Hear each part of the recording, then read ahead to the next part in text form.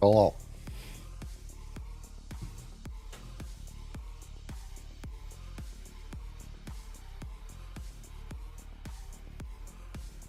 Hello, it is me with cat. I have cat.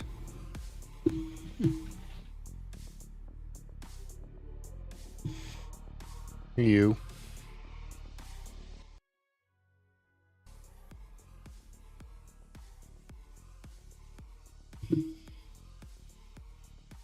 You know, I just cleaned all of your furs off of this desk. And suddenly you appear. It's almost like you knew. It's almost like you knew.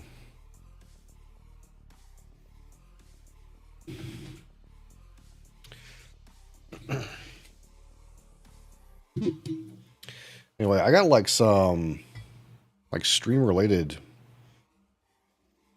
whiskey bottles and things and stuff to do. So I was just going to do it off stream, but I just turned the stream on. So not a huge plan.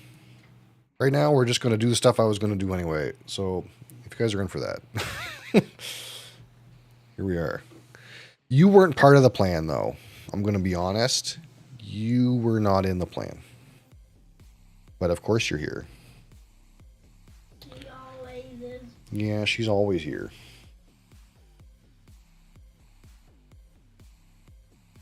Used to not be.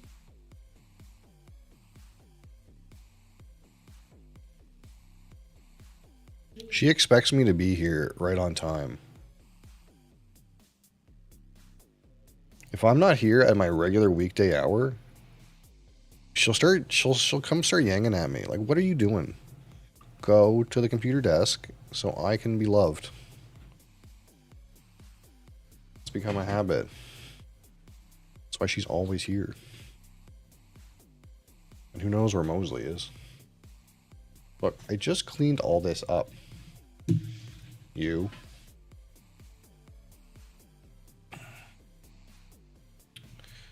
You. That being said, I think I probably have enough bandwidth to just do all my random uploading and shit while this is running. It'll be a good test. Can I download and upload things? I mean, I have 1.5 gigs up, right? Right? I need to take some pictures. I need to write some review notes. I need to make some sample bottles.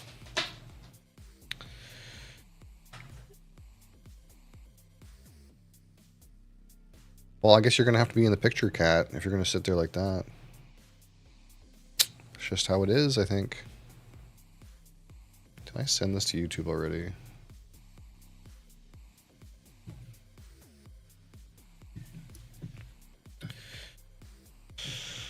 No. Did I download this already?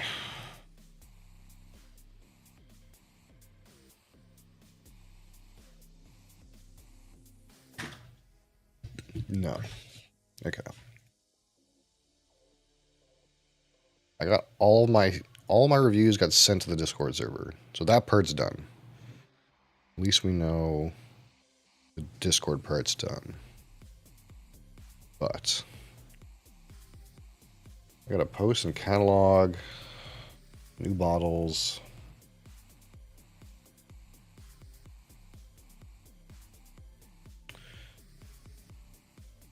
Of course, this thing is a piece of shit. Download. What is this? Oh, actually, this might be tricky. Ah, shit. I threw this bottle out. Hold on. This bottle's empty. What? You hurt your hands? You're not supposed to come over here, as per mum.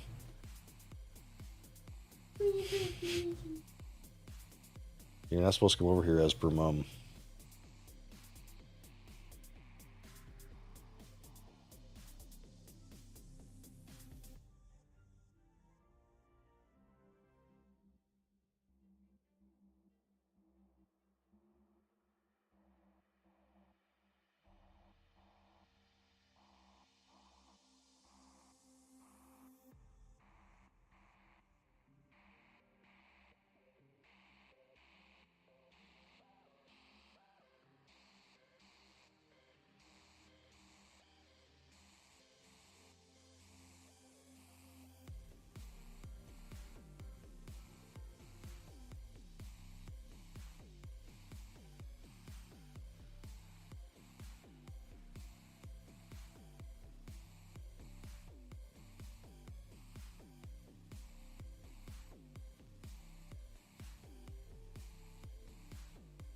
Okay.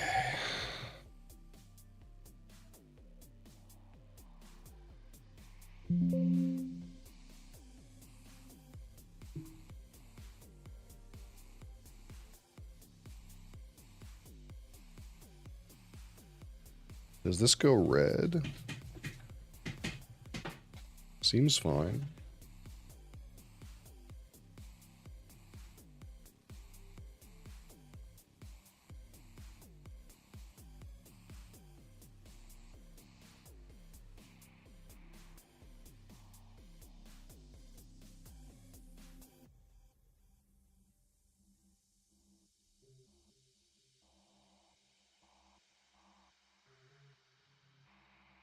Why did you go there?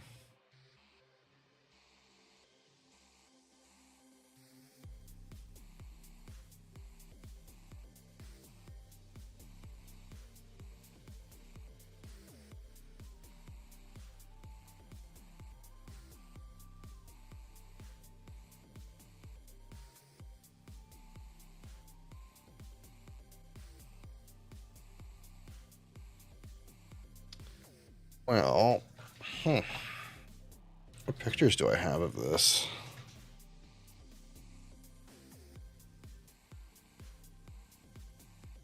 Actually, I have two bottles that I have reviews for that are empty, and I got rid of them. So that means I gotta find another solution.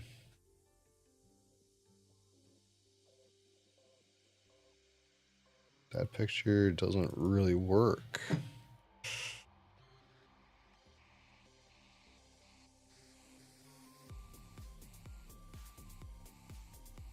What if...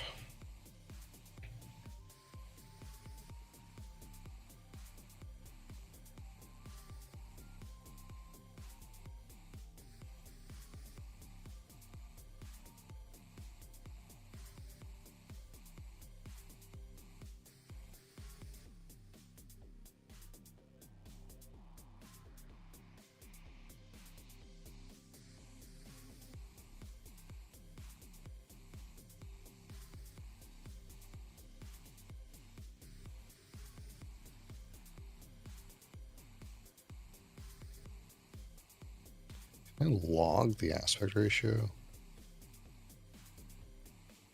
Mr. Beesneys, how are you?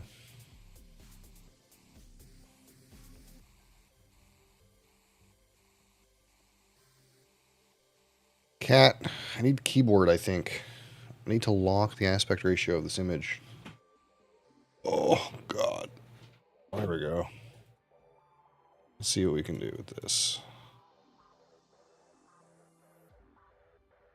Lazy Sunday, amen. It is, at least it was kind of nasty out. I don't know what's happened since then. Seems like it's okay out now.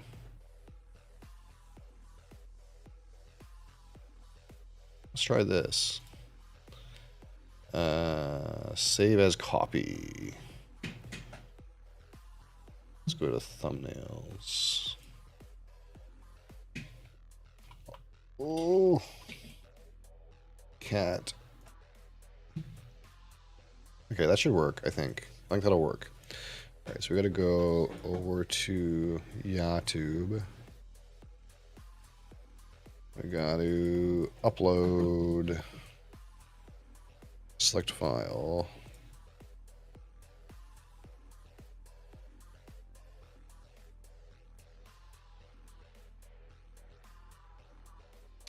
Shit.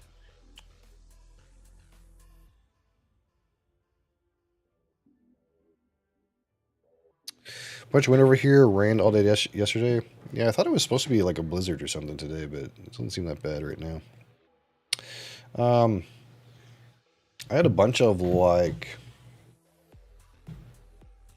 stream related whiskey stuff to do that I was just gonna do like on my own, stream off, but I just turned the stream on. That's pretty much all that's going on right now.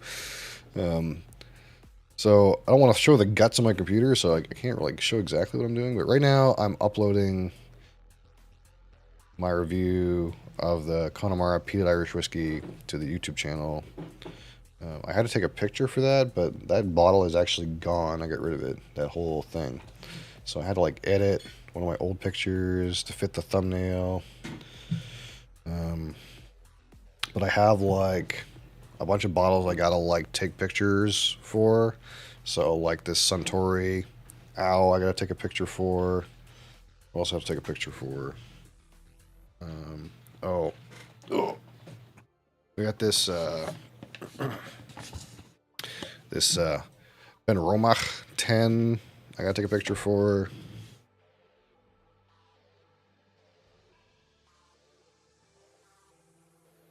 I get this Chivas Regal 12-year-old blended that I gotta take a picture for.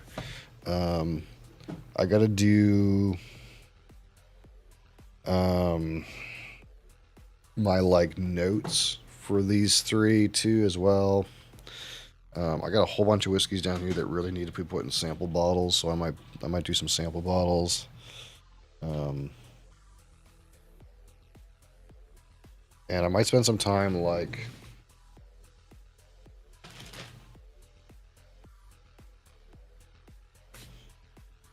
I don't know. I don't think you've been around yet since I showed this a few times, but I got this book, which is actually like, it feels like one of those like, this person likes whiskey, get them generic whiskey book kind of thing that I did get for Christmas at Christmas time. But if you get in here, it's got just like every distillery ever with like this long form information about it, with like, and it's got like pretty much every distillery you've ever heard of. And it's actually really nice. So there's some chance that what I might do is I might look through here for bottles that I already like have one of that distillery or a few, and see if there's like any information in here that like you can't get normally through the internet. Because again, like, it's one of these things where when I go to find information for the whiskeys that I own and write the bottle notes, I kind of just go through Wikipedia and other sources about the distillery and the particular offering. And sometimes I'll watch a full distillery tour, because there's stuff in the distillery tour that they say that you just cannot get that information online. But it's the other kind of interesting thing here where, like, well, if it's hard to get information online that you have to go to the distillery tour, maybe there is information hidden in a book like this that you just really can't get on the internet, which is kind of wild when you think about it. Like, you just assume that everything, all the information, the collective human conscience exists on the internet. But there's some stuff that it's just like, it's just hard to find information about some of this stuff.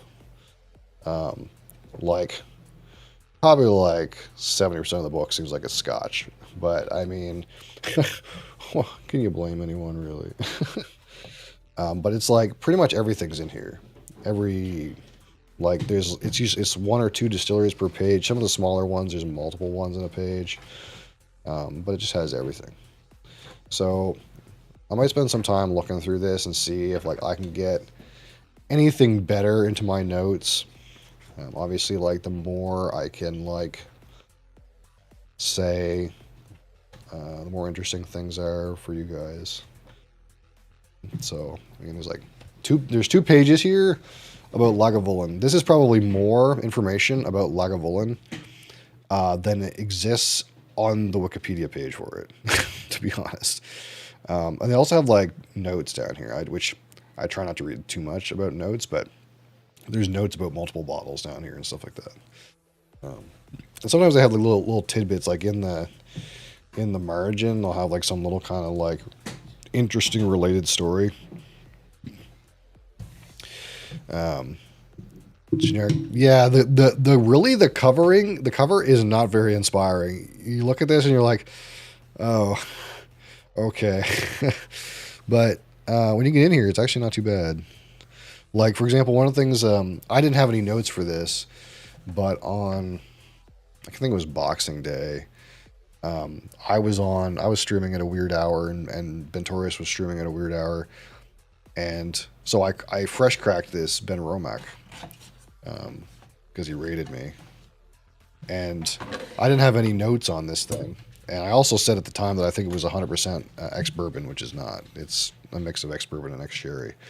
But like I read in here that like apparently this distillery is operated by two people. Isn't that wild? It's like what? uh, this thing seems like it's readily available everywhere. Like it's pumping out liquid, but apparently it's like the distillery manager and one other guy run the whole distillery. Isn't that like a wild concept? But that's something I got out of this book because it was in like one of these margin notes. Two people. Yeah, apparently. What does this one say? Although you would never know it from looking at the distillery buildings today, the Lagavulin site once boasted a second, smaller scale working distillery by the name of Malt Mill, which operated between 1908 and 1960. One of several lost distilleries from Isla's past, this partner plant was developed by Peter Mackey to produce long-lost illicit style of small still spirit. He made liberal use of peat rather than coal in his new facility. Malt Mill utilized some of the buildings of the erstwhile Ardmore Distillery, which had closed in 1835. In 1962, the pair of stills from Malt Mill was transferred into Lagavulin, and today the maltings of Malt Mill serve as Lagavulin's visitor center, where tours of the distillery end with a welcome dram. So that's interesting. That's just like a little margin note. I'm guessing they aren't making billions of gallons in it. You know what we could do? We could watch a tour and see what it's about. What is the output? Let's see. Let's see if Ben Roma output. What's the yearly output? This says they make how new is this? Let's not get too ahead of ourselves. I want to make sure I have new information.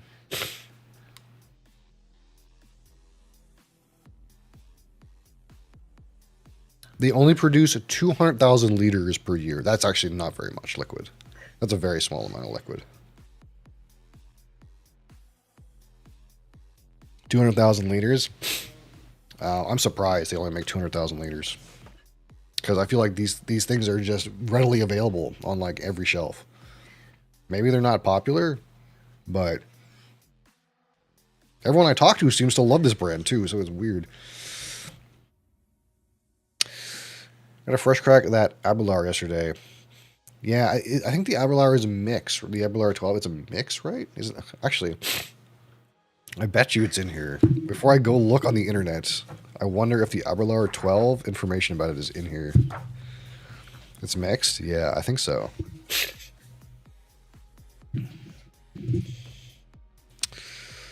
Oh, it doesn't have anything about the 12. It talks about the 10, the 18, and the Ebonah.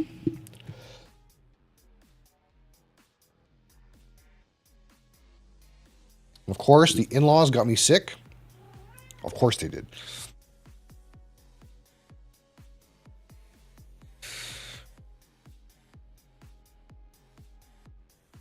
Yeah, it doesn't say exactly about the 12 on here anywhere.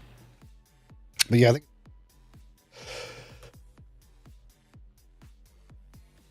I'm gonna get some water.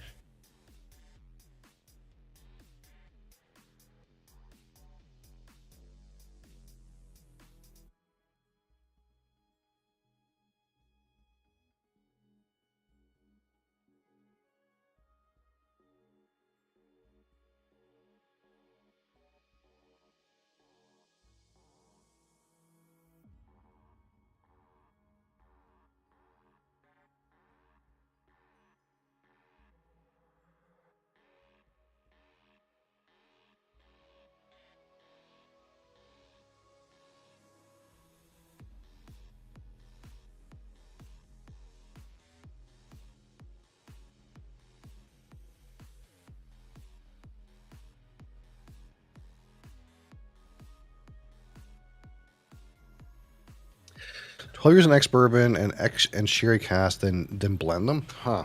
I wonder if we can find. I don't have a 12, but we can find conclusive evidence.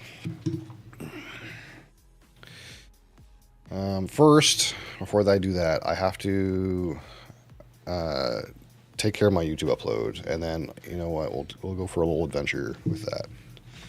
If you don't knock anything over.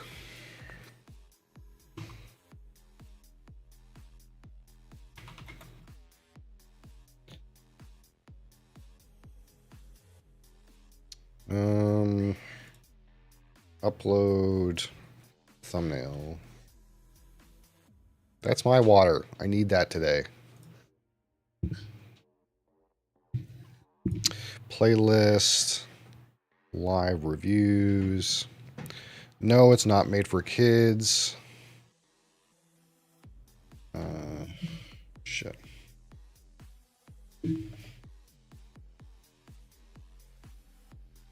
You're not made for kids, Adria. You're gonna knock some bottles over. It is good. It is great for. Okay, why is your butt near my water? That's just weird. Okay, why are you doing this? Leave my water alone, cat. 3 hours left of processing. Some of these reviews are like an hour long, which it makes sense. I tried to cut them as quick as possible, but you know, when you interact with chat, you know, it takes an hour to get through a bottle. I can't see the keyboard. I can't see anything. I don't know what you're doing. Cat. Let's see what we're saying here.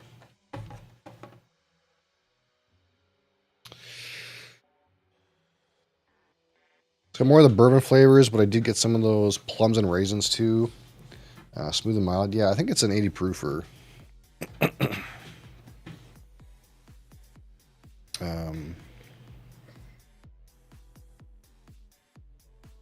So it probably is pretty good on in the smooth angle. Lauer 12.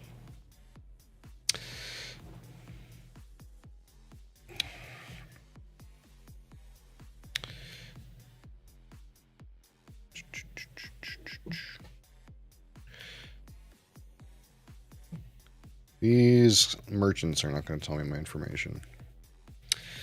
Reddit. Let's go to Reddit.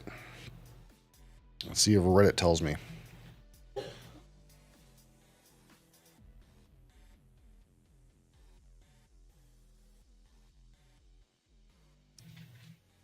Sometimes you just don't know the distribution because it's roughly different every time, depending on like the flavor.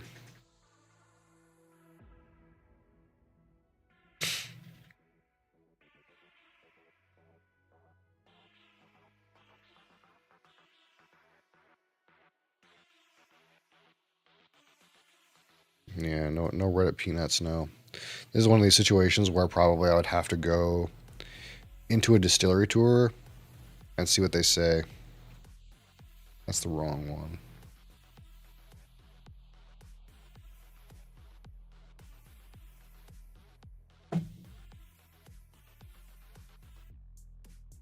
This guy thought it wasn't sherried enough.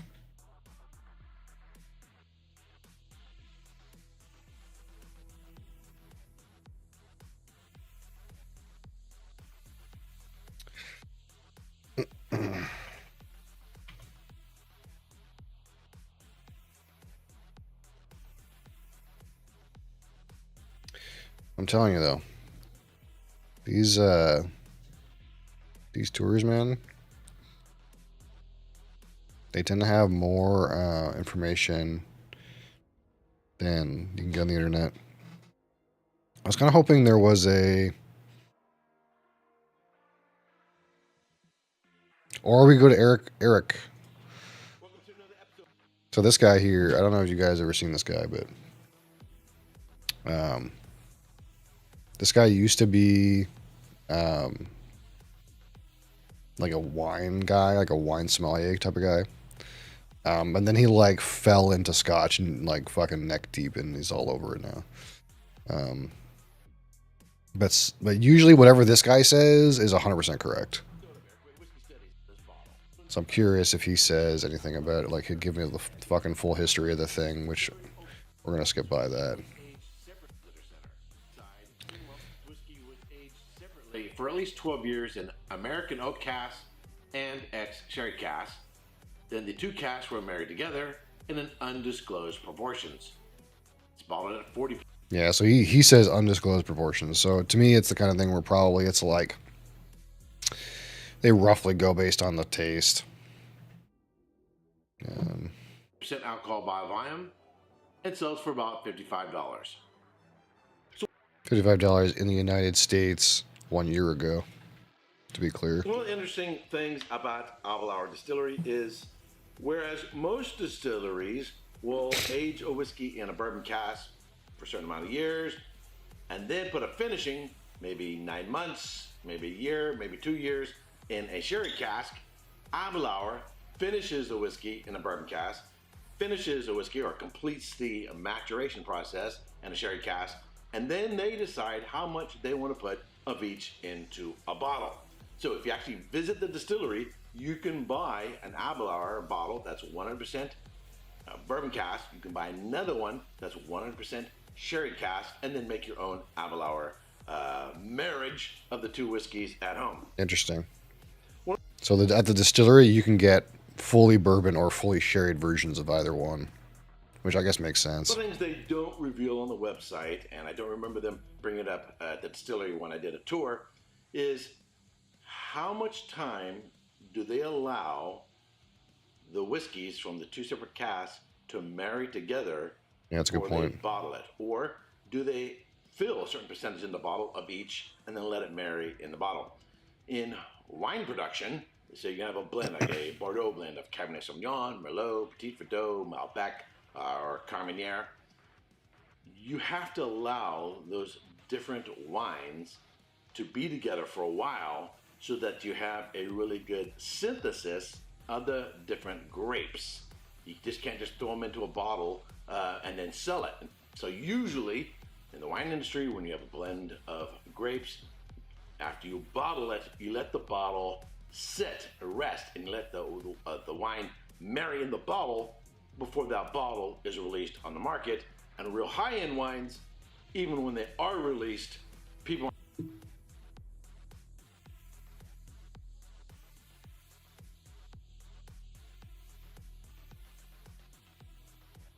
Yeah, that's a good point. Like, a lot of the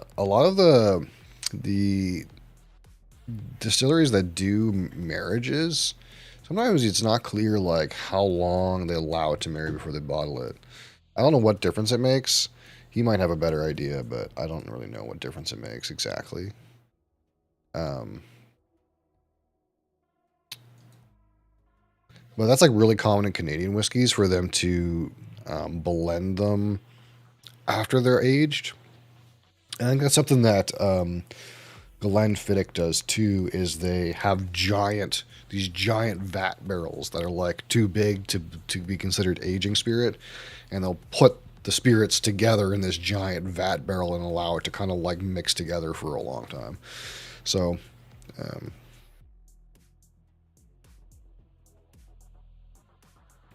yeah,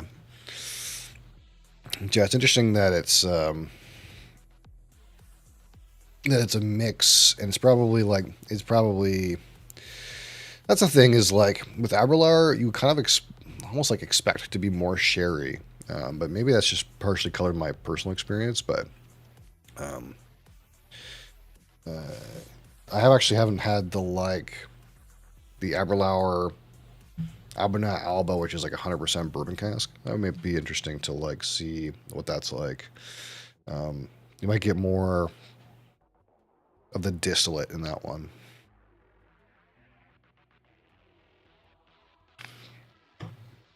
Okay, so that's uploading. That's good. Cat's gone now, of course.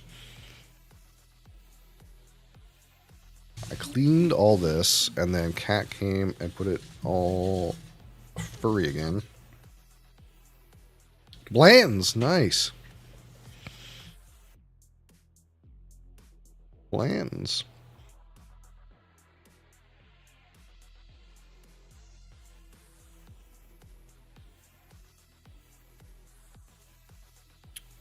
Dumped on 2/29/24. So that's February.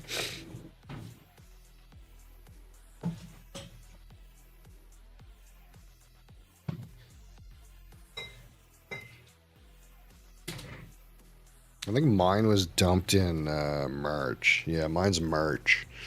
So yours was dumped at the same year, just like the month before mine, roughly. Oh, no, it's not even really a month before. Yours is dumped February 29th. Actually, that's kind of a wild thing to think about. It was dumped on the leap day. Ooh. Exclusive. Whereas mine was dumped like the week after. I mean, leap day Blantons. Maybe that's a thing. Maybe you ought to market that.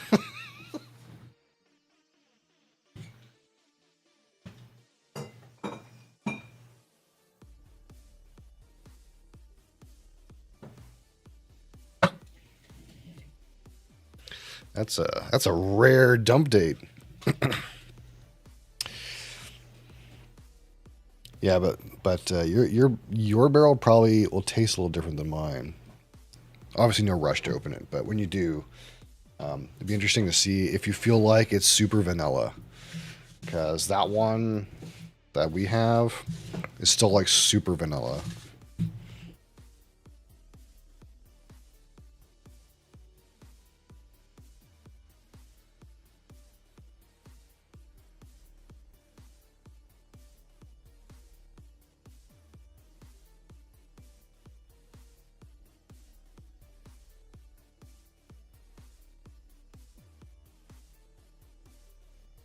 Warehouse H, yeah. So all Blantons are from Warehouse H. So even though it says Warehouse H on it, like it's they all say that. They all say that. That's what makes it Blantons. It comes from Warehouse H, which I think Warehouse H is an all brick warehouse, which sometimes that makes a difference. Is Warehouse H all brick?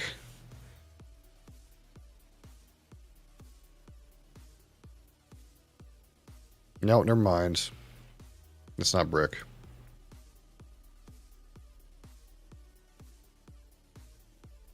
I can't remember. I can't remember. I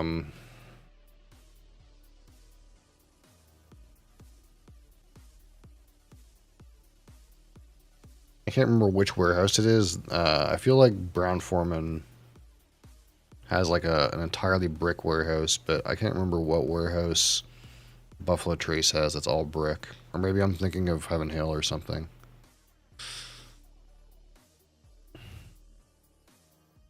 But brick like changes the way that like the heat like circulates in the building. So sometimes that'll like have an impact, right? This says Warehouse H, the Buffalo Trace Warehouse H is made of thin metal walls to conduct heat better than brick. But I can't remember. Oh, this says Old Forester Warehouse H is entirely brick. Oh, what happened to my camera?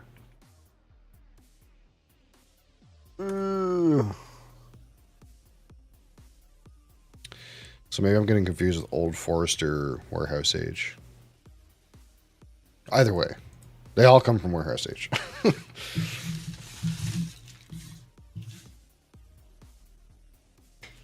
I found out what happened to my camera. Hold on.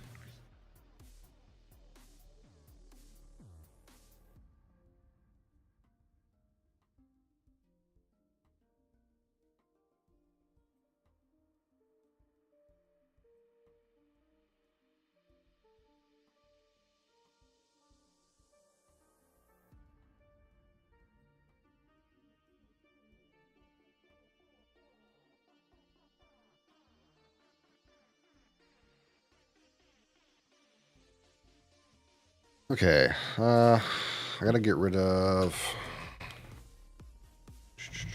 these. This. Fire. Popega.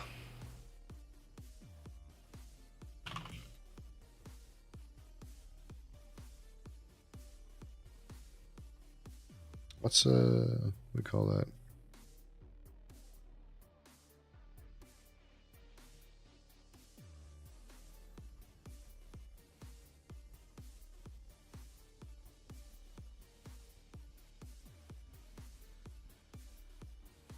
Shit, I can't remember what the name of that emote is. Surely I can dig it down in here. They use it all the time.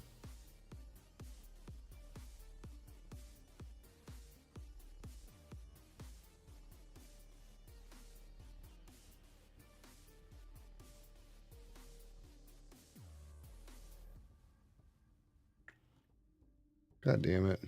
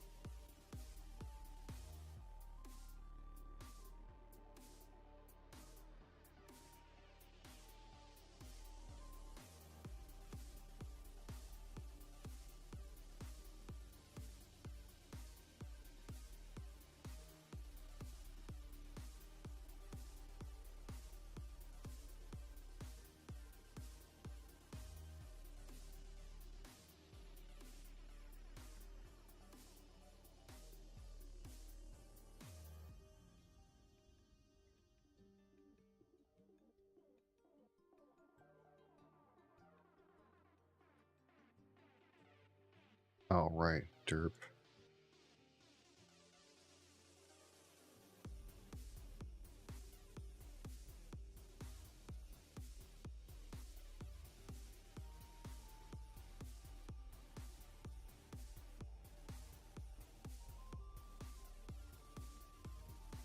Okay, so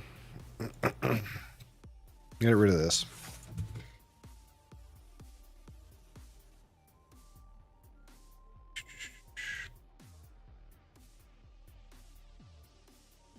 See, I have some friends on YouTube. Hello, friends on YouTube.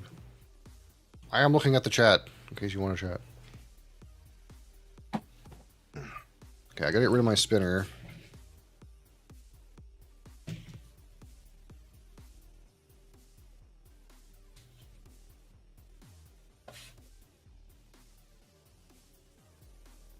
I have to take some pics, some pictures. Get rid of that.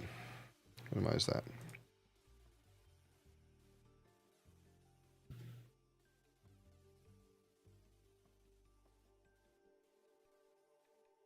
Some pictures of the new ones. So we got this one. Ooh. The owl. Centauri World Whiskey. So I have to take a stupid amount of pictures. I have to take one picture for my standby screen. I have to take one picture for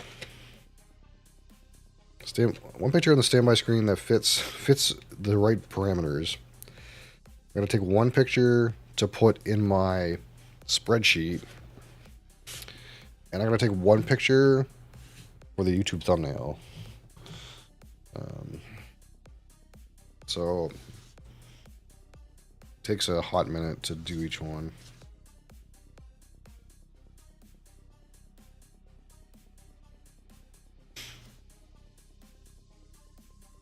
So I'm gonna do that for this one, the Chivas Regal, and the Ben Romach 10, and then I also have to go write some bottle notes about them for when we talk about them.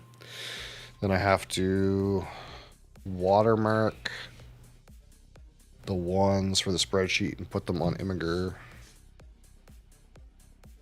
Upload them to Imgur, and then I have to update the spreadsheet. So that's what's going on right this second.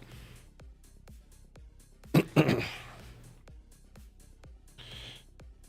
our fluffy bud here, Ted. Ted's in there in some kind of way. And then we gotta get the lights.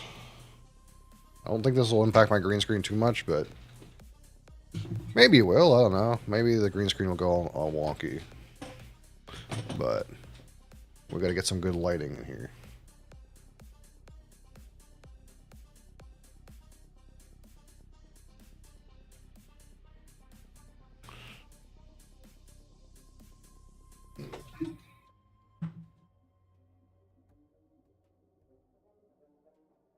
I was gonna get rid of this microphone for a minute.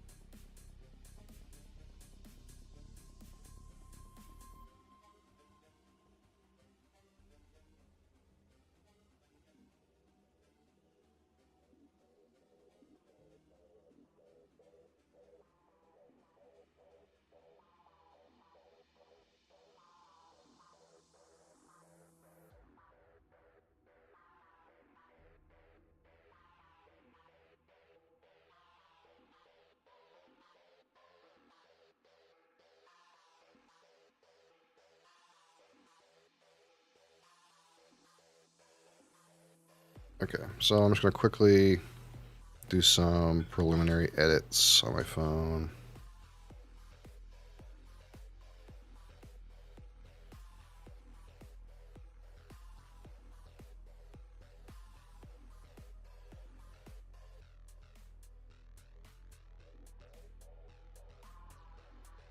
This one's not great.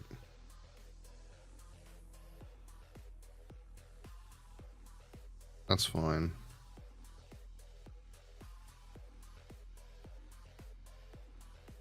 Gotta trash 2 of these. That one's good. That one's good. This one's trash. Gonna do another one.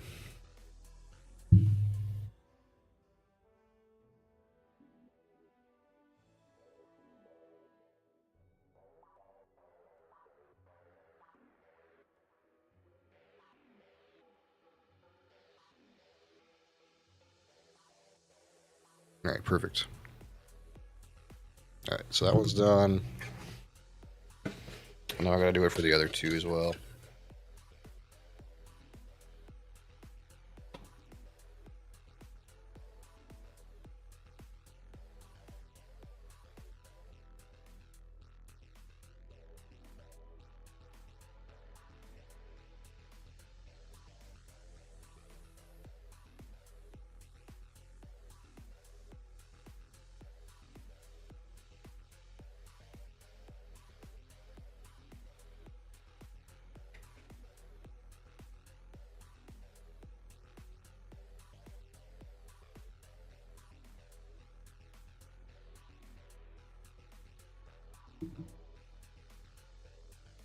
All right, Ben Romach, which I heard the 15-year-old of this, which is not, I think it's like twice the price of this, but it's not that expensive, is really, really good too.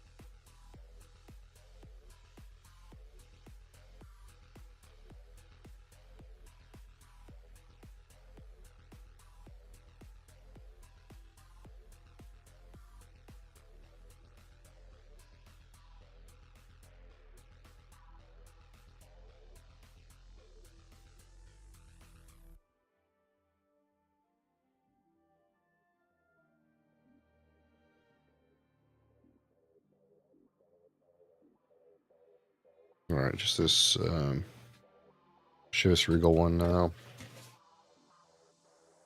Which is a blended. I don't have enough blended whiskeys around here, honestly. Blended scotches, I mean.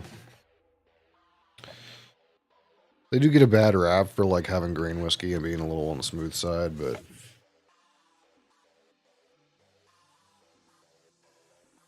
there's definitely some good blendeds that exist. I was looking online that in Alberta they have a couple sales on like really old dewars. They're half bottles, so they're like a 375 milliliter half bottle. But they're like 27 years old, and it was like 70 Canadian dollars or something like that, because it's only a half bottle. I was like, well, that could be something, you know. That's pretty damn cheap for a 27-year-old blended whiskey.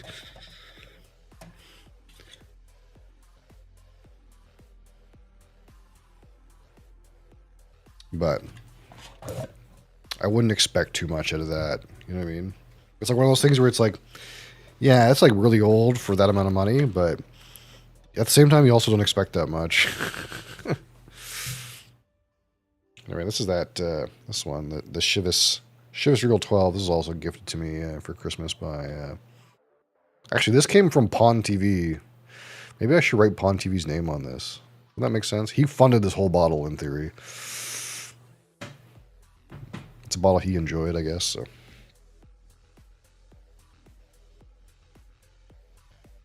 What's a 20-year-old you have? Canadian Club, yeah. Canadian Club 20 year. Which was not terribly expensive either. But at the same time, it was Canadian whiskey. So, at 40% alcohol.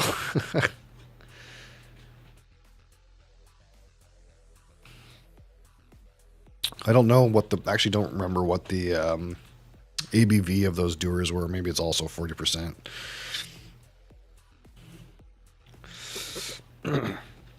Interesting thing, though, to note is that guy we were just watching, Eric Waite. He has a certification, a certified Scotch professional certification that I also am looking at taking. And I acquired the study materials in a mysterious way, without enrolling. And one of the things in there, when they get to the tasting section, a lot of them talk about like, yeah, like we tasted at like 35% ABV, like we shit water into it, because that's what they do when they blend it. And I was like, really? I'm supposed to taste this at 35% alcohol? I don't know about that.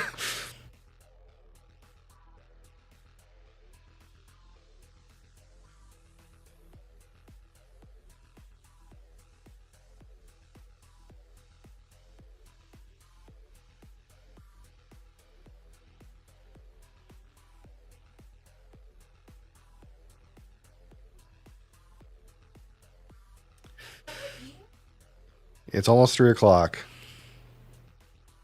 Mom read some book in like 3 days. She's fawning over it. It's not even a spirit anymore, that ABV. Technically, it's not whiskey. Let's see if I can read the exact. I have the thingamajig.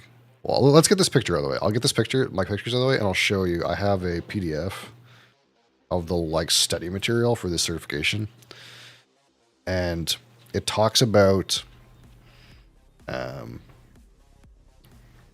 Charles MacLean, which is like, he's like the guy who wrote it, but he's also like what people would say the most prestigious figure in the Scotch world right now. And he talks about like tasting at like 35% ABV. And I don't know how I feel about that. I just did a review of a Canadian rye whiskey that was at 64.2% ABV. So after drinking that, something that's 40% that's been watered is going to taste really like watery. So I don't know. But anyway, I'll let you be the judge in a minute.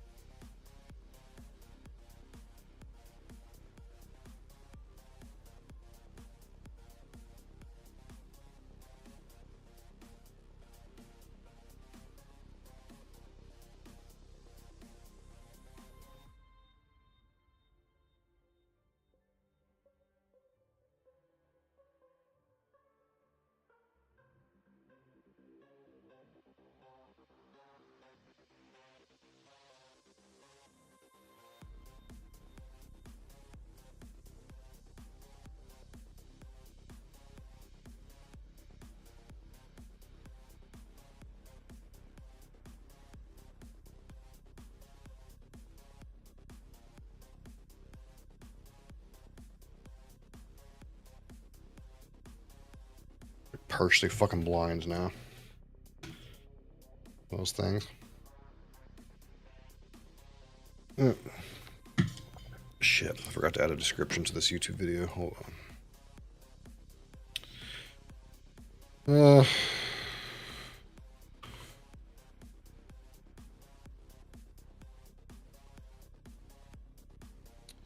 This video was originally aired live on Twitch TV on October 15th.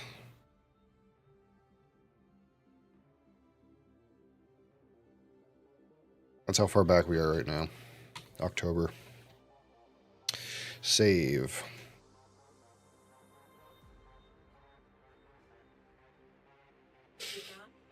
There at rope drop. This book. Okay. Let's find this PDF.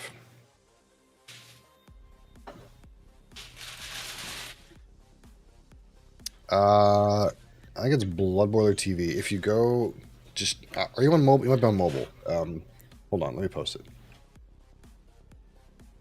It's in my my channel description on Twitch, but hold on. This should get you where you need to go, I think.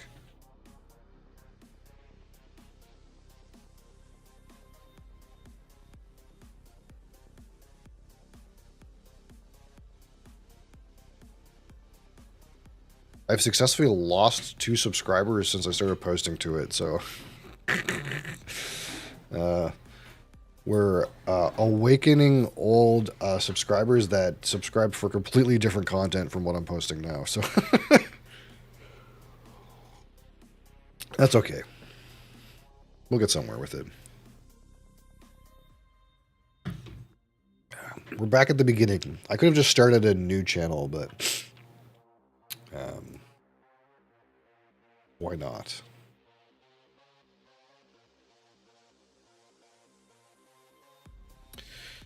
Okay, where did I put...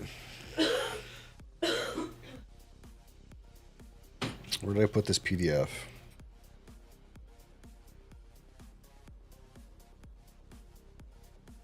Here it is, I think.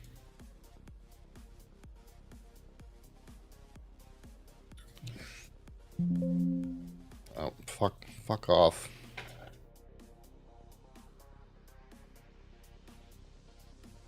Thank you. Thank you for subscribing to my YouTube channel. I appreciate it. Most of the content you've already seen, so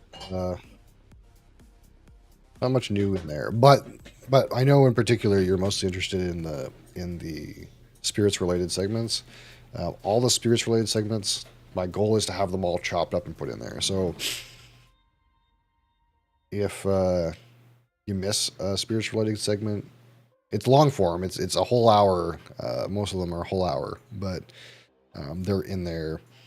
If you want to not rummage through my VOD to find them, they'll be in there straight. Once I get caught up, anyway. The Bourbon Infinity Bottle session that we did not long ago is in there, but the rest is like old reviews. I'm kind of trying to like do one a day, like rhythmically upload them instead of like just slamming them all in there. I think that might be for the best. I don't know. How's it going, Captain Brass Balls? So we were looking at this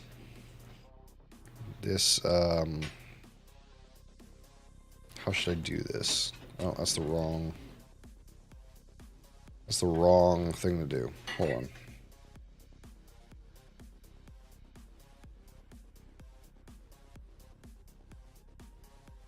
on. Turn this off. Add window capture. What is this going to capture? I fucking hate when it does that. Add display capture. Which display is this going to capture?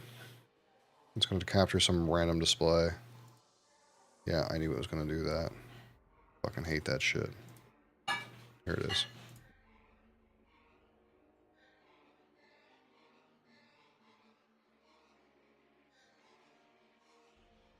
Alright, so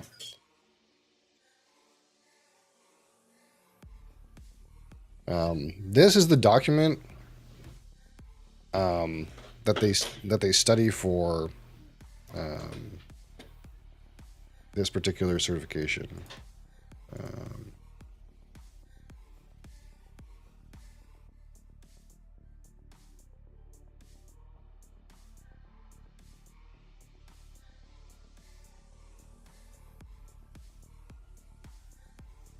I'll show you in a minute.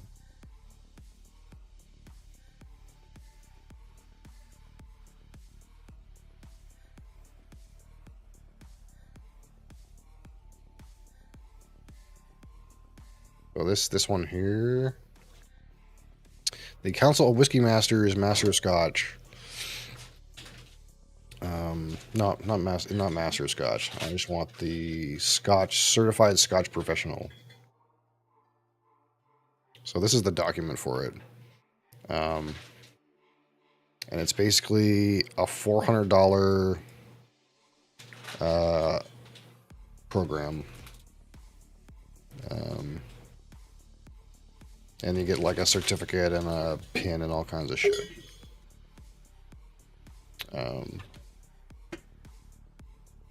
And it gives you some sample questions down here, which, like, we'll just say, like, I was pretty confident I could answer all these sample questions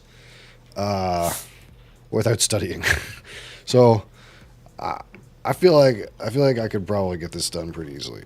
And it would, like, not like really do anything for me, but just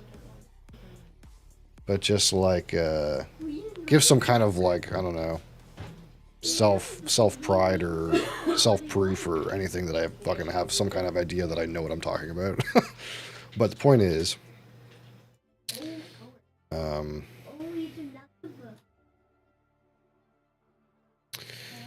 this particular document is the one that they give you to study from. Drop the cert in your email signature. You can, yeah. Like when Eric's on his show and he puts his name on the bottom, he lists all the certifications. It's one of them in there. And there's higher level certs. So it's like you either take certified Scotch or certified bourbon. And then if you have one of those, you can take certified whiskey professional, which is like higher level knowledge, but you have to both know Scotch and bourbon. And then once you have certified whiskey professional, you can take master of Scotch or master of bourbon, which is very difficult. It's like those ones, like they're like $8,000 to enroll, and you have to like study a bunch of like whiskey related like texts and books and stuff written by like famous whiskey auteurs in that category, and like know them extremely well and use the proper language. And you have to travel to Scotland and or someplace in the United States and do a blind tasting of 8 spirits of the category and write notes about them, and also be able to determine which distillery each of them comes from, stuff like that. So it's like kind of wild. And then there's like another level on top of that, which is like the master of whiskey or something like that. So I don't know if I'm gonna go that far, but like I could do the first 2 levels. All you got to do is like study and take like an online exam where they like have a webcam on you the whole time and stuff like that. So it's like kind of like every online exam where like they take it seriously, but it's an online exam. It's not like you have to go and like do a tasting in front of, like, one of the things they said about the master's certs is like you'll have to answer questions from the council, most of which are guys who wrote the books you're answering the questions from. Like stuff like that. Like, holy fuck. You gotta know a thing or two to get those ones. You have to really be doing it big. Anyway, back to this thing that we were talking about. So this is like the document for like the first cert, which a lot of the stuff in here I kind of already knew. Like, I don't know a lot of the historical stuff just because I don't retain some of this information that well, but a lot of the like stuff that doesn't have to do with the history of Scotch, I kind of like got for the most part. But where is And he talks about like the production process and everything, and barrels. And I think one of the things you have to know is like what size each named barrel is. I think this is like a question that you end up getting, is like, how many gallons is a sherry butt? Or like, or it'll say like, if something is 130 gallons, what's that barrel called? Stuff like that. Which is not that hard of a thing to like learn, you know what I mean? And then it talks about each region, so you have to like know, okay, what's going on with the Highlands, what's going on with the Lowlands, what's going on with Isla, what's going on with Pete. But like way down in here, there's like tasting stuff, and it's not a very big portion because there's no actual physical tasting in this particular certification. The sensory evaluation. So here's the thing that was kind of like wild to me.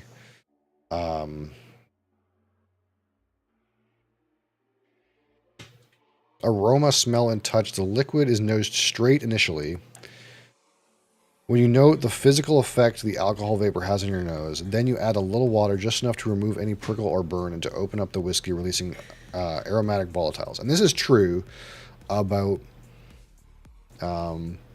whiskey, is certain compounds are attached to like the alcohol compounds, and if in the glass you add water, it does break up certain molecules that are stuck together and release different molecules to be entertained, I suppose. But then it says down here, like, whiskey blenders work at 20% ABV.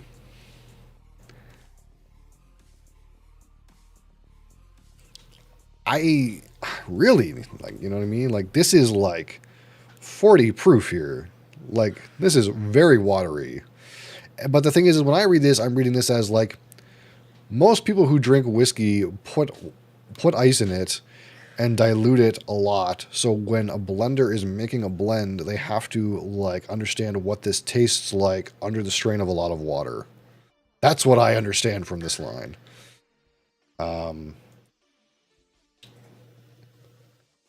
But then like Charles says he prefers a 30% ABV, which is like, that's still really watery, man.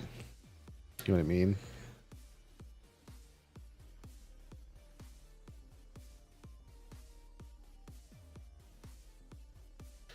Like, to me, a lot of scotches that are like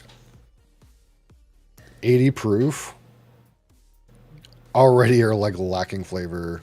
That's like really watery to me. And these guys are saying like, well, nose it at like 20% alcohol because that's what the blenders do. But man, I have to assume the blenders are doing that because most people are putting this on ice. Like the mass market, they don't do this shit where they drink it straight, man. They put it on ice. That's why blenders would do it. But someone like Charles saying he prefers 30% ABV. I prefer like 55% ABV.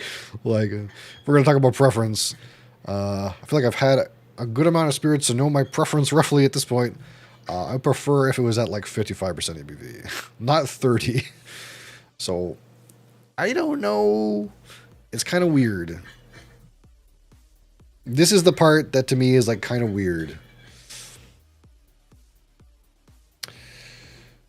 Yeah, it does say something about like reducing the burn and opening up aromatic volatiles. There is something to be said for, so there's a difference between, okay, so say you have something at cask strength, hasn't had water put into it. If you put a little bit of water into that in the glass, it'll break up a lot of compounds and release them to the surface. So you might logically think, well, if you take something at cask strength, water it down to like 46% alcohol, then bottle it, a lot of those compounds are already broken up. But part of the idea is that those compounds are allowed to like meld together for so long in the bottle while they've been sitting, that when you take that 46% ABV scotch into the glass and add water, you still will get some compounds breaking up again with some fresh water in it. there is something to it. I'm not saying that there's nothing to the idea that like you put some water in there and then it breaks it and then it like changes the flavor. 100% does, and more than just watering down the spirit. There are compounds that are stuck together that fresh water breaks them apart, so you can kind of experience them. The only thing is, for me personally, almost every time I've put water in something, it either tastes worse or spicier. Very rarely does it give me like a brand new experience. So, I don't know. I feel like most things, and I've watched a good amount of reviews of guys who like put water and stuff, and it's like maybe 5 or 10% of the time they say, oh, it's better with water. Most of the time they say, oh, it's worse with water. Don't put water in this, or it didn't do anything. It's now just watery. So I don't know. That's the only thing about this particular document that's kind of like weird to me.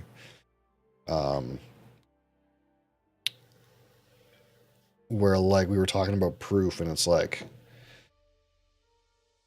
these guys are like tasting it at like 30% alcohol. That just seems like so watery to me, so low, so hard to like get at the true flavors. So I don't know. I kind of get the idea that like you don't want it to be so hot that like you're fighting through the proof to get to the flavor. But for me, that's kind of like, hey, sip 1, 2, and 3 progressively are less hot, and then after that you kind of like are pretty good. It's also something to do with like how acclimated you are to higher proof spirits in general, right? So, for example, if you drink mostly scotch, you probably are less acclimated to high proof than if you drink mostly cask strength bourbon. Because so much bourbons are like higher on the proof scale. I feel like a lot of guys who are into bourbon, they just have a way higher proof tolerance than I do. Or if you're into unaged neat rums, for example, you probably have an even higher tolerance for alcohol. But there's something to be said, though, for like, I guess if you're always tasting at 30% ABV, maybe you have just no tolerance for alcohol, but you're also used to picking out flavors at that low of a dilution. I don't know, but that part's weird. This part is a little weird. Anyway, that's my like. I don't know how we got to this point, but that's my brief talk about this particular thing here. It's kind of weird.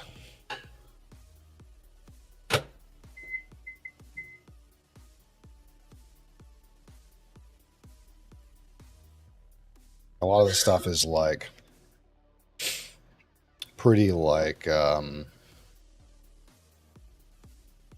there's some amount of like, hey, if you like, there's some like objective analysis here. It's like if you detect like these things like burnt rubber, meat, there's like, it like tells you the exact like chemical compounds are kind of like associated with that. Buttery, sweet, heavy is this particular one. Like, that's kind of interesting, right?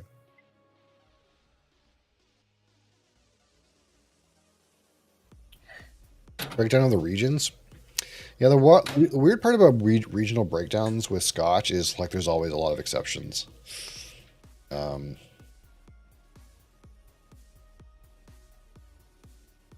Like for example,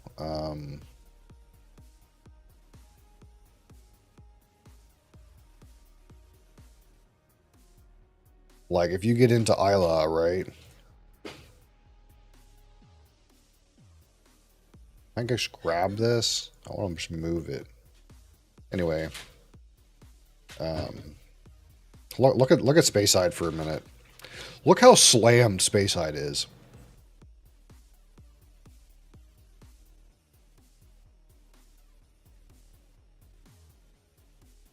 Those are all Speyside distilleries crammed together. This is how like important Scotch is to the economy over there. Everlar Speyside yet? Right here. It's right beside McAllen.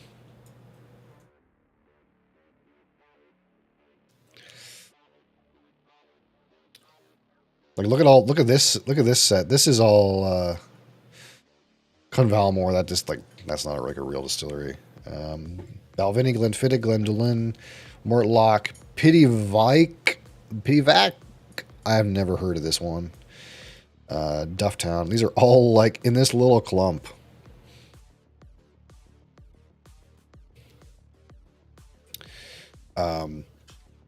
But what I was getting at is like if you get to Isla, for example, here,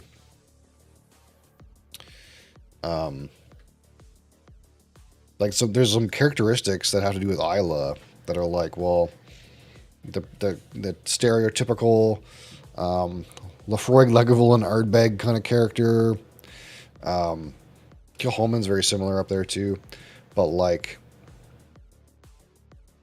for example, Bunnahabhain, which is all the way at the top there, that one's completely different. So, and like even like Bruichladdich, that's right here, they don't even use peat from Isla. They like have peat imported from the mainland. It's like not even the same peat. So just because a region is like known for a certain particular style doesn't necessarily mean that like they're all like that.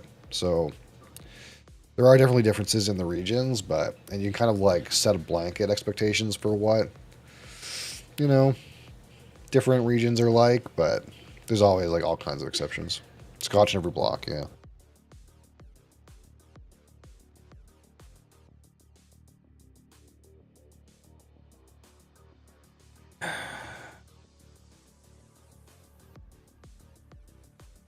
Of course, you have like the islands too, which is like they have it up here, but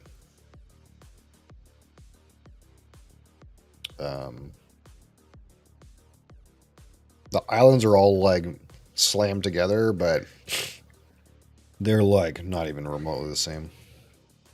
One looks orange, one looks brown. I think those are closed. So if we're in here, for example, like it says Towie Moor, this is a closed distillery. It doesn't run anymore. So like that's why if you're in here, like there's like 3 brown ones in here. Probably this one is Clonvalmore, because I know that one is not a thing anymore. This one here is Parkmore, and this one here I'm assuming is this one Pityvac, because I've never heard of this distillery before, so it's probably this other one. So the brown ones are ones that are like closed, I would assume. They're probably not even like mothballed. We're probably talking about ones that just don't exist. It's really easy when you get to the Isla one, for example.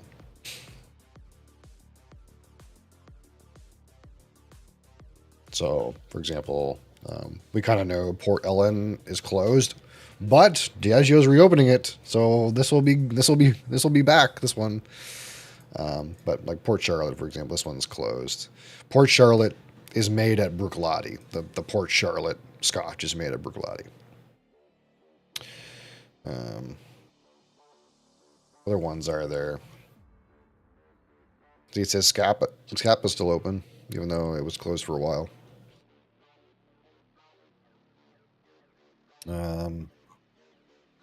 What else is in here? They don't talk about all the closed fucking Campbelltown ones. One here, Glenlochy, whatever that is.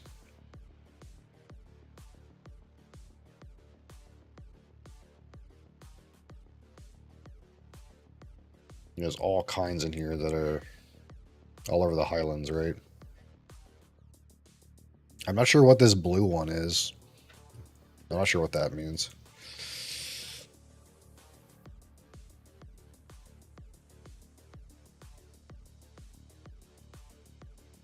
Or like, for example, one down here, Balachin. This is just made here now.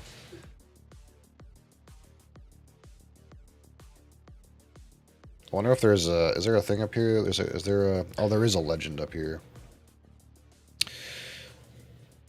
Malt whiskey distillery operating. Malt whiskey distillery closed. Grain whiskey operating. Grain whiskey closed. So there's actually... You can actually see there's not very much on here that's grain. So there's Invergordon up here operating grain. And the rest are in lowlands. So you got some closed ones, Interliven, Strathmore, Cambus, Carsbridge. But these are all ones, like you probably just haven't even heard of these grain distilleries, right? Because they don't tend to have like product that you buy because they don't make single malts, right? They probably end up in blends and stuff like that. Most of them are single malt. According to this, anything that is orange is single malt. Anything that's brown is a single malt distillery that's closed. Anything that's purple is grain, and anything blue is grain that is closed. Roughly.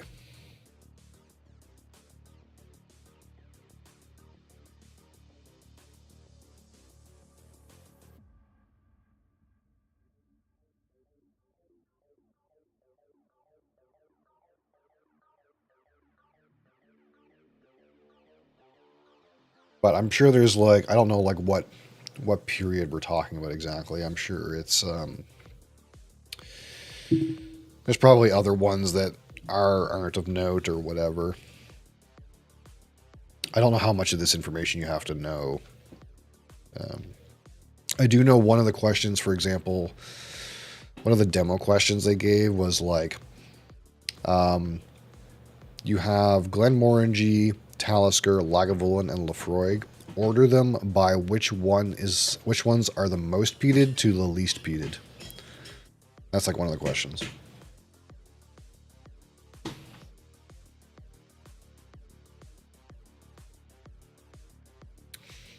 But I don't know if they would get into the weeds about like, you know, any of this other stuff. Ardbeg the most? Well, Ardbeg wasn't in the question, but Ardbeg would probably be more peated than the ones listed, yeah.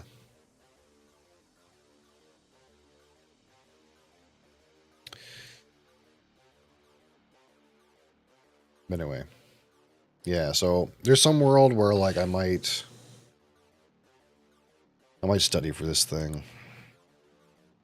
That might be a thing I do. I don't know about the tasting part, but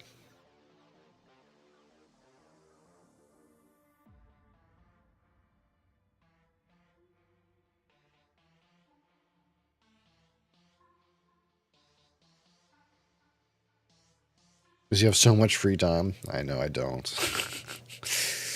I don't. But part of it is I feel like a lot of the stuff in here, I kind of like by proxy know from other stuff I do anyway. So it's like not that bad.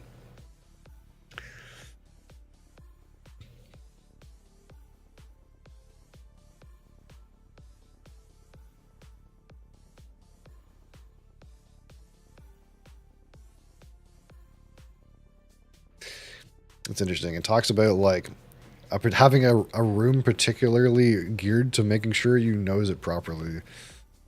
Must be free of extraneous smells, well enough lit to explore the appearance of the whiskeys, especially their color. Half of them are colored, man. Ideally quiet and well ventilated.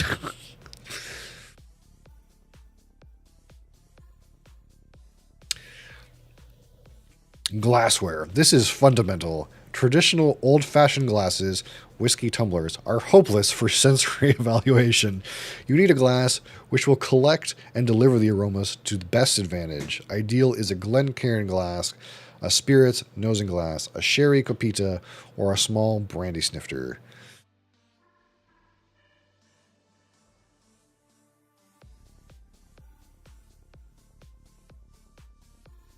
Tasters should be provided with a glass of fresh, tasteless still water to cleanse their palates between sips.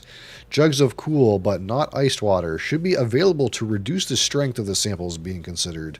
This must be tasteless and odorless, and ideally should be soft, not mineralic. This makes a big difference to both smell and taste. Samples should be presented at about 15 Celsius or 59 Fahrenheit. It is good to warm the glass in your hands, but not over a candle.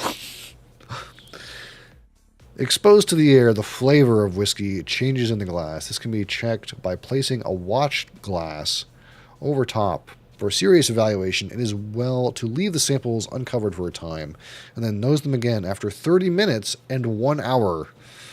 Many blenders require their samples to be poured at least 20 minutes before nosing. On some occasion, they use dark blue glasses referred to as black glasses, so the color of the liquid does not influence their judgment. So he's saying in here, most blenders take 20 minutes rest. And whatever this guy is saying is like probably gospel. Like it's probably like this guy in particular. He's the renowned expert of all experts. So what he's saying is true.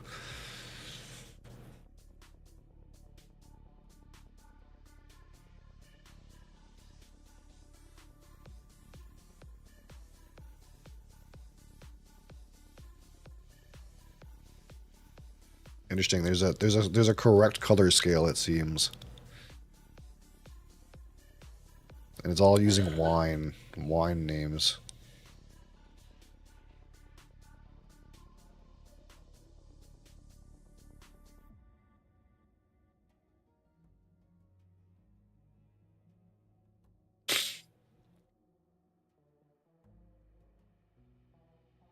Start pouring your drams earlier on stream.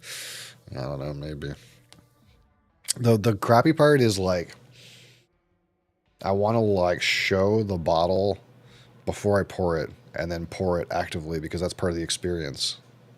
Like I almost feel like if there's not a good pop on the microphone, it's disappointing. So you can't like pour it ahead of time then do the pop. It doesn't work like that. But at the same time, I don't feel like I have 20 minutes worth of like fuck around idle banter. You know what I mean? And it also says like you should wait for a whole hour before you go in for your third assessment. So I don't know. To me, it's one of those things where like maybe this is like the heightened connoisseur way of doing this, but I'm not really necessarily targeting the heightened connoisseur as like my target market. You know what I mean? Like most average people, even if they're into the flavor of the whiskey, they're not going to sit here 20 minutes and then like maybe try it and then wait another hour. Like I don't think most people are going to do that. I don't want to do that. So I think my assessment is more geared towards people who may be doing it differently than that.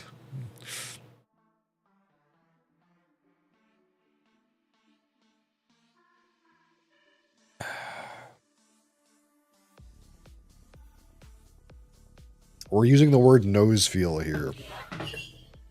Nose feel.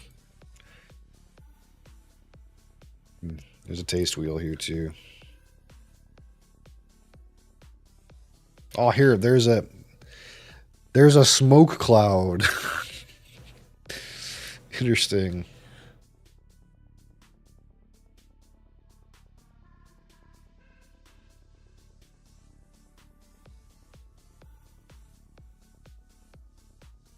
This is so subjective. Whatever this is, it's so subjective. I hate to say, whatever this is, it's so subjective. Now here's the man here, this guy. You've probably seen this guy. Almost everyone's seen this guy here. He's like, this is like the guy. Everyone's seen this guy. Anyway. That's that. Never actually seen him until today. Oh, that's surprising. Yeah, he's the master of the quatch. Is that how you say that? Quatch? I have to look that up so I don't butcher it in the future. How do you say this word?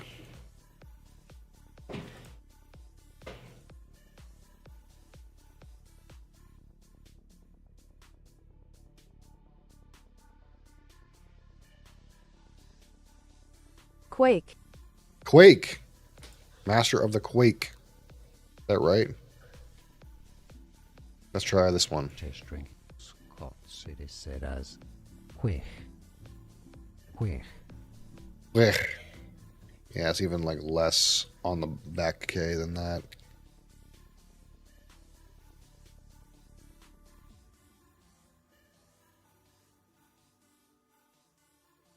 Quatch, yeah. It's a little Scottish bowl. A lot of people say Quake, but it's like, it's kind of like, it's kind of like this. It's like, you can say Ben Romac, but it's not like quite right. Like the like back of it has like some more Scottishness to it. It's like Ben Romac sort of thing. Ben Romac. It's probably the same with that. It's like Quech. Something like that. It's hard to get right. But there's like a society that's like people who are like influential in like the Scotch world get like this title. It's kind of like getting the Order of Canada or something like that. It's like if you're, or like some kind of Nobel Prize sort of thing. It's like if you've been recognized for your outstanding work in like promoting and conserving like the tradition of Scotch whiskey, you get invited into this special club where you like wear a kilt and hold this bowl.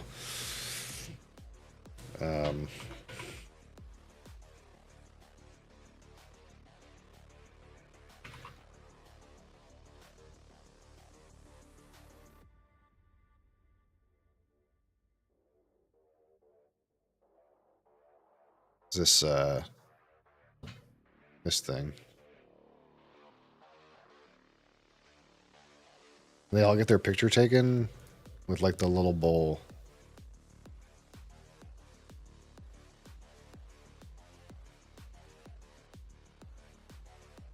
I wish it would show me a better. These guys all have their little pic, then they like holding the little bowl, the Quake, if you will. Communications director at Glenmorangie. And this is probably like a bunch of these guys are probably like chair at Berry Bros and Red. Like these are probably like all like some amount of like managing director at Isle of Harris Distillers. Like they probably all have like fucking jobs in the industry. Global whiskey ambassador and category training manager at Diageo. CEO and president at Pinot Ricard, Argentina and Uruguay.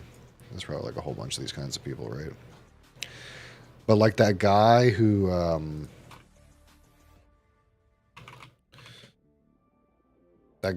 runs shit. The guy who runs this festival that we had here, he's in the club too. He's got a picture. Here he is here.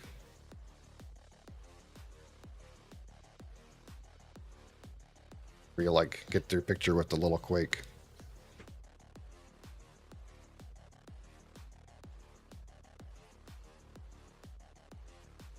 Anyway.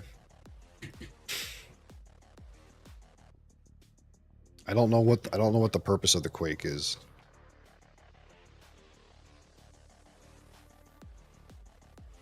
I don't know right now, bud.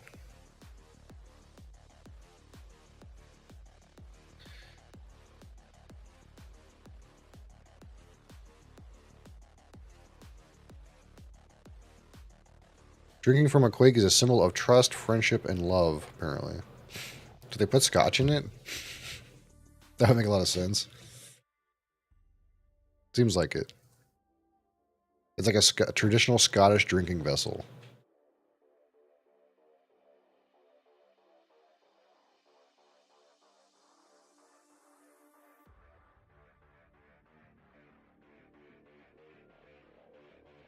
The Quake was used for whiskey or brandy. So before they were using Glens and Copitas and tumblers, they were drinking it out of these little bowls, I guess. That's how they did it before. They drank them out of these little things. That's where the whiskey goes in there. I guess it makes sense.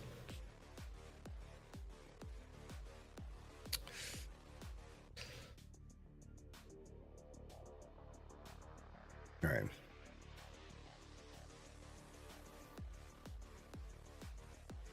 I got to pull out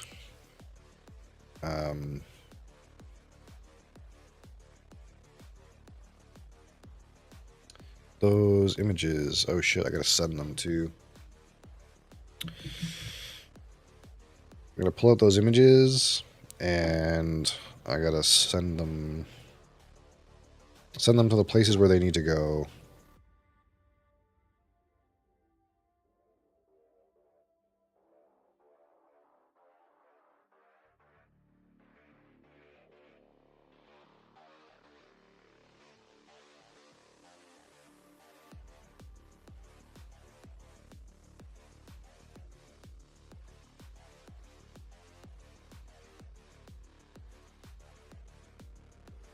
Oh man, Oban is not peated. Okay.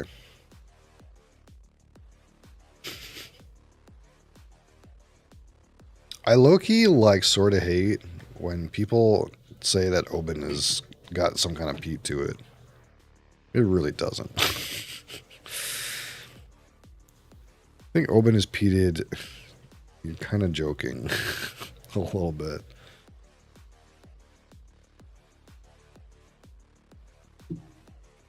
It's 1 ppm. That's not peated.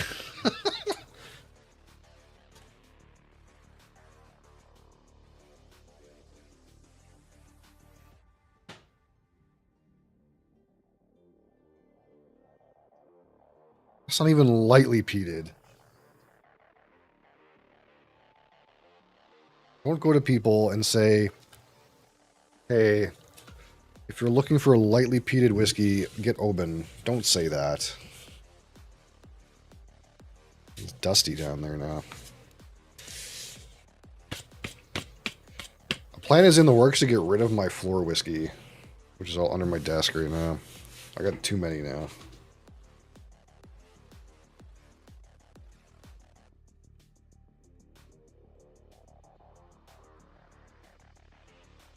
There's like 20 floor whiskeys right now, plus this.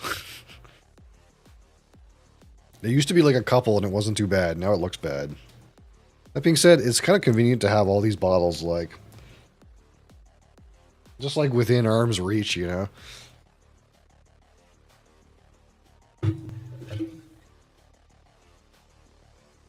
I always get out all my red banks at any time. You made it when you have floor whiskey. I wish that was true. That just means I have a bit of a storage issue.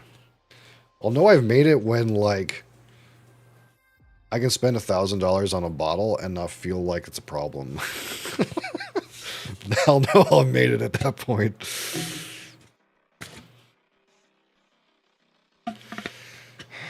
There was a discussion on one of the Discords. A guy was asking about lightly peated sherried whiskeys, and I gave some thoughts about it. And then someone came by later and said, yeah, you should try Oban.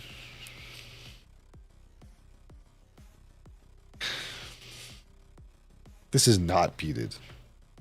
Like, let's be honest, okay?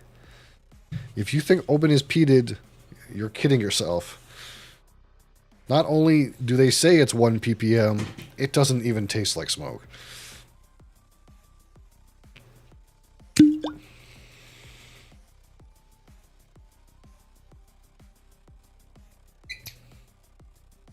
Not in my Discord, no. I'm in like a whole bunch of Discords that are like full of people who just talk about whiskey all the time. And sometimes like new people come in and they're like, hey, I'm new, but I want a recommendation for a whiskey kind of like this. So like a guy came in and was like, I want a whiskey that's lightly peated but has sherry in it. And there's actually not very many of those. One of the best options you can give is Highland Park, because all of Highland Park's whiskeys are 100% sherry. Highland Park doesn't use bourbon barrels. It's all sherry. And it's like very lightly peated. And one of the ones I gave was like, well, it depends on how peated we're talking, because Bamor is still pretty peated. But they have like a whole new line that's all sherry. And then this guy comes in afterwards and he's like, he said,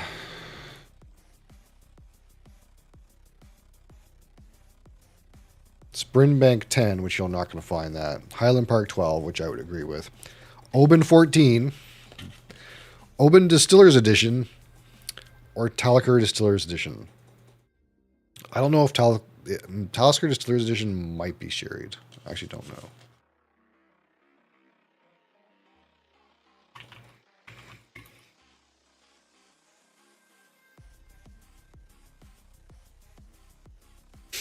What does it say here?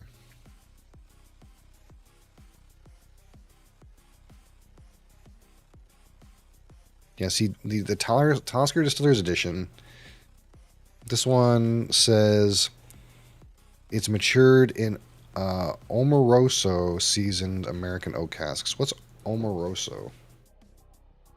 That's new.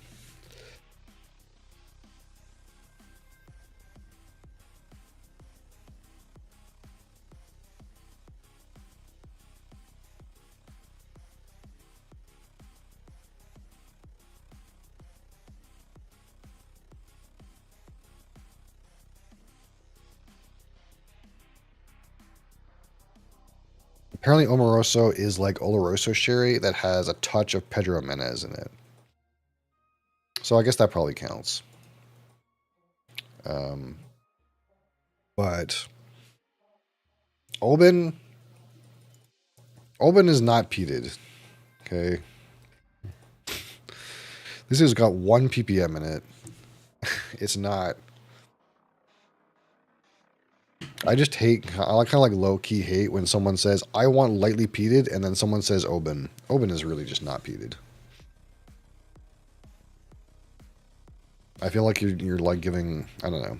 I guess the frustrating part to me is like, you're coming from a place of like someone who doesn't know, and then you give a recommendation, and it feels like you're giving a bad recommendation.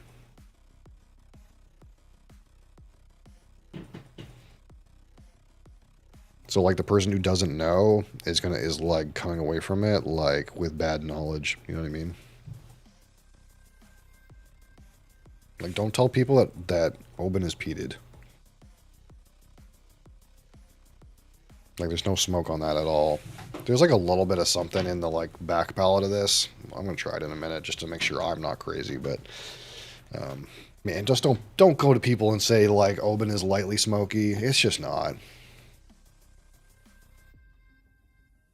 That's just bad information. In my opinion, that's just bad information. Don't tell people that.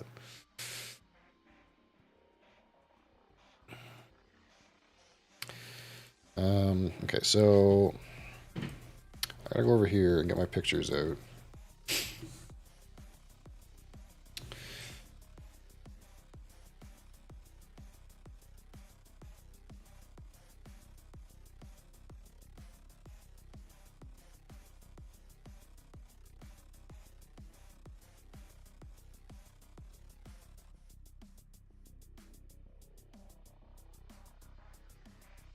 Okay.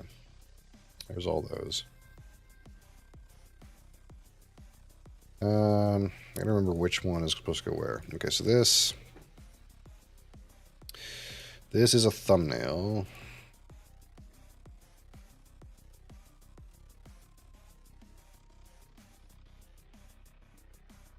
This goes into our stream preamble. This is going to go into our spreadsheet.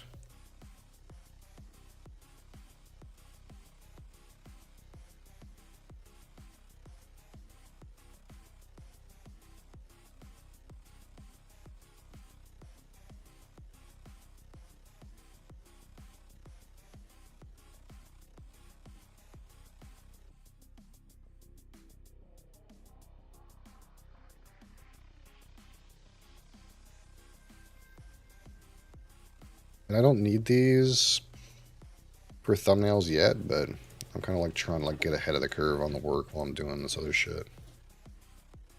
I'm trying my best to just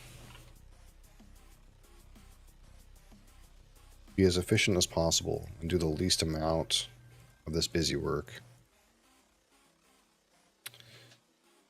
And kind of also, I might get in the habit of trying to do this on stream a little bit. I know you can't see very much right now, but I'll show something in a minute. But at least if, like, I don't know, I'm live while I'm doing this, it kind of like doubles as some amount of content. At least I'm like here. We're talking about whiskey. We're hanging out. Not much is going on, I guess, but I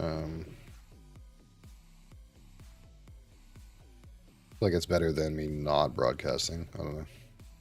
Oh shit, I saved that other one on the wrong location. But yeah, the Discord it's starting. We're starting to get some people in there. I'm really glad with it. You've been posting, Mr. B's Knees. I appreciate that. And you know, we got some conversation goes on in the arcade every once in a while. Cap and Ben have been posting some stuff.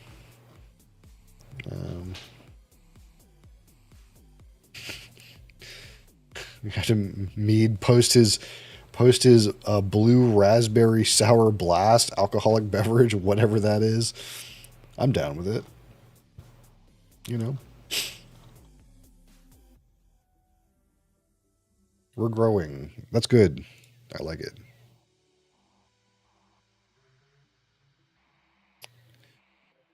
This one I think is in the wrong place. So this one or that one? I fucked up one of my pictures location.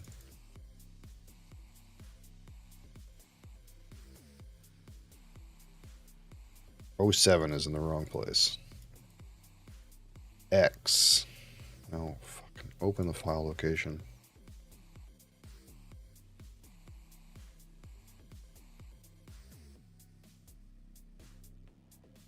Control X. You need to go here. I hate Windows 11.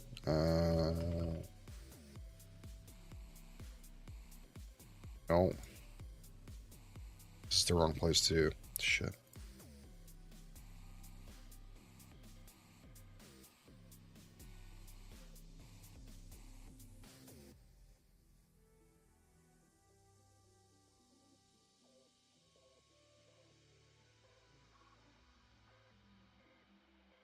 Okay, so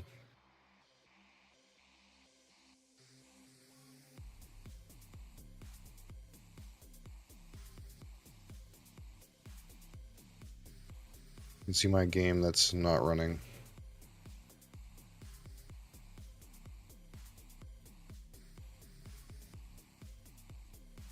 Part of the problem too is there's like enough stuff on my desk. I have to like kind of like look around fucking whiskey bottles to see what's going on this monitor.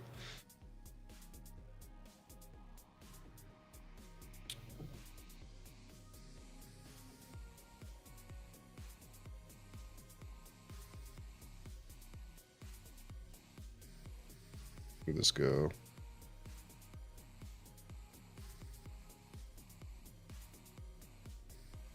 God damn it. I gotta like change the location of some of this stuff because I keep forgetting like where I put it. I have like a section for stream graphics and I have a section for stock images. I have a section for icons. And like I keep forgetting which one goes where. Here it is.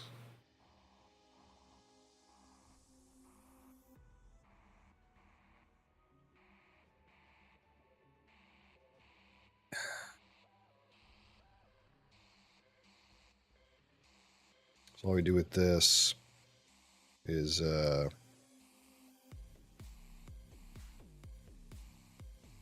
crack open our What is that? Oh, I forgot to rename it. Shit. I'll rename it in a second. We just crack open these images like this.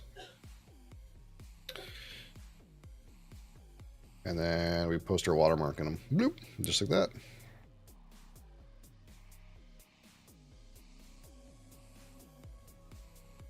Resize it so it's less egregious.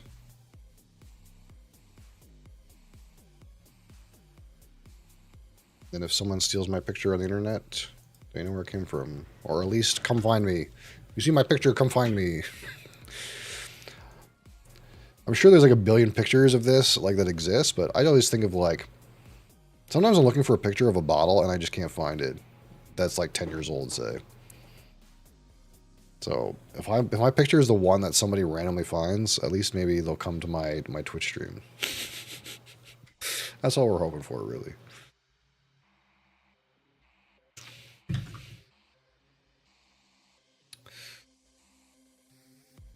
Export. Let me export this with a different name.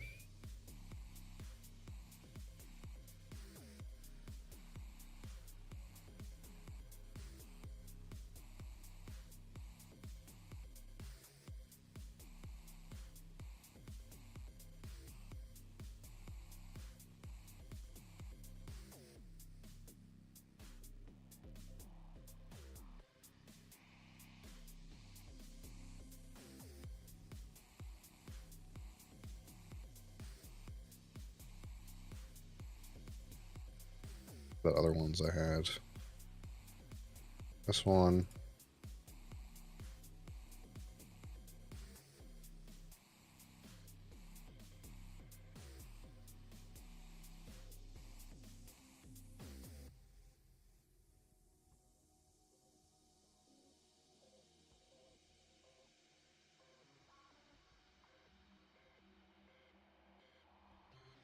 What, you?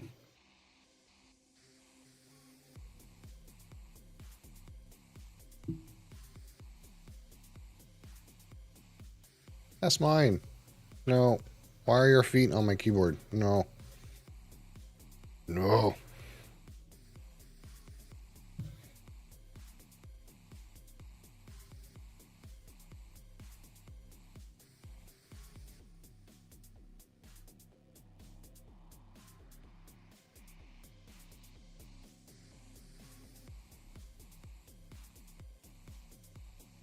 Alright, that's all that is. That's all we gotta do with that. Boop. Alright, now cat butt. What are you doing, cat butt?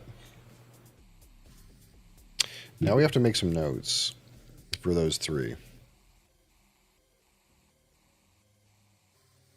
Alright, you need to stay over here away from the dram. So I'm gonna do,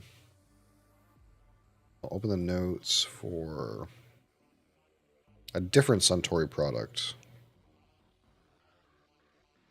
Like what? Like Hibiki Harmony. Let's open that one.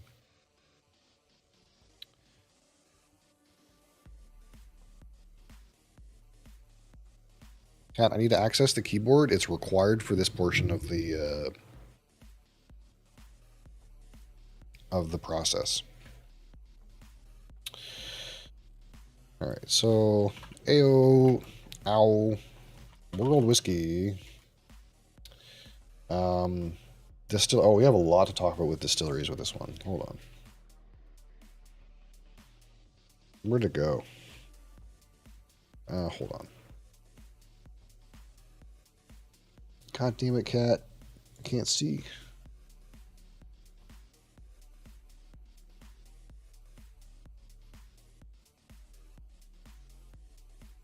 It's hard to do this when I can't see what's on the screen. That third monitor, it's required for this process. Baby.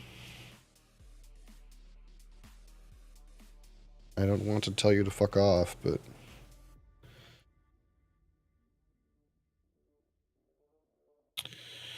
Alright, so in here...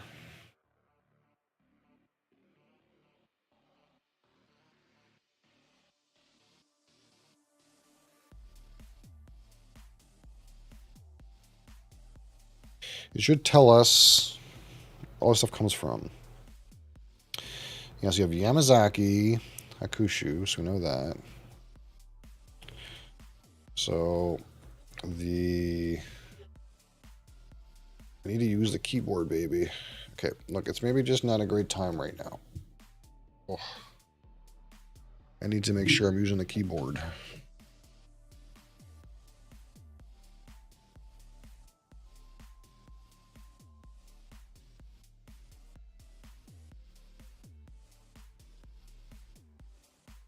So the Japanese portion.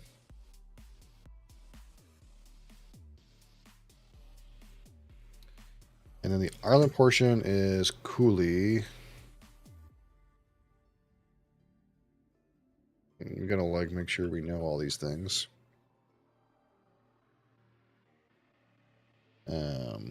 Jim Beam Claremont Distillery.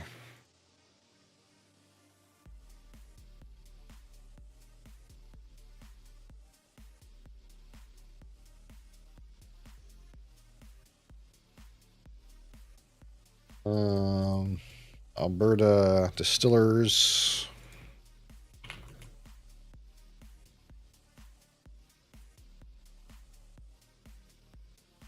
And Ardmore and Glengarry.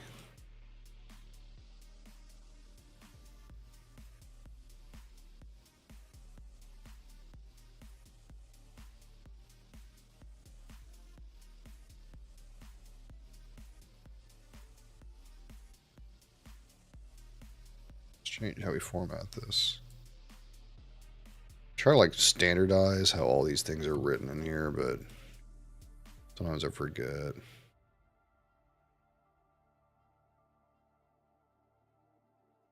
How I did it last time.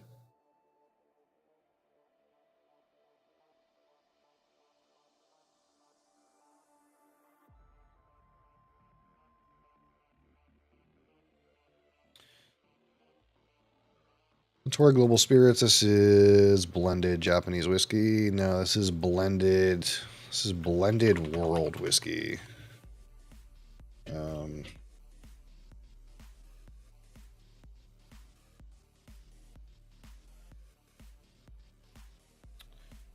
43%, blah, blah, blah. Chill filtered color added? Fucking probably.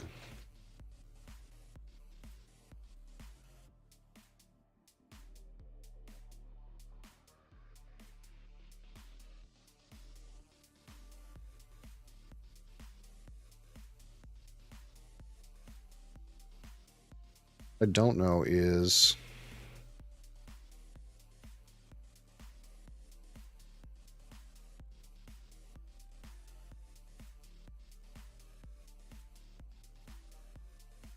Does it have bourbon in it? It has American whiskey, but is it bourbon?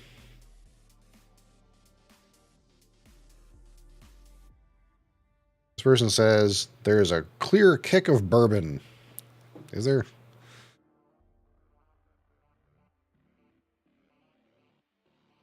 I don't feel like there was.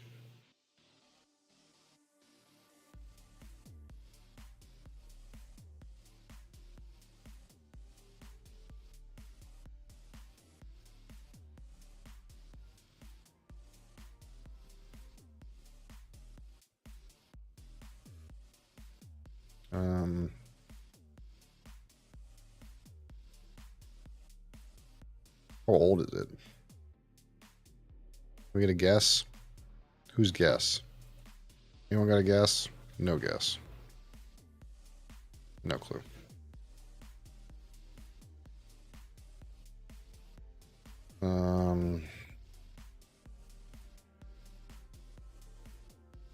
Anyone know if it's all ex-bourbon? I guess if it's got bourbon in it, it's probably got NCO in it. Who knows? No one knows what this shit's made of, man. No fucking clue. So we'll just say not a statement. Blend of single malts, grain whiskey, Rye, whiskey, and bourbon. That's probably correct. That's the world we live in with this stuff. We live in the world of probably correct. So I think there's something to do with this bottle.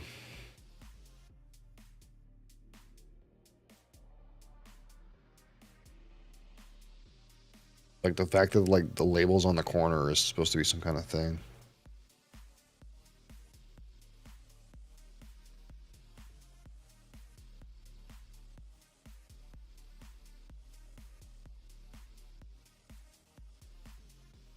The five-sided bottle symbolizes the world's most significant whiskey-producing countries. The label sits on the front corner, celebrating Japanese craftsmanship and an unconventional encounter. What? How does the label on the corner celebrate Japanese craftsmanship? Is that a typical Japanese thing to have the label on the corner of a square bottle?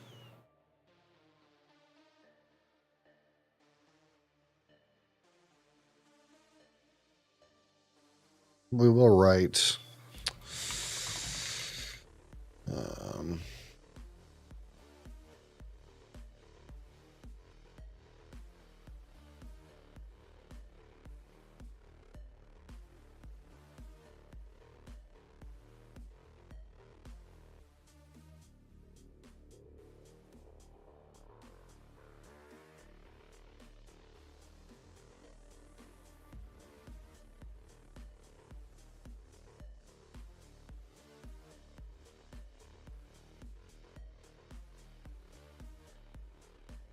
okay, that's good enough.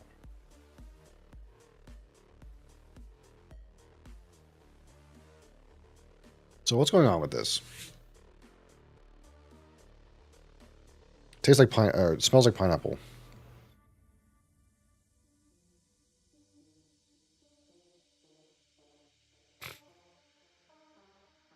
A little stuffed up, but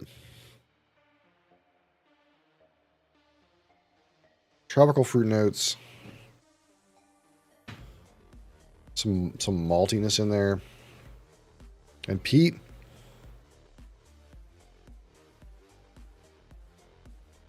No peat. If a man named Pete is in this glass, I don't know him.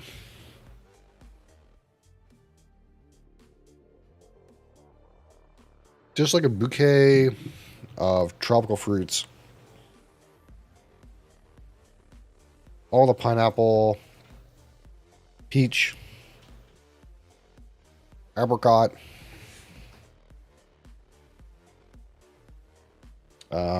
some kind of dry hay, malty character.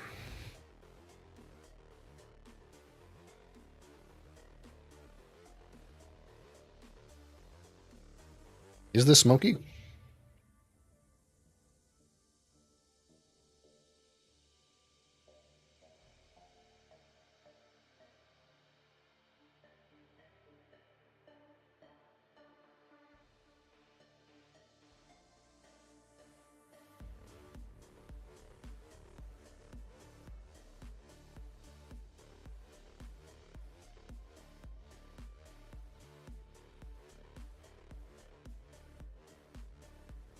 There is a kind of a subtle earthy component.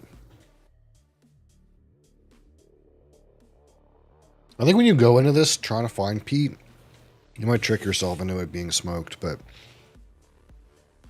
it's not really smoky. What? You need attention right now. Okay, well, you gotta give some notes then. Oh, no. You can't drink any, you can just smell it. It's poison.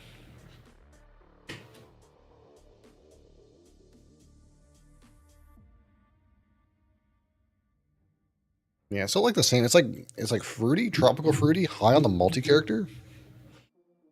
Still kind of malty, despite the age.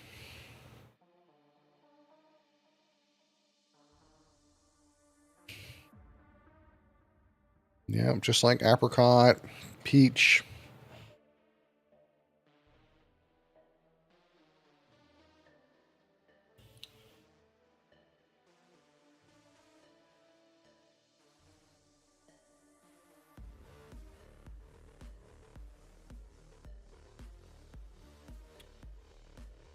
little bit of that sweetness on the palate.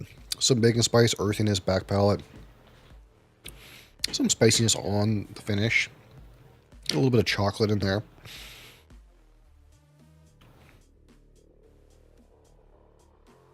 A little woody on the back end.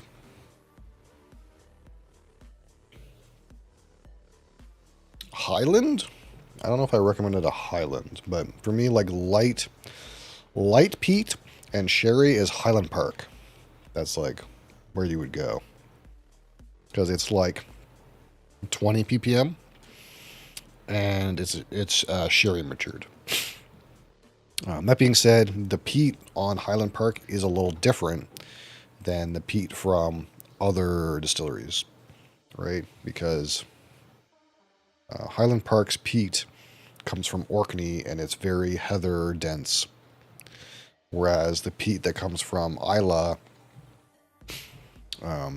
has way more like kind of dense, more like medicinal components to it, which is different than like the peat that you get on the Highlands. All the peat, those three peat regions are pretty distinct. So while Highland Park is lightly peated, it's peated in a slightly different way.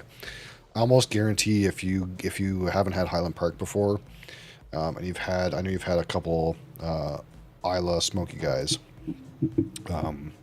you will tell a difference immediately that the peat character in Highland Park is like more floral. It's kind of like a floral peat. You get kind of like these heather notes out of it, which just makes it kind of interesting. But it kind of comes off a little different.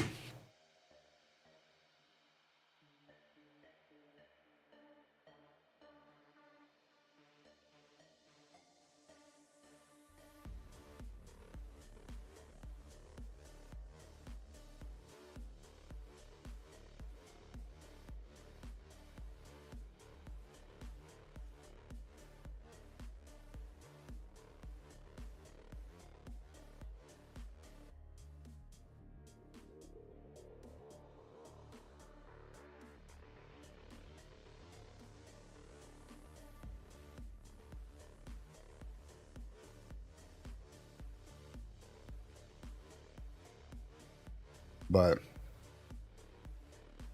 I wouldn't give someone this and say this is a sherried, lightly peated whiskey. How sherried is this really? I don't even remember. It's got sherry in it, but it's not even sherry matured 100%. I don't think. What does this say? 14 years in refill ex-bourbon hogsheads. There's no sherry in this. I don't taste any sherry either, and I was like, well, maybe there's some sherry. I'm just not getting it right now. There's no sherry in this either. You can't recommend Oban 14 as a sherried influenced, lightly peated. It's not lightly peated, and there's no sherry cask. Okay, I'm done ragging on the guy, but it was a bad suggestion. Bluntly, it was a bad suggestion.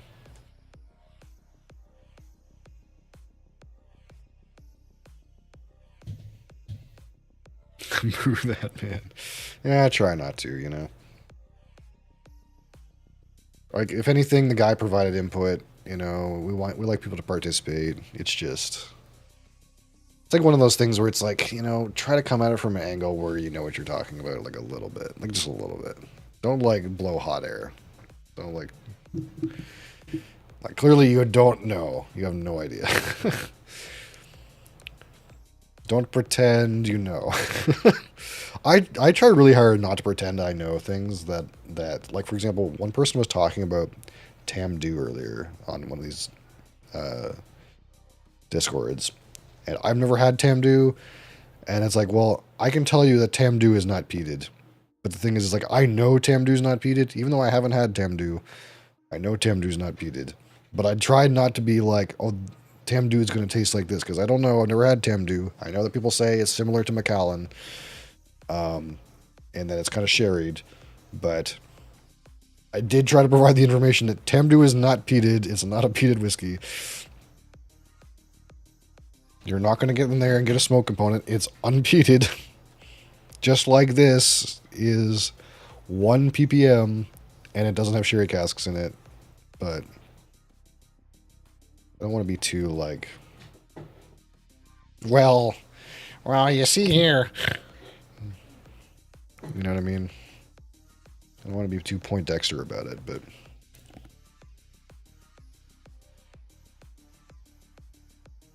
If anything, I checked myself and drank some to make sure I wasn't full of shit.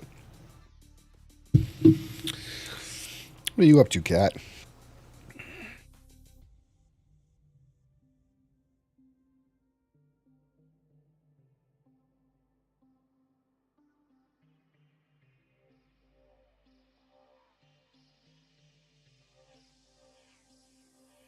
Okay, we need 2 more sets of bottle notes here.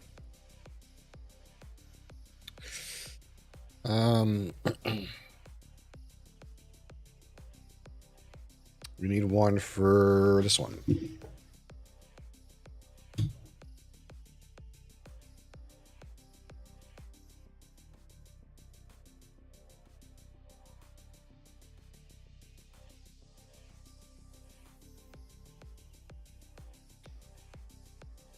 I don't know where to go with this because this distillery is owned by Gordon MacPhail, so I don't have any other distilleries like that. See, they own Ben Riach? What do they own?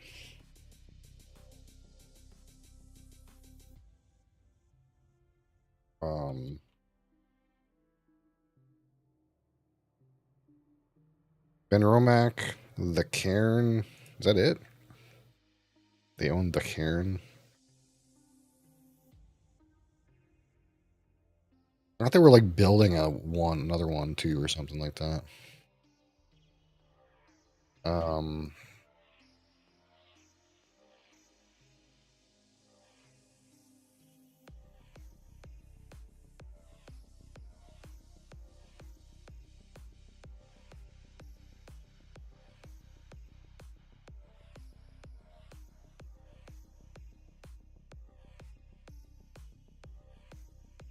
They were building one on Isla or some shit.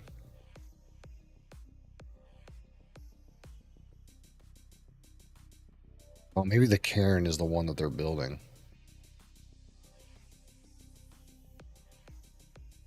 Who owns Ardna Merkin? Who owns that? Adelphi. Okay. Who owns Ardnaho? What do we call it? Ardnaho or something like that? Hunter Lang. Okay.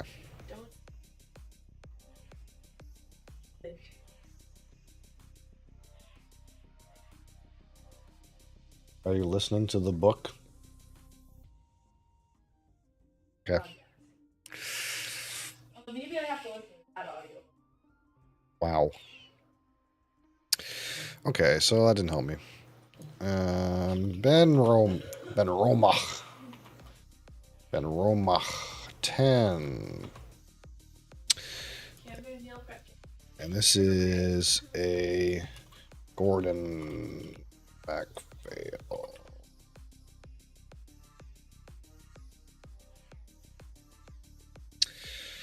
Speyside, single malt Scotch whiskey, 43%.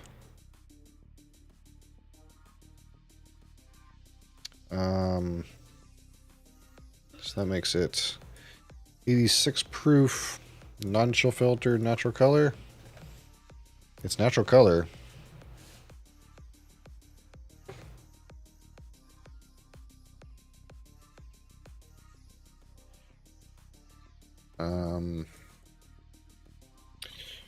Aroma, chill filtration.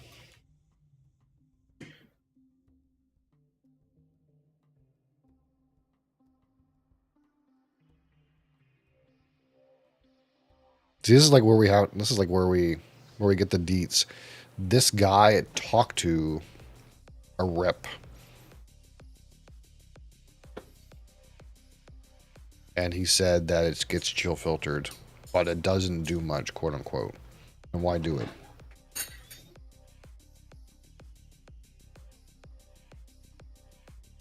It's always weird. It's always a weird thing to say. I was part of a tasting that involved the Ben Romach team.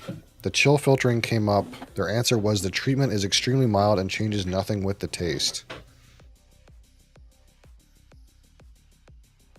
That's the thing about chill filtration is I do agree somewhat that I think people are like way worked up over chill filtration. I think it's like not nearly as big a deal as people make it out to be. But it's like one of those things where like if it doesn't make much of a difference and you're saying it doesn't make much of a difference, then why are you doing it? Chill filtered. It is chill filtered. Chill filtered, natural color. 10 years. First fill. Oh. First fill, ex-bourbon. And ex-sherry. We can add in that good factoid where it's a two-man run distillery.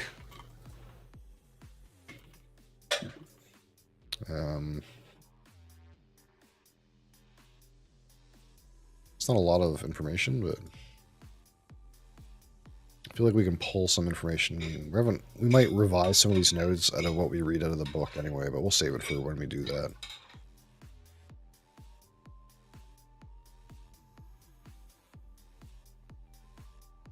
That's a good brief note.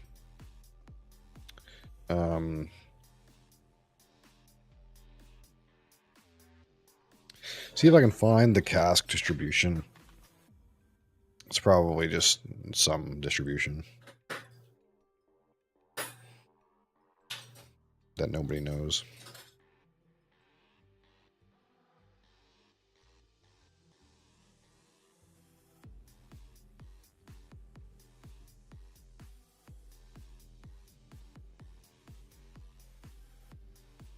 It's like one of these ones where if we watch a distillery tour, maybe they'll give us more information. But seeing as there's only 2 people that work there, I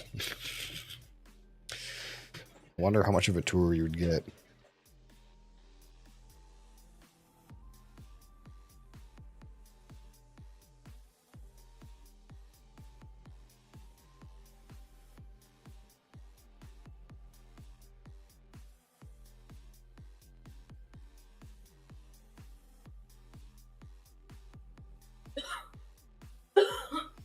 Oh, there is one. Let's watch it. You guys want to watch it?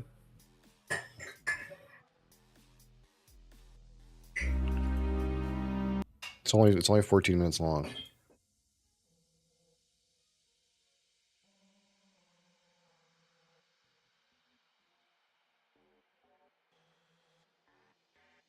Sometimes when you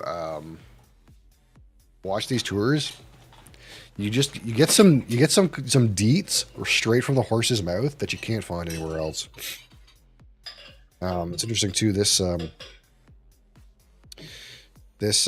lettering on here, Ben Romach, is like so much different, right? So much different than this one. This is like the new branding, and that's like the old branding that's over there. It used to be like all kind of like stylized writing and stuff.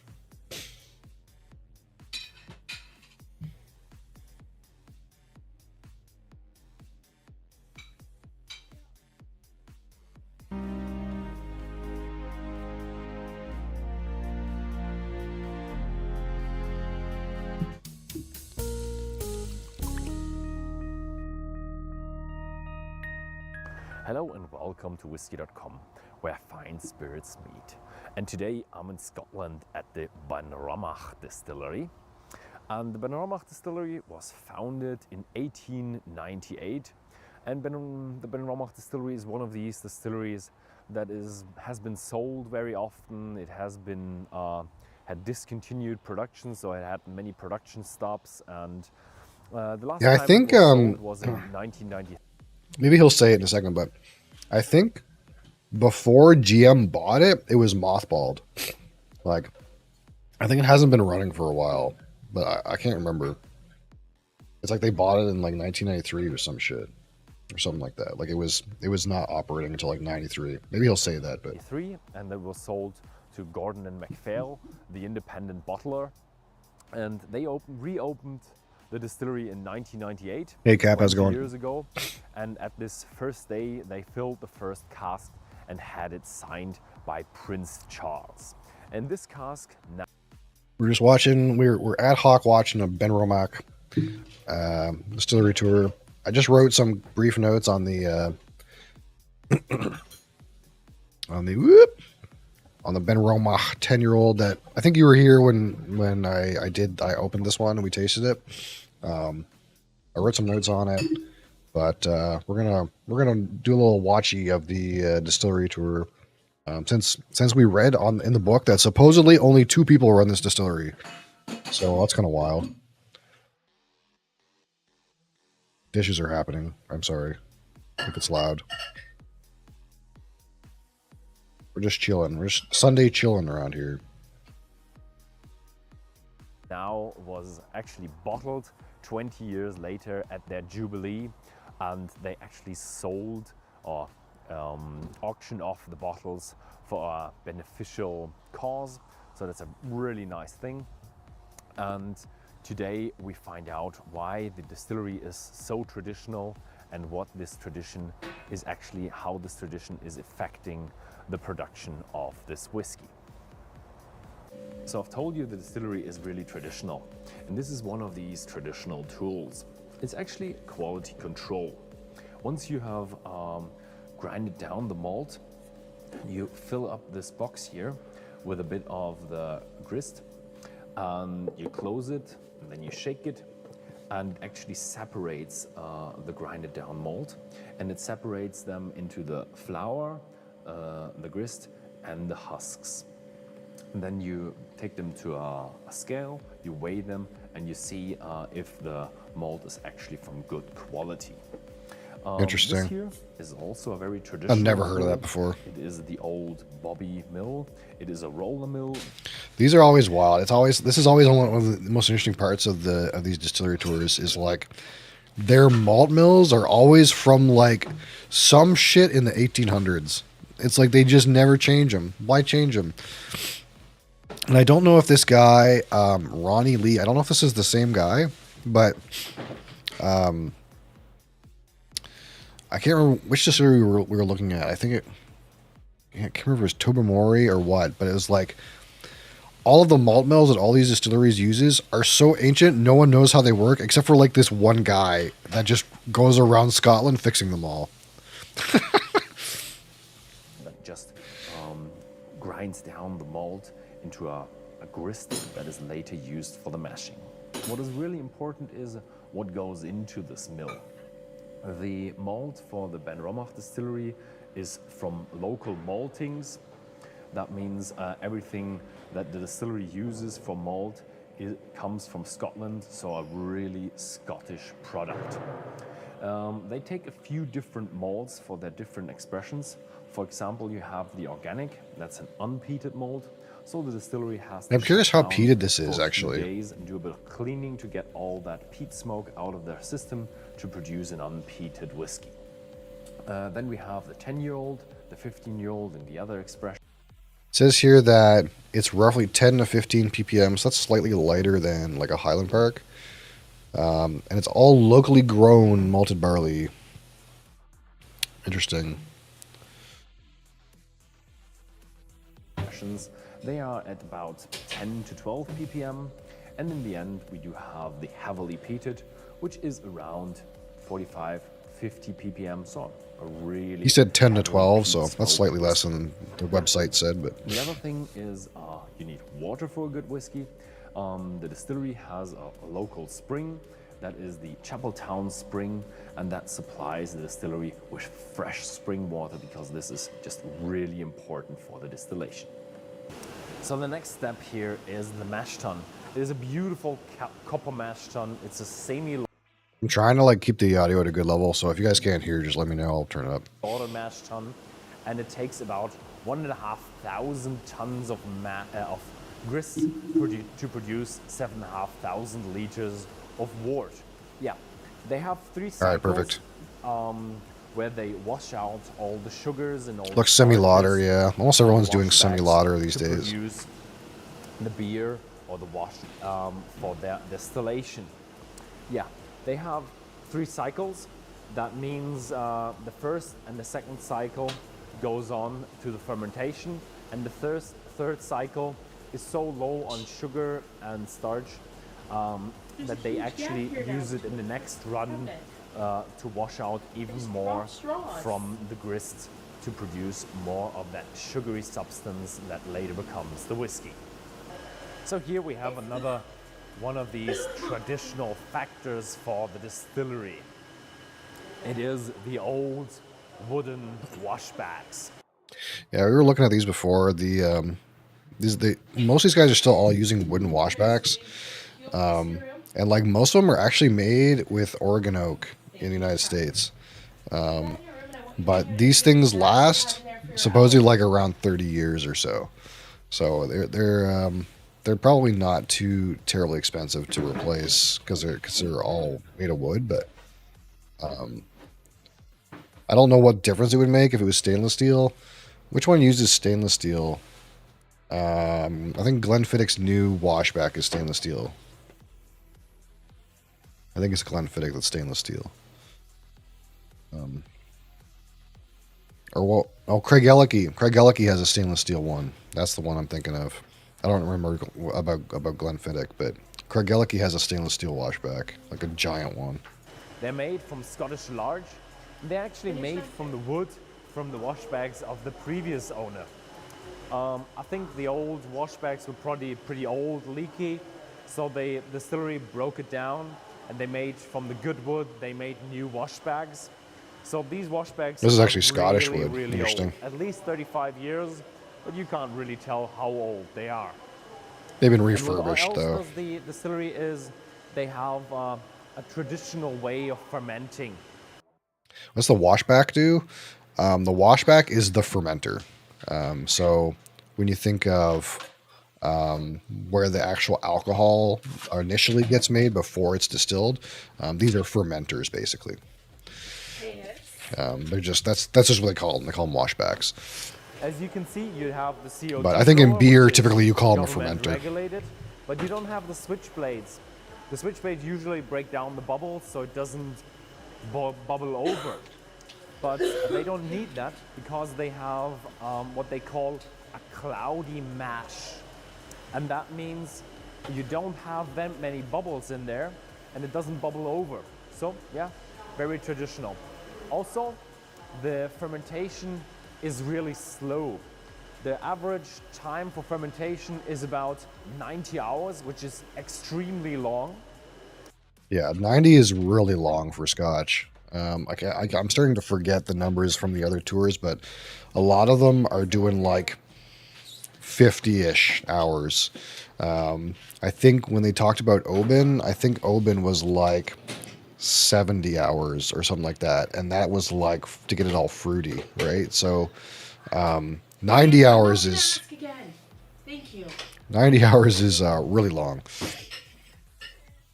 And why they actually need that is because they don't just go with the distiller's yeast, but they also mix in a little bit of brewer's yeast.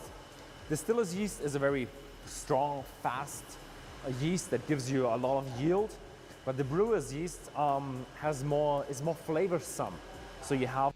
Yeah, that's interesting. So different yeasts obviously have a different play on the flavor of the distillate. Typically in distiller's yeast, you don't want any like sugars left over, and you want it to be very efficient and just convert as much of the sugar into alcohol as possible, so that you can have because not too much of that like any of the sugar that's left over, for example, is going to be lost in distillation. So most distillers' yeasts are very fast acting. They ferment it completely dry. But it's interesting here that they're talking about using a brewer's yeast. So that's typically the yeast you would use for a beer, where you don't distill it afterwards. So if it has some residual sugars, those will just be in the beverage, right, rather than distilled away. So I guess they use some kind of mix of yeasts, which I'm not sure how exactly that works. I never really heard too much about using two different yeasts at the same time. I don't know if it's like certain washbacks are one yeast and certain washbacks are another yeast. I kind of thought the yeasts would like compete maybe, but I'm not an expert, so I don't know. Have a bit of a more richer, fruitier, nuttier character. And that's what the Ben Romach distillery is looking for. That richer, fruitier character that you know from the Ben Romach whiskies. Now we're at the heart of the distillery, the stills. To my right here, we have the wash still. The wash is filled into the still and then boiled, and it distills up to about 22%, and we get what they call low wines. Low wines is the intermediate product, and it is condensed through the condensers outside. You can always spot the wash still. So this is shell and tube. These are shell and tube condensers, which is different than a worm tub. So this the initial distillate will go through these pipes, and these pipes all have a bunch of little copper pipes in them, and then the whole thing's filled with water, so it cools the vapors down so that they recondense. A condenser, if you will. You get way more copper contact with a condenser like this than you do with like the worm tub with the coil, because you have a whole bunch of little tubes that it's all going through. Through looking at the neck, and you do have a watch glass there. That's there because the beer is bubbling, and actually So usually when you have, to be clear with like how that's like pertains to taste, your worm tubs tend to have an oilier, more robust spirit because there's less copper contact, and shell and tube kind of generates like a cleaner, lighter spirit.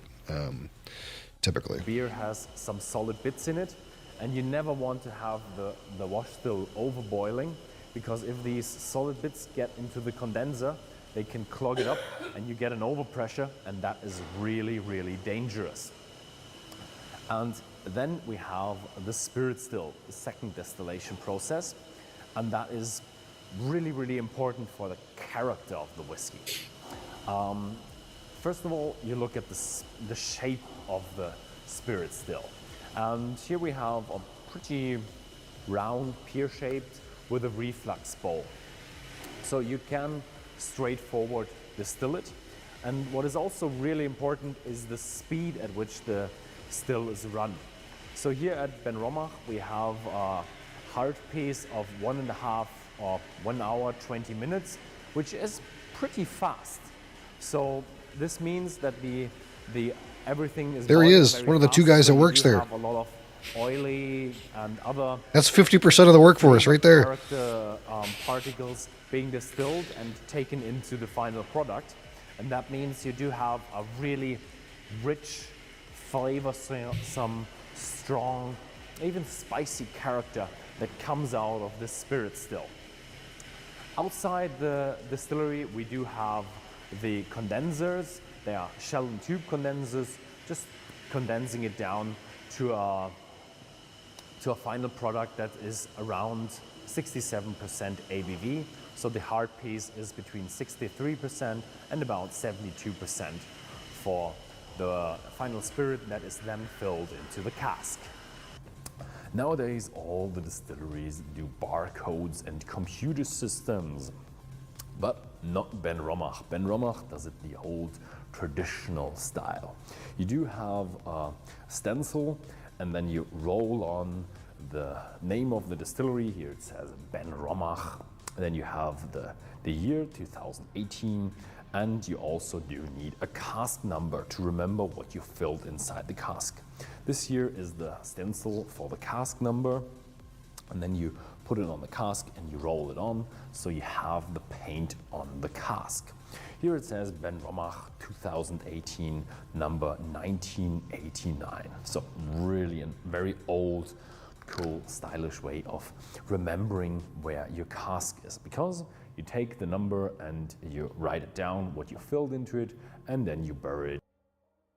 I don't know for sure, but it seems like, this is my guess, if you see this thing in the back here, this looks like a vat that you would dump into for this stuff to marry. I don't know if maybe this is just, actually this might be the filler. They might this might be where the new make goes, and then these nozzles fill the barrels. That actually makes more sense. But this is kind of like what those melding vats sometimes look like that. But I think this is actually for new make, because I see the nozzles here. So this is probably for like the new make sits in here, and then these like fillers would actually be the ones filling the barrel. They would just fill it straight from these like nozzles. Warehouse, and you have to also write down where you buried it so you can find it later. Yeah, the filling of the cask, also very traditional. You have this bung opener, you drill it in, you pull it out, and then you have the new make spirit from this wooden tank here, and you can actually fill up the cask, and you have to hammer in a new bung with this big mallet, so you have it airtight. Yeah. Also, the distillery really looks out at the quality of the wood. They only use first fill casks. So they have first fill sherry, first fill bourbon, and they do use hogshead, but also the wood has only been used once for bourbon. See, that's like a little tidbit of information that I'm going to write down. Because sometimes it's like unclear what barrel sizes they're using, because a lot of times you think, well, it's probably just like bourbon barrel size. But these are very clearly they're using ex-bourbon, ex-sherry hogsheads. Those are slightly bigger. So I can like write in my notes that this is first fill ex-bourbon and ex-sherry hogsheads. That's like something like it's hard to figure out that kind of information without going through like a video like this. Sometimes it's just hard to find that exact bourbon or sherry idea. The only exception is the organic, but that doesn't use second fill casks, but it actually uses virgin oak casks. So casks that come from America that haven't had any whiskey in them or anything else in them at all. Yeah, but the distillery is very traditional, but it doesn't get around the taxman. So this is the last stage. All the casks are being weighed beforehand, and after they have been filled, they're being weighed by an old scale again. So you know, write down how much the cask weighs before and after, and then you can calculate how much you filled into the cask, and this is then very important for the tax collection. I'm here in one of the warehouses of Ben Romach. This is one of the 5 warehouses, and they are all dunnage style warehouses. Yeah, also in the warehouses, Ben Romach is really. So yeah, dunnage style warehouses is like like you see here, where all the barrels are on their side, rolled on these like kind of like racks like this, which is different than like the big like industrial warehouse size ones. Like if you see the warehouses at Jameson, for example, all the barrels are upright on like pallets stacked on top of each other, so you can fit way more barrels, which is like much more efficient than using these dunnage style things. But the way whiskey is, I'm sure this has some impact on the flavor, right? So really traditional, because the dunnage warehouses with the earth floor is just the old style of maturing whiskey. And the thing is, you don't have a rack or anything, so it is really done by hand of putting up these casks. And what the guys in the warehouse do is they bring in the cask with a forklift, and then they have a lifting tool, and they lift one of the casks up, and then they count at which casks they are. And they actually do remember by heart at which position you have to time the cask right. And by timing, I don't mean timing as in how long the cask have to mature, but the timing is the position of the bung, because you want to store all the cask bung up to prevent leakage. So they position the cask at the right time. Let's say you have the bung at 3 o'clock, and then you start rolling the cask, and if you've done it right, the bung will be exactly at 12 o'clock. And then you have the bung up, and if you look around in the warehouse, the guys did an amazing job, and all the Ben Romach signatures are all up. Very nicely done. Yeah, what's inside the warehouses? The warehouses are mainly composed of... Yeah, that's like surprising to me. Man, I don't know. I don't know if two people means two people run the stills. Man, if you also got to have the same guys drive the shit out to the warehouse on the forklift and man, I don't know. I'm suspect. A little suspect, but maybe we'll dig a little bit and see if how true that is. But that seems like a lot of work for two people. Yeah. Sherry casks. Yeah, Ben Romach has 65% sherry casks. And That being said, defines the character of Ben Romach. Hold on, he just said something relevant. I was gonna say, but if they're not producing that much distillate per year, it could be that it's like they do one run a day, you know, and that's it, right? And it's like, well, two people run the still, two people fill the barrels, two people stack the barrels, then they go home for the day and they do a different run the next day. You know, maybe that's how it is. I don't know. High sherry content defines the sherry casks. The warehouses are mainly composed of sherry casks. Yeah, Ben Romach has 65% sherry casks, and that's what. So he says Ben Romach is 65% sherry, but that doesn't necessarily mean the 10-year-old is like 65 sherry, 35 bourbon. Just that the amount of casks they're using in the warehouse, for example, 65% of their whiskey is maturing in sherry. So that would indicate that probably it's more sherry than not, but that doesn't actually help me to know like what the exact like makeup of this one is. Yeah, defines the character of Ben Romach. High sherry content. The bourbon and the hogsheads are stored 3 high, but the sherry casks are so huge that they say, yeah, we only store them 2 high. Yeah, I wish you would show the sherry butts. Because that's all bourbon that he's looking at now. The whiskey is finished. These are all bourbon casks. Transport them off to Gordon. Oh, hold on. Here's a thing that I nerd out about a little bit. This doesn't mean anything, but if you see this right here, the prior stamping on this barrel is Jim Beam bourbon whiskey. That doesn't mean all of their bourbon barrels come from Jim Beam, but it's just interesting that, like, for example, this barrel in particular is a Jim Beam barrel. So some percentage of their barrels are clearly Jim Beam barrels, probably a large proportion. You can't necessarily write that because maybe some of them are from a different bourbon distillery, but clearly Jim Beam has some clear influence in what's going on here.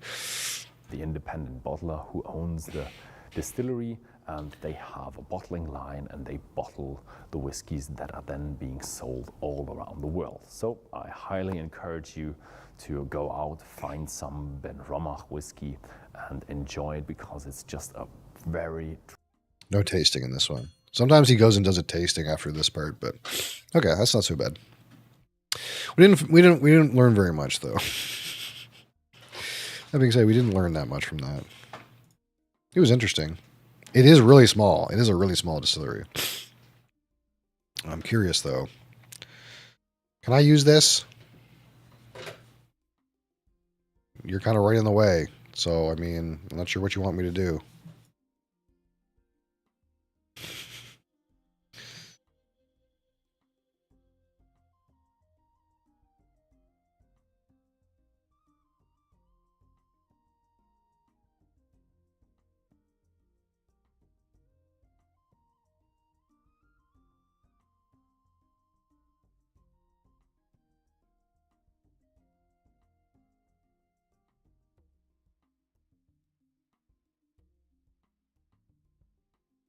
This thing on Master Malt does actually say, no, you leave that wire alone. It's your fault you're here.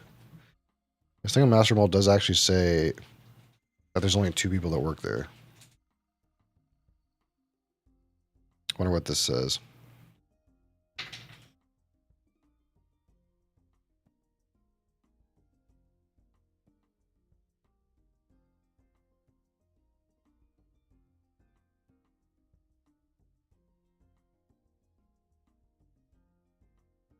Like, where are the 2 guys? Surely they have the 2 guys on here somewhere, right?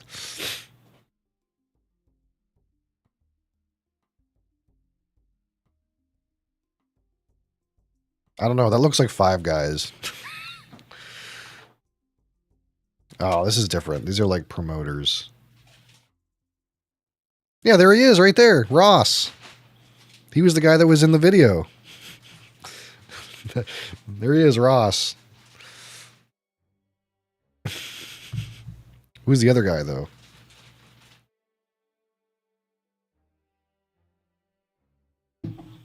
We got 2 people working there. It's this guy and one other guy.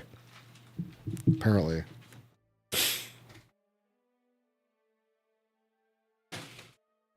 Doesn't say, though. Is it that guy? Or is that Ross? I can't tell.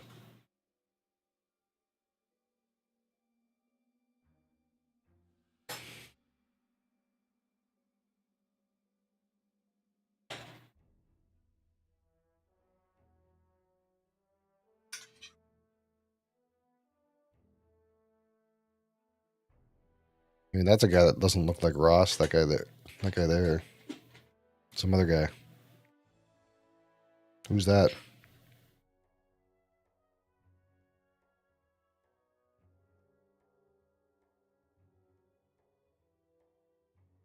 Who knows?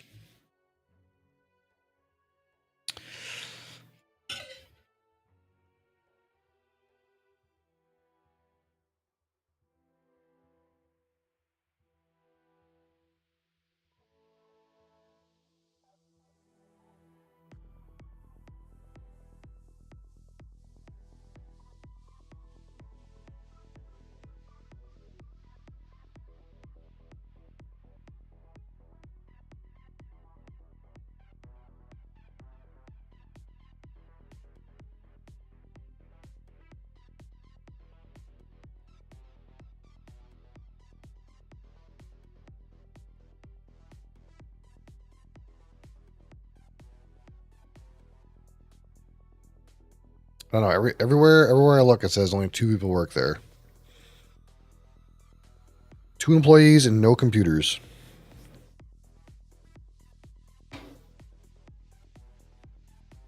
Ross and somebody else. You think if only 2 people worked there, one Ross fella and some other guy, they would put that some other guy. Look, there's only 2 of them there, Ross and some other person. You think they would put that other person on the website somewhere? Like, hey, these are the 2 people that make all this shit. You know? You think they would?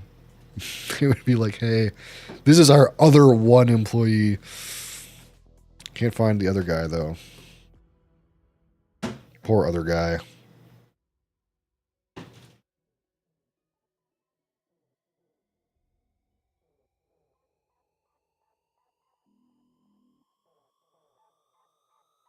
Your work is appreciated, other nameless guy.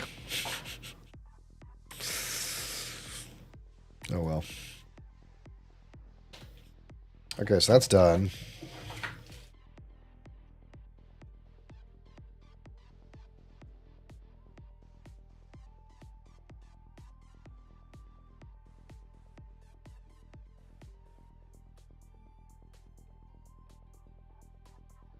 Now we gotta figure out what's going on with this one. Chivas Regal, which I haven't opened, but smooth, rich, and generous, our signature blend. I don't actually know what distilleries source into this.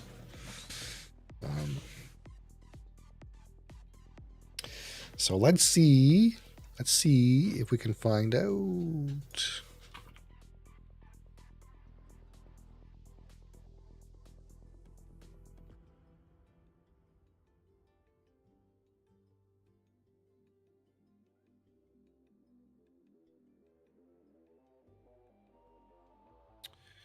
So of course this is a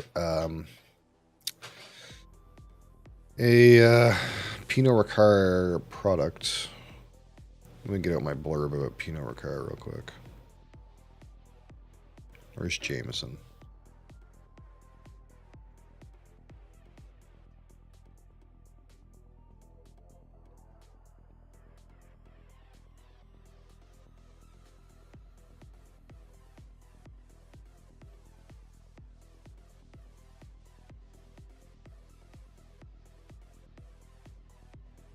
Pernod Ricard.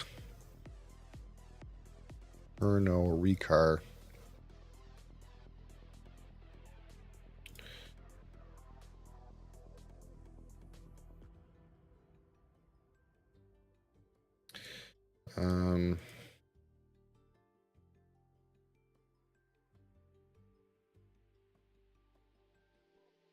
That doesn't help me at all.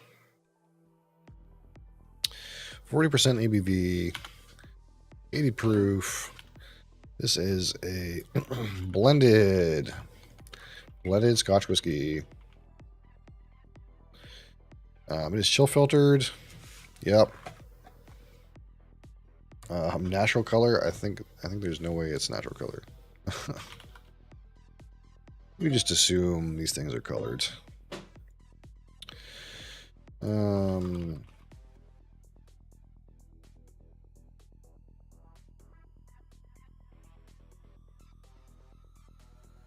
What can we learn just from the box? You think it says anything?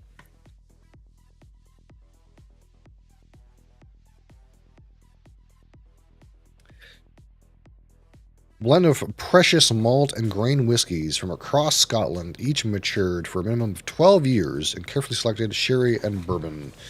So it is 12 years in ex-bourbon. I don't know how to use the caps. And ex-sherry. Probably Oloroso, but we won't assume.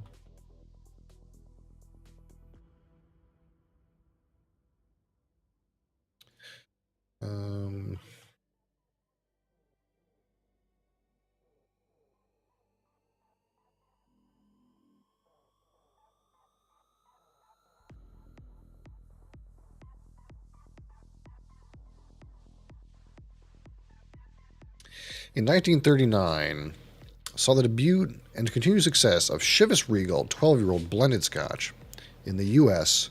at what was to become a global standard proof value of 75.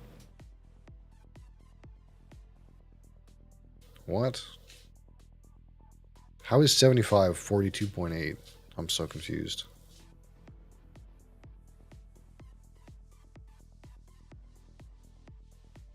Americans market as 86. Oh, for some reason British proof and American proof are different. Oh, that explains a lot. I seen a bunch of whiskeys the other day that all said 70 proof on them. And I was like, but they were really old. And I was like, that's not enough. Let's learn this real quick.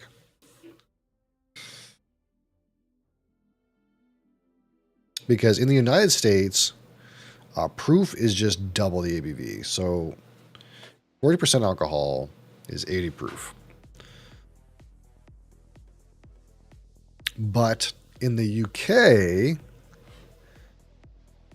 the term was originally used in England from 1816 and was 1.75 times per alcohol by volume. So that would mean that a 70 proof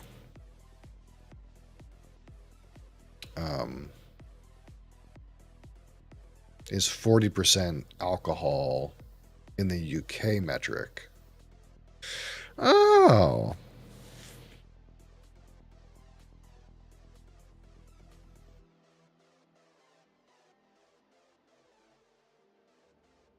So that was complicated, and the Americans were like, why don't we just make it double?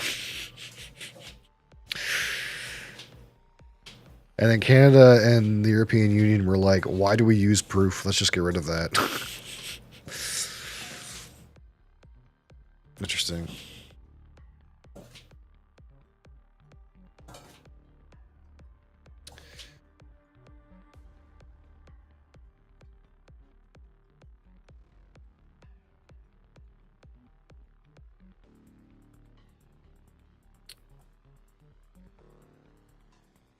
Apparently, this Chivas Regal thing was so popular that it defined what is considered a premium Scotch whiskey.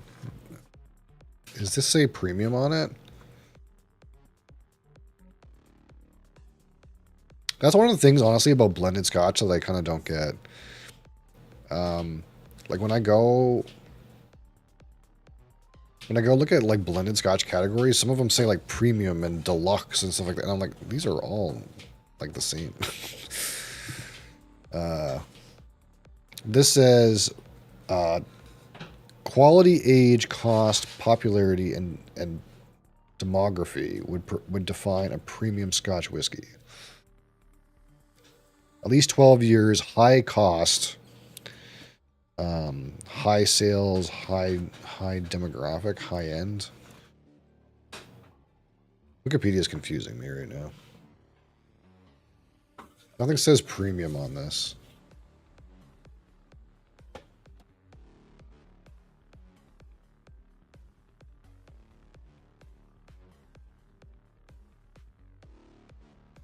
Prince of Whiskies, it says on it. Chivas Regal, Prince of Whiskies.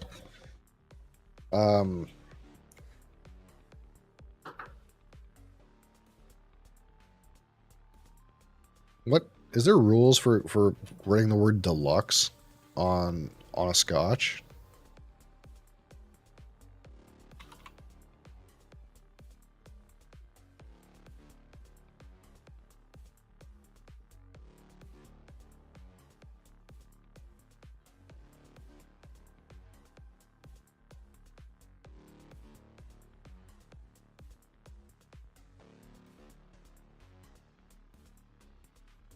As far as I can tell.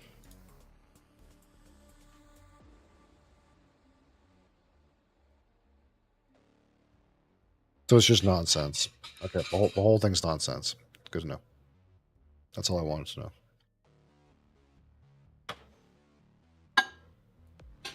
That's why Red Bank is a premium blended Canadian whiskey.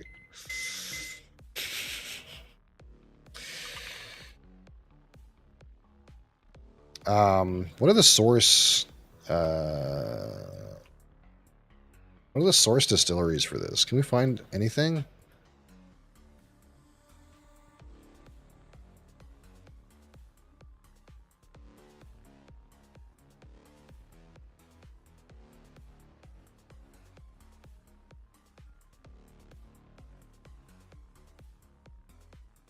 This says... How do I pronounce this before I kill it?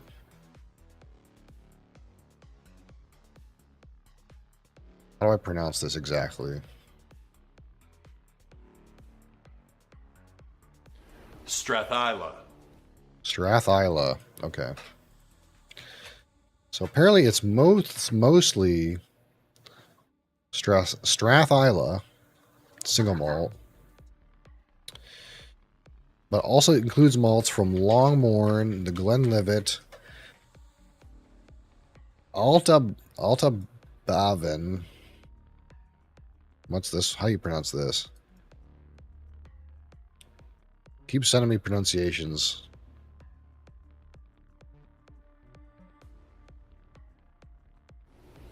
Altavane. Altavane. That is not even anywhere near like the spelling. Altavane.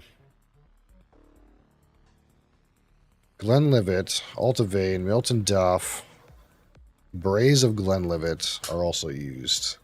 Grain from Strathclyde. Okay.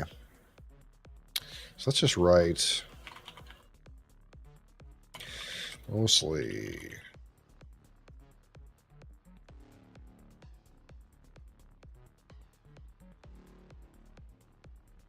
So it's mostly Strathyla.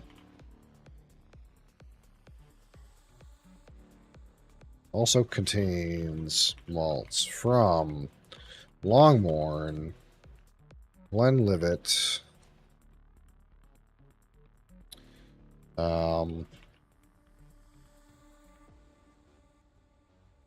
Altavane.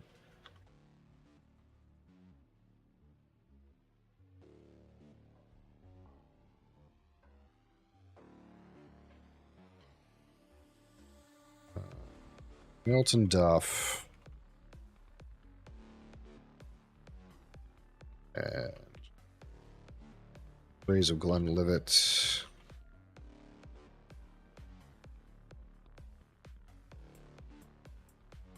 Grain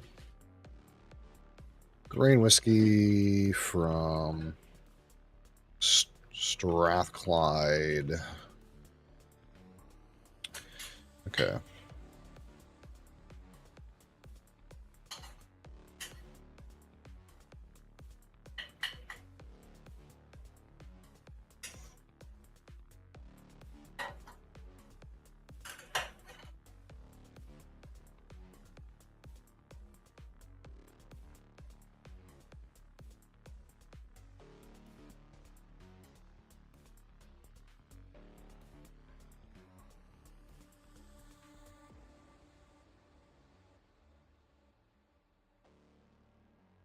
Anything else easy to write here?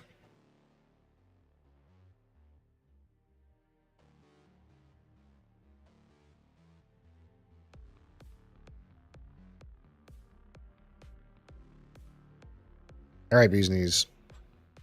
Thanks for hanging out, man. Appreciate you. I'll be around tomorrow. Same typical times. Hope to see you then. Have a great evening. My cat's here again. In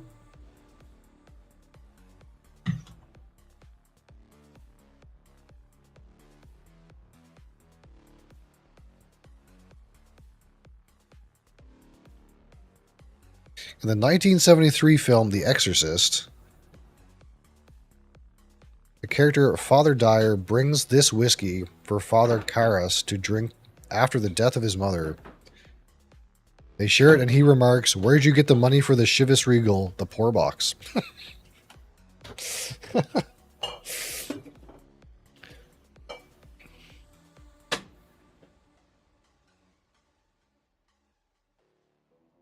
Hey, Gemma, how's it going? Yeah, this is Adria. She's chronically up here. Mosley's just never up here anymore. He's resigned that this is Adria's territory, I think. She comes up here and just wants all the attention. If you don't give her attention, she'll just lay on you. Where are you going? You hear something over there that Mom's doing in the kitchen.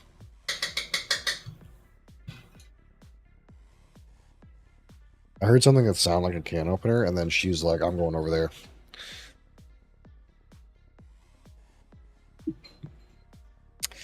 Miss my Black Doom. Did you have a black cat?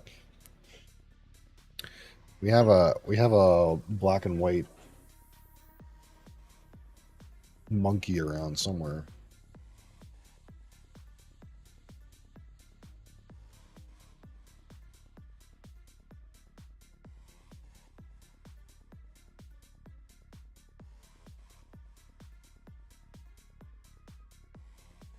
Frank Sinatra would often request to have a bottle of Chivas Regal handy in his dressing room during tours. Frank Sinatra's favorite. That's right.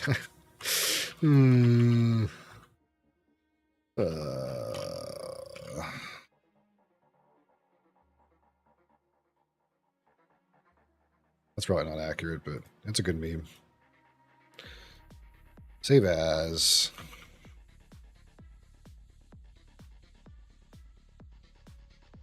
They have to be 18. That's pretty old. It's pretty old for a cat. Got some good years with her, it sounds like. Yeah, Adria is 12 now, I think. And Mosley's 11. So they're getting up there. When me and my wife first got together, we got two cats. They're rescue cats from a rescue agency. So they're getting to be a little older now.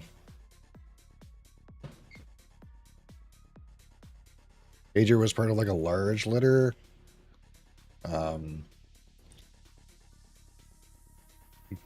And Mosley was like, Mosley and one other cat were like found outside somewhere. There was just two of them. Who knows where the mother went?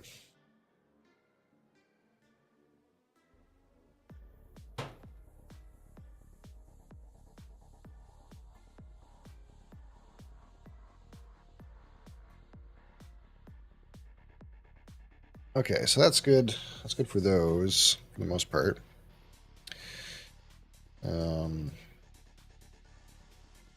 Kind of roughly good with that. So what I want to do now is I'm going to go on Imgur, and we're going to post some pictures that I just took and watermarked.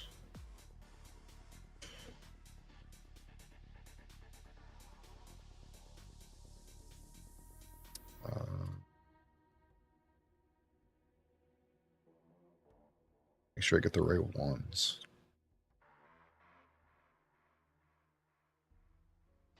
This one. And this one. And this one. Okay, those are all uploaded. I'm going to go to my images. And I got to publicly post this.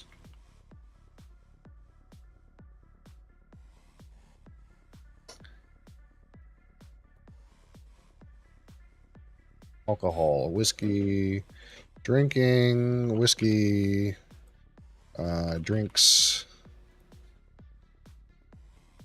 post. Post these to the community and see if anyone wants to talk about them. We'll talk about them. And Romach, 10-year-old. Alcohol, whiskey, drinks, drinking, scotch,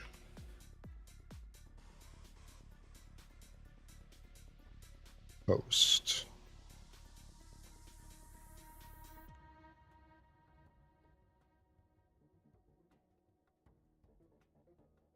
I'll see if the algorithm picks any of these up. Sometimes it does and sometimes it doesn't. Sometimes it's just like, I don't care. I don't care about your picture.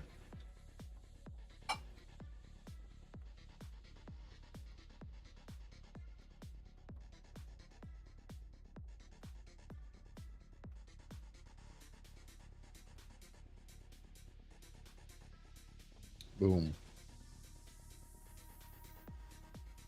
Right, those are good for now. Got Adria all over my desk. Now we're gonna update our spirits list. This is the list I have right now. We're gonna update that with our new bottles.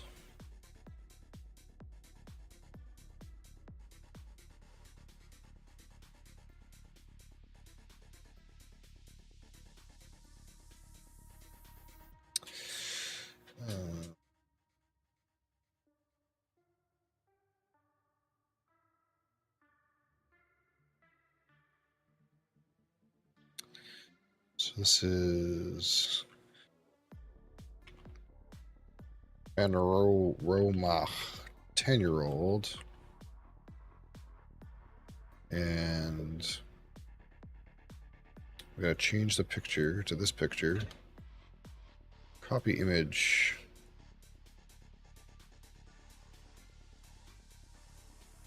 Here's the new image. It works great. And this is 43% alcohol, 86.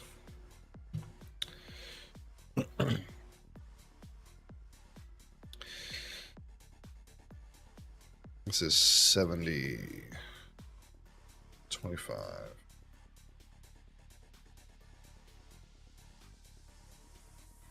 Boom. Perfect.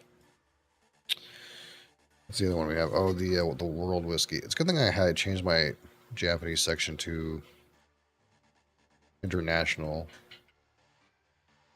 It's like more correct. I don't have very much Japanese really.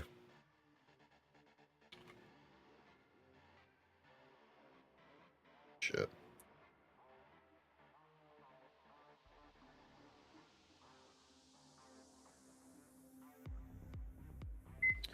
Oh, world whiskey. Outdoor indoor cat. That's pretty good age for one that goes outside. The ones that go outside typically have a shorter lifespan. I like to think they have a more fulfilling lifespan because they get to go out and be animals instead of sit inside. But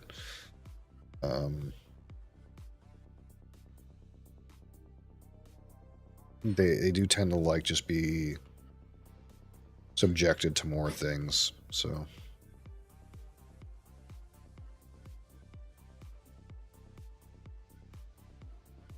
Typically, if you like look at cat years, the ones that are like outdoor cats, they're like age per human year is like larger.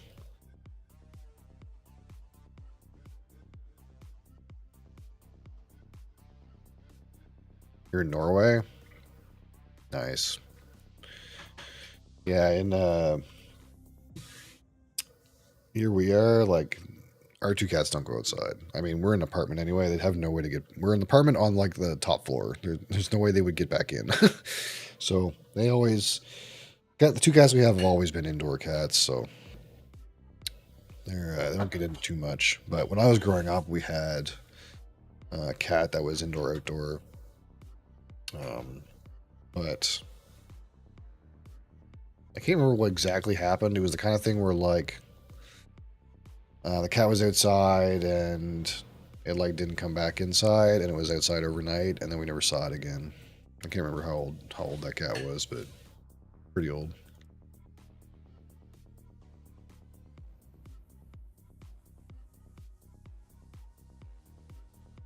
I'm 10. Oh shit! I did the wrong math. Hold on. This should be.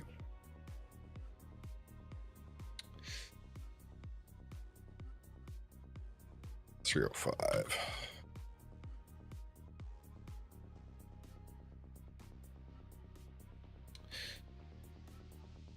Should be 110. 110 divided by 23 is 478.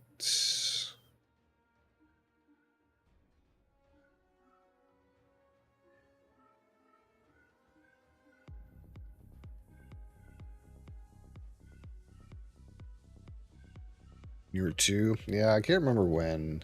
When I was first born, my parents had like a different cat, like a long-haired cat. But yeah, I grew up with that cat, probably the same as you.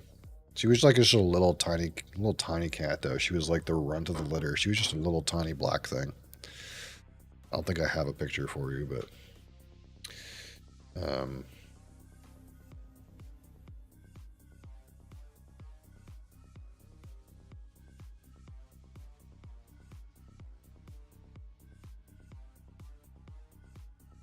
that's the reason why I ended up growing up and getting my own cats, I guess.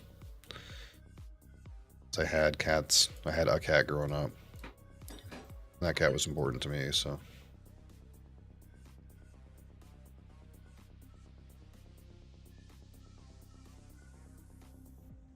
Right, there's that one. And then we just have to get the Chivas Regal one. Copy image address. Our blended section.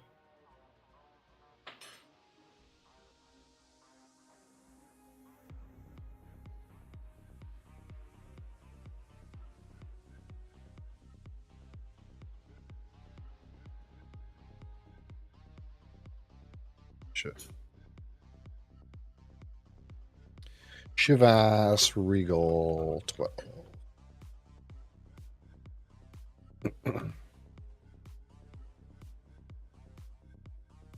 Paste. Enter. 60. This is a 750, right? Where'd that go? Yeah.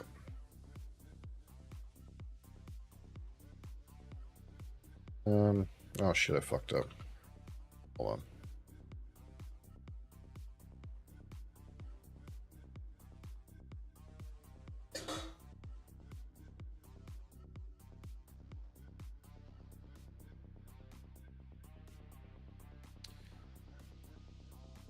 $40 and $80 and $60 divided by.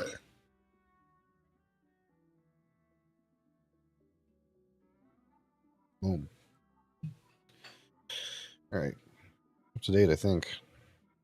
1, 2, 3, 4, 5, 6, 7, 8, 9, 10, 11, 12, 13, 14, 15, 16, 17, 18, 19, 20, 21.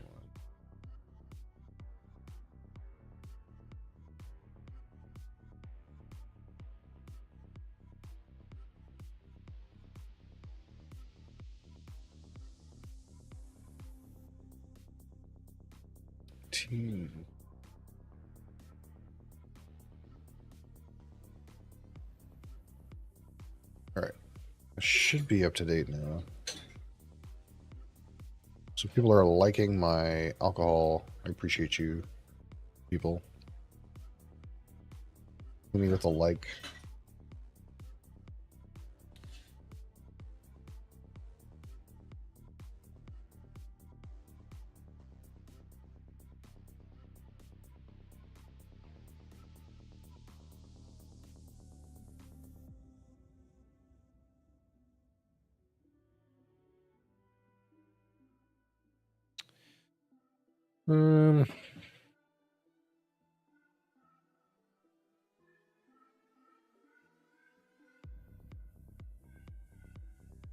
See if we can go dig up the other bugger. He's around somewhere. I'm trying to get him like okay with coming on camera again.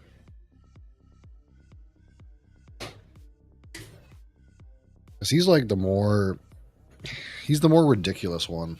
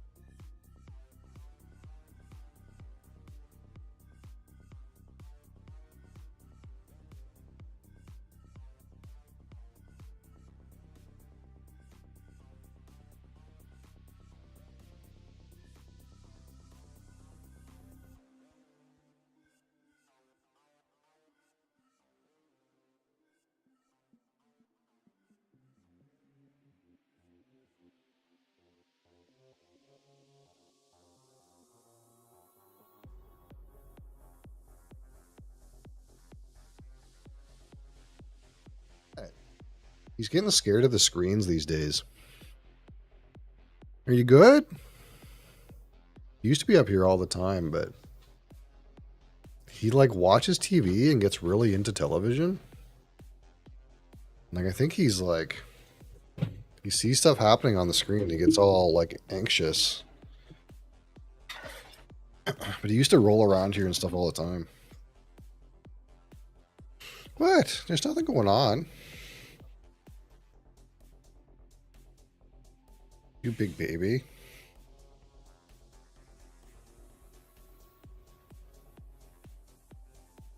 Yeah, see, it's not so bad. What? What are you going to be worried about?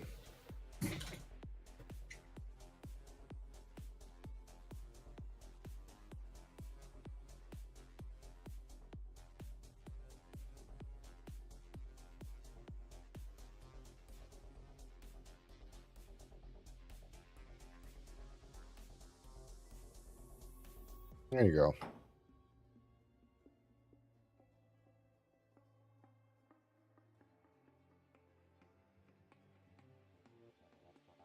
What?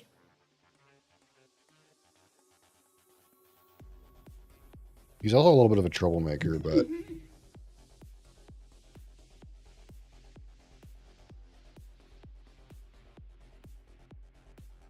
he hasn't come up here on his own accord in a while, so. You scared? You scared of being up here? Yet somehow you're comfortable. You booger. Can I get the mouse from you?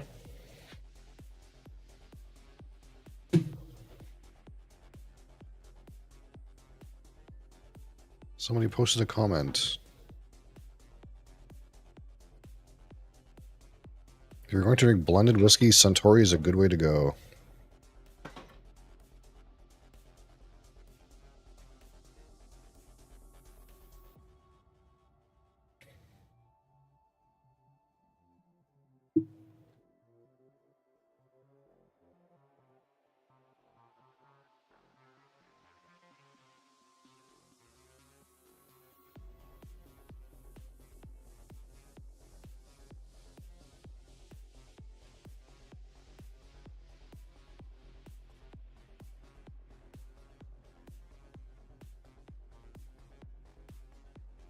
I don't understand this website sometimes.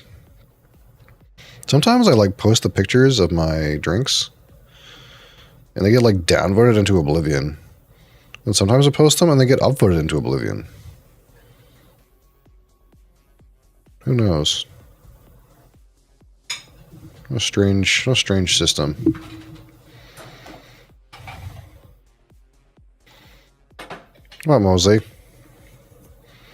Yeah, that mug's empty. You can go. It's alright. I've tortured you enough.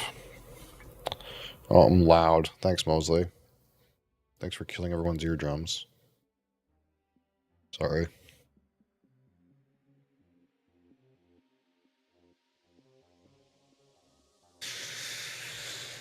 Thinking about adopting one when I get my own apartment.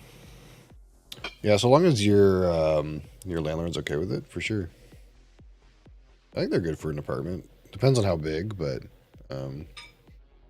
I think you probably wouldn't want more than 2 in like a 2-bedroom apartment or 3-bedroom. Really, like we have 2 in a 3-bedroom apartment, and it already kind of seems like a lot. So the major problem with like a small space, especially with multiple cats, is like dealing with their litter situation. So, because really you're supposed to have like 1 litter box per cat plus 1. So you're really supposed to have like 2 litter boxes for 1 cat and like 3 litter boxes for 2 cats. And it's like hard to find room for litter boxes in like an apartment. So it's like, if you have 1 litter box and 1 cat, it's like not so bad. But going bigger than that, it's kind of an issue. We have 2 litter boxes, but they're in the same room. Yeah, litter sucks. Hands down, the worst part of having a cat is the litter. I understand why people spend like $1,000 for like those robot litter machines that automatically like deal with it for you. I totally get it. Litter is the worst part of the cat. By far. It's not close.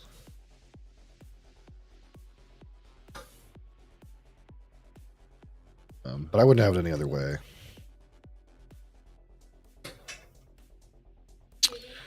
Now what? Now what should we do? What are you thinking?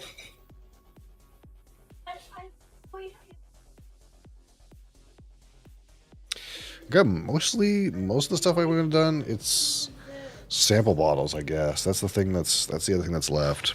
Is doing some sample bottles. Do you want these? What's in my thingamajig? Hold on. I gotta keep Immiger open for a little bit to see if I get any comments.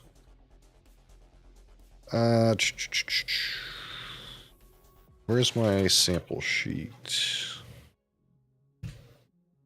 How did I generate these before?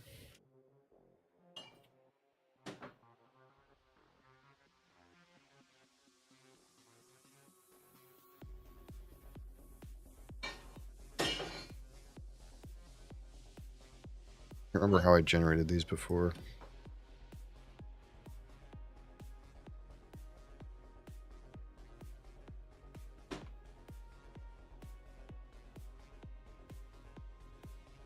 Well, plumber, I'm used to dealing with shit. Nah, fair. Fair.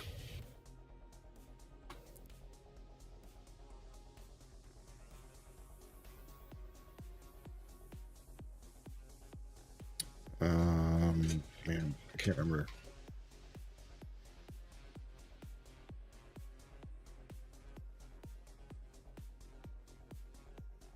Random alphanumeric generator. Yeah, this is it.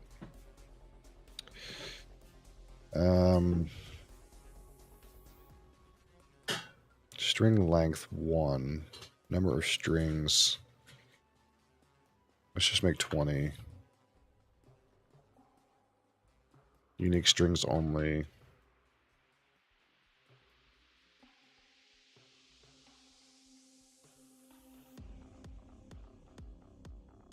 Oh shit.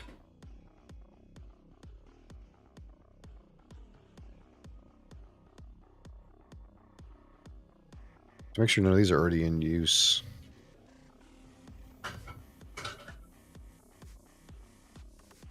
How would I do that?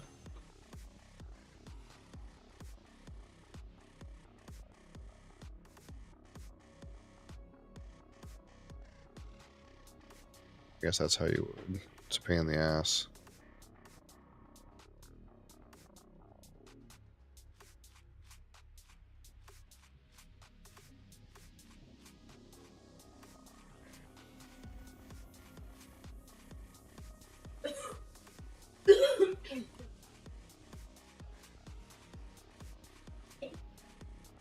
Everyone is like, what? Alright, we're gonna get out some sample bottles in a minute. I'm just making sure that none of these random generations are already taken. Because that would make things weird.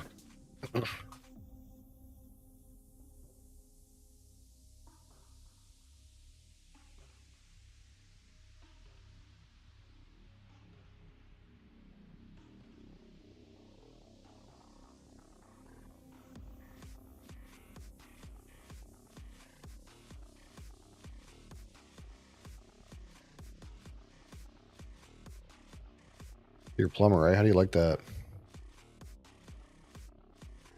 I work in a warehouse. Sometimes it's hard work and sometimes it's not.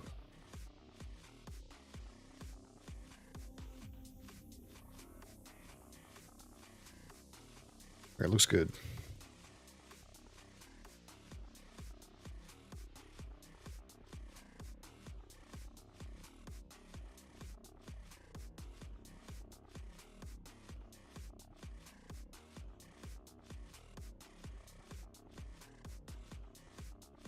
All right, I'm gonna get see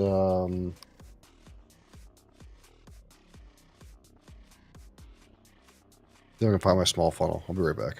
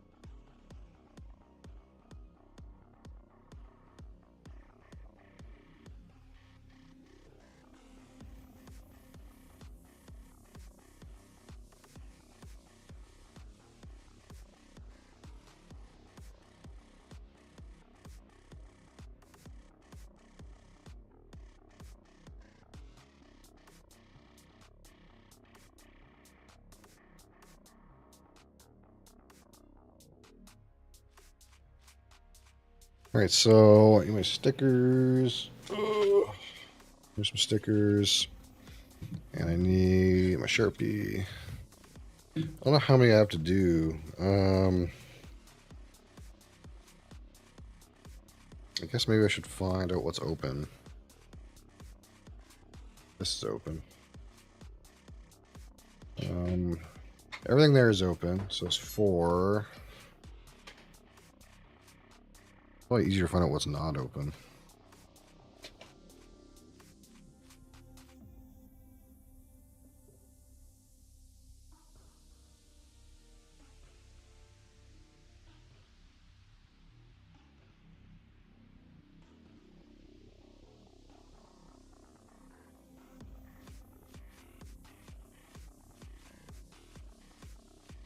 Ooh.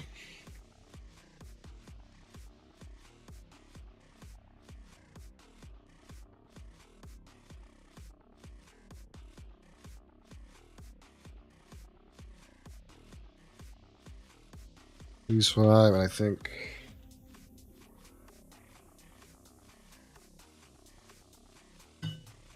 that one. All right, so these are not open. So I got to do 1, 2, 3, 4, 5, 6. Oh, that's not open. 1, 2, 3, 4, 5, 6, 7, 8, 9, 10, 11, 12, 13, 14, 15, 16? 16 total. All right.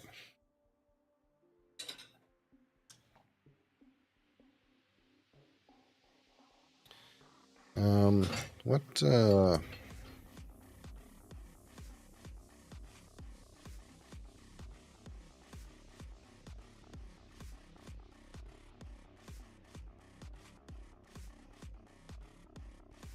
this here.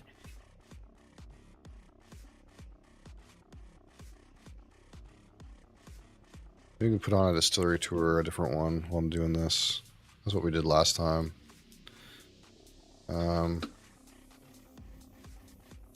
Let's go with...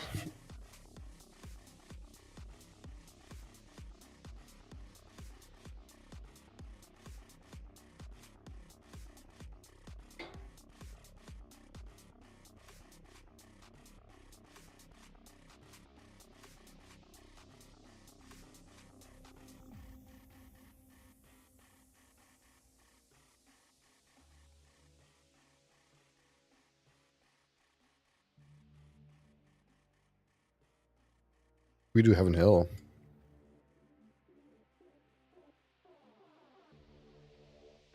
What else is there? Deanston. 4 Roses. Barton. I'm gonna kill Holman.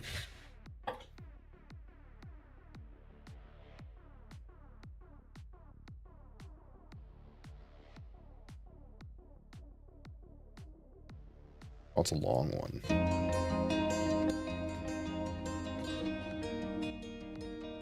It's a newer one too.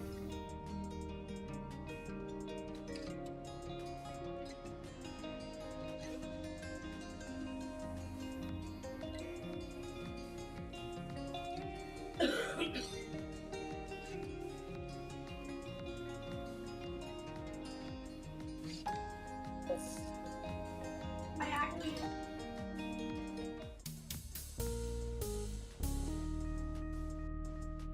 Hello and welcome to Whisky.com, where fine spirits meet. Instead of a distillery video, I'm gonna just have a nice day at the beach. No, just joking.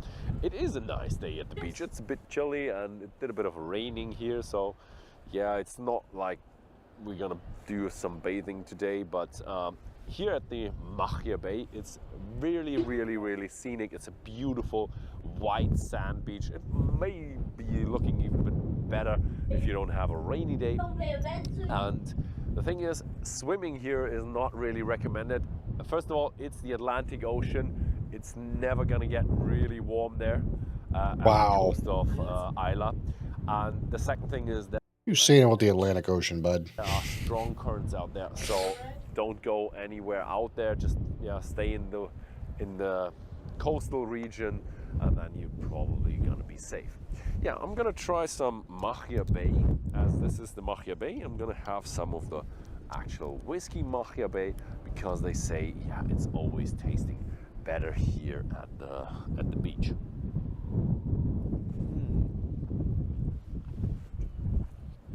Oh, it is indeed nice here. Yeah, but let me cut short here. It's not about the beach why I'm here. I'm here about the distillery that is just over the hill, and that is the Kilchoman Distillery. They make some great whiskey there, so let's get into the distillery and have a look at it. The distillery is really a farm distillery, like back in the days. Actually, every distillery was starting off as I think they do have one release that's 100% their own barley, but I think they still source a lot of stuff from Port Ellen, despite the fact that it's a farm distillery. They still source a lot of peat, or not peat, malt. as a farm, and the farmer had a bit of excess of barley, so they always thought about, okay, what we gonna do? Let's make some whiskey that is much more compact, better tradable, but better tradable with the taxes. It's a bit of a debatable thing about how to trade whiskey, but all in all, here we have the traditional farm at the distillery, and they have 155 acres, quite a lot. That gives them, with their brands of grain that they're growing, the Sassy and the Planet, then they're growing about 300 to 350 tons of barley each year, and that is then going into the 100% Isla malts. Yeah, at the back you can see the tractor is actually sowing the barley, so this is being sown that they can harvest in autumn, and then they have enough grain for the next season to distill their whiskey. Yeah, so but the farm doesn't end up with just barley grain. They also do have 25 cattle and 600 sheep, and that is very good because of the draft that's being produced from the mash. Yeah, all of the byproduct after distillation, it tends to feed farm animals, so it's all economical in that way, I suppose. That can be fed to the cattle, that is traditional, but I've talked to them and they can actually feed them to the sheep as well. That means they can feed their sheep, they can feed their cattle, which is really awesome. They even have so much more of the draft, they can actually give it to the farmers around here as well.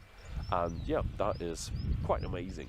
So that is the farming aspect of the distillery, and let's get into the distillery and see how the whiskey is made.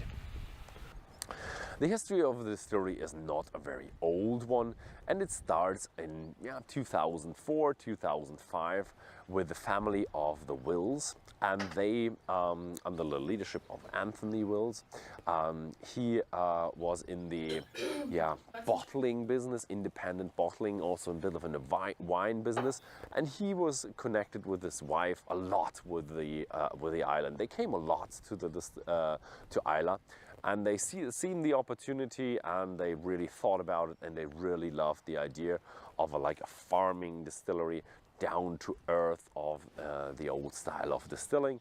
So they opened up the distillery, and in 2005 it was ready and open. So it was really kind of a nice idea, and people really cling on to that, especially with us in Germany. So it was sold really well, and over the years they had minor adjustments of building something and expanding a little bit from a bit of washbacks, but their big expansion was in 2018, 2019, when they really kind of had the production capacity doubled, where they had from 2 stills to 4 stills, from 6 washbacks to 7+7 washbacks, and they went from a schedule from 5-day production to a 7-day production. So they really increased their production. And yeah, in 2020 they had everybody invited. Early 2020, everybody invited. There was planned a big event for for opening and showing everybody, hey, we have new production capabilities, and then there was lockdown. So that was really unfortunate for the distillery. But now we're here a couple years later, and let's get in and have a look at how the distillery has actually increased their production. Behind me are the malting floors of the Kilchoman distillery. And here is the 100% Islay malt made. So they actually steep the malt and spread it out and let it germinate to convert the starches into sugar. What is really interesting is that they actually do 15 to 20% of their own maltings, and they do all of their Islay malt in their own maltings. So the 100% Islay, there is one bottling called 100% Islay, is malted here at 20 ppm, which averages out at 20 ppm. If you're doing malting and you want to have a certain ppm level, you have to have a huge quality control and blending tanks and a huge operation here. Here you go more of an average of 20 ppm, which is, yeah, here at the distillery, Kilchoman is a smaller distillery. I say smaller because they started off really small and they grew a bit over the years, but still they are a small distillery, and they don't have like huge quality departments, and their product has to be consistent over the years and years. It must be exactly the same.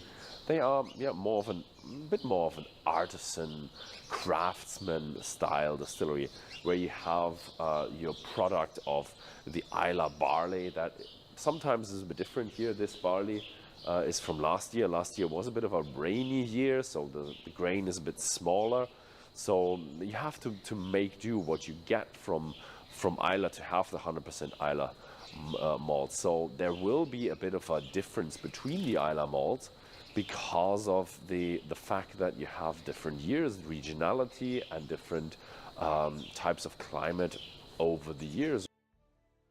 It's like one of those things that I wish that like was true for like more distilleries, is like they were kind of okay with like variation in their product, but a lot of the big players are just so big, they want to make sure that everything's consistent, and there's no reason that like one batch should be more or less than the other, so that they don't like lose sales over it. So but almost to me it's like, and I think for most people who are like deep into it, it almost is more interesting if the batches are different rather than consistent. But and different kinds of grain that are grown there. So yeah, it's a bit of a smaller artisan type distillery that doesn't have a constant quality, but this style of whiskey that we really grew to love.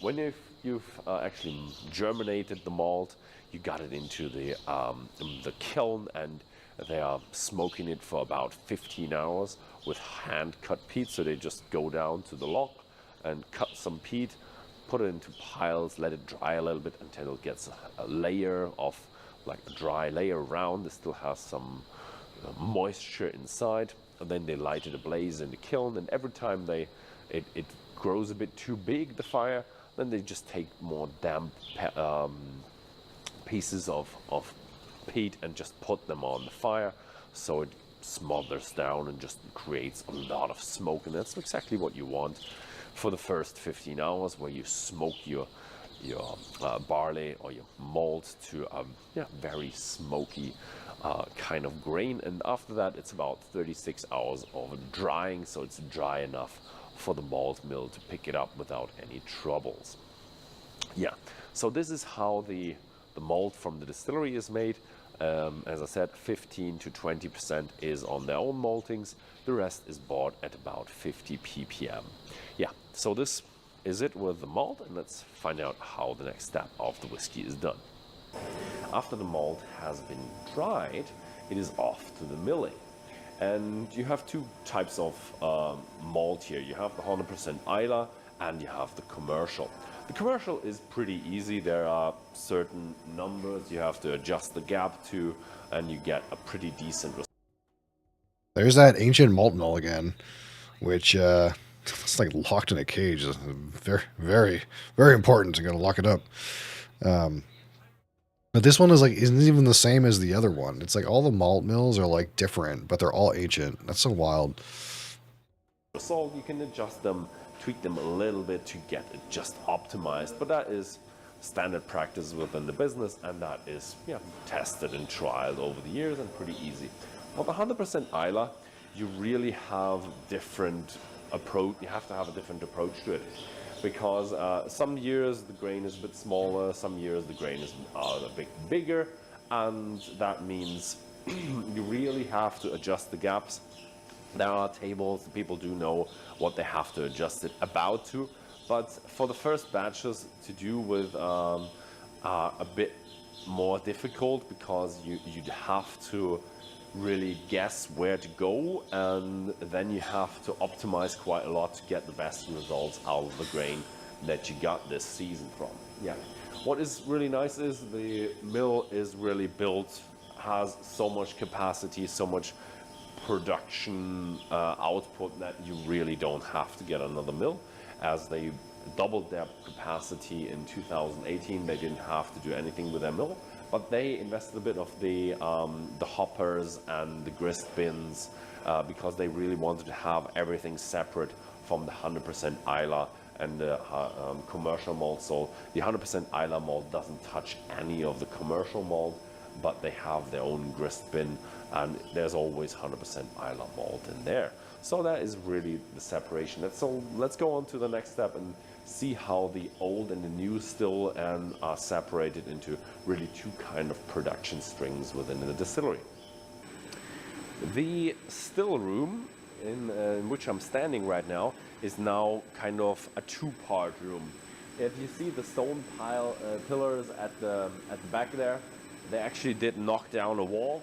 Last time I was there, there was a wall, and that was the end of the room. And now they've knocked down the wall, and they have a new still room and an old still room, and a new mash tun and an old mash tun. So they actually did double the mash tuns, and I'm not quite sure if they really needed to capacity-wise, but they really wanted to, because they want to keep the two strings of production separate. The commercial malt and the 100% Isla malt should be a bit more separate from each other, so they don't have that much intermixing, so they can really say or show that they have 100% Isla malt and not be contaminated with the 50 ppm commercial malt. Yeah, the old stills are going with the commercial malt, new stills are going with the 100% Isla malt. They have 1.2 tons of grist in that mash tun, and they add 4,000 liters of water for the first water. But for the 100% Isla malt, that can vary. So sometimes they need a bit more water because of the variation that comes from the, as I said, seasonal influences. Second water is 2,800 liters, but in total they use 6,000 of this water. They have a third water that is just, for efficiency reasons, that gets recycled for the next water in the next run. They are looking for a really clear wort, so they don't want to have many bits flowing in there. That is really important for the next step, for the creation of the flavors. The washbacks are actually split into two parts. You have 7 washbacks for the old stills and 7 washbacks. This is like what we were talking about before about the washbacks at Romac, and a lot of them are wooden. These guys have steel ones. For the new stills, I think they started off with 4 washbacks, then they added 2 more, and during the expansion they had 1 for the old added as well, and 7 new ones. 2 of them are actually in another building. So that is also therefore that they are not touching the commercial malt or intermingling the commercial malt with the 100% Isla malt. In terms of fermentation duration and flavors, we're looking at a clear wort that goes more into the floral, fruity kind of direction.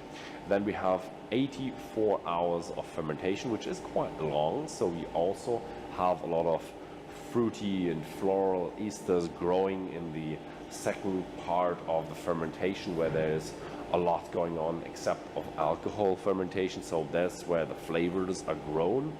And in the end we're ending with 8 to 9% alcohol beer that is really light, floral, fruity, and that is the character that the distillery actually wants to produce. I'm here in the new part of the distillery, and these are the new stills behind me. They look a bit bigger, which is not true. They are exactly the same size, also done by Richard Forsyth, so they probably just ordered, give me 2 new ones. And what they actually did to make them look bigger is they set them up a bit higher. And that is probably just done for tourist reasons, because when they have visitors going around, then they can see, oh, nice pot still. And you can even see a bit of the conical shape that you have with the stills. Because in the wash still, you distill from the 3,000 liters from the wash bag, which is half a wash bag, and you distill so long until you see in your spirit safe that you're no longer distilling alcohol, but actually distilling just water. And at that point, you just turn it off, and the rest in the still is just called pot ale, which is the waste, and it goes out. Pretty acidic solution, so it needs to be a bit treated, but it can be recycled. It's 100% bio waste. Yeah. Next up, we're going into the spirit still. That is a bit smaller there, and here you really have to look at the flavors. So you take cuts, you don't take everything from the spirit run. So the cuts here are a bit higher, because if you take them a bit higher, they're more lighter. So you start off with the highest ABV, that is your 4 shots, they're going away. And then it really depends when do you really say, okay, that is now the hearts that needs to go into my whiskey. Here at the distillery, they actually take it a bit higher. Also the lower point, when you say, okay, that's too spicy, that's too oily, that's too hefty for me, they take that point a bit higher as well. So they end up really with a bit of a lighter whiskey. In terms of shape of the still, you do have a reflux bowl, pretty long neck, so there's a good of separation of alcohol there. Also goes into the finer, floral, fruitier side of the whiskey. I have here 100% Islay in my glass. It's not directly from the still, it's actually from the barreling side, so it has 63.5% ABV. It probably comes off at 68, 70 round-ish, so they dilute it down before they barrel it to 63.5%, and that's what I have in my glass. 20 ppm, 100% Islay malt. And that is fruity floral, and yeah, a little bit of smoky. Less smoky than I remember from my Kilchoman, but I probably had all the commercial malt.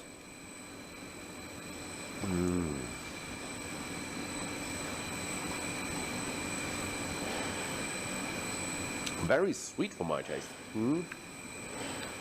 There's pear in it, there's fresh fruity, but there's also a floweriness in it.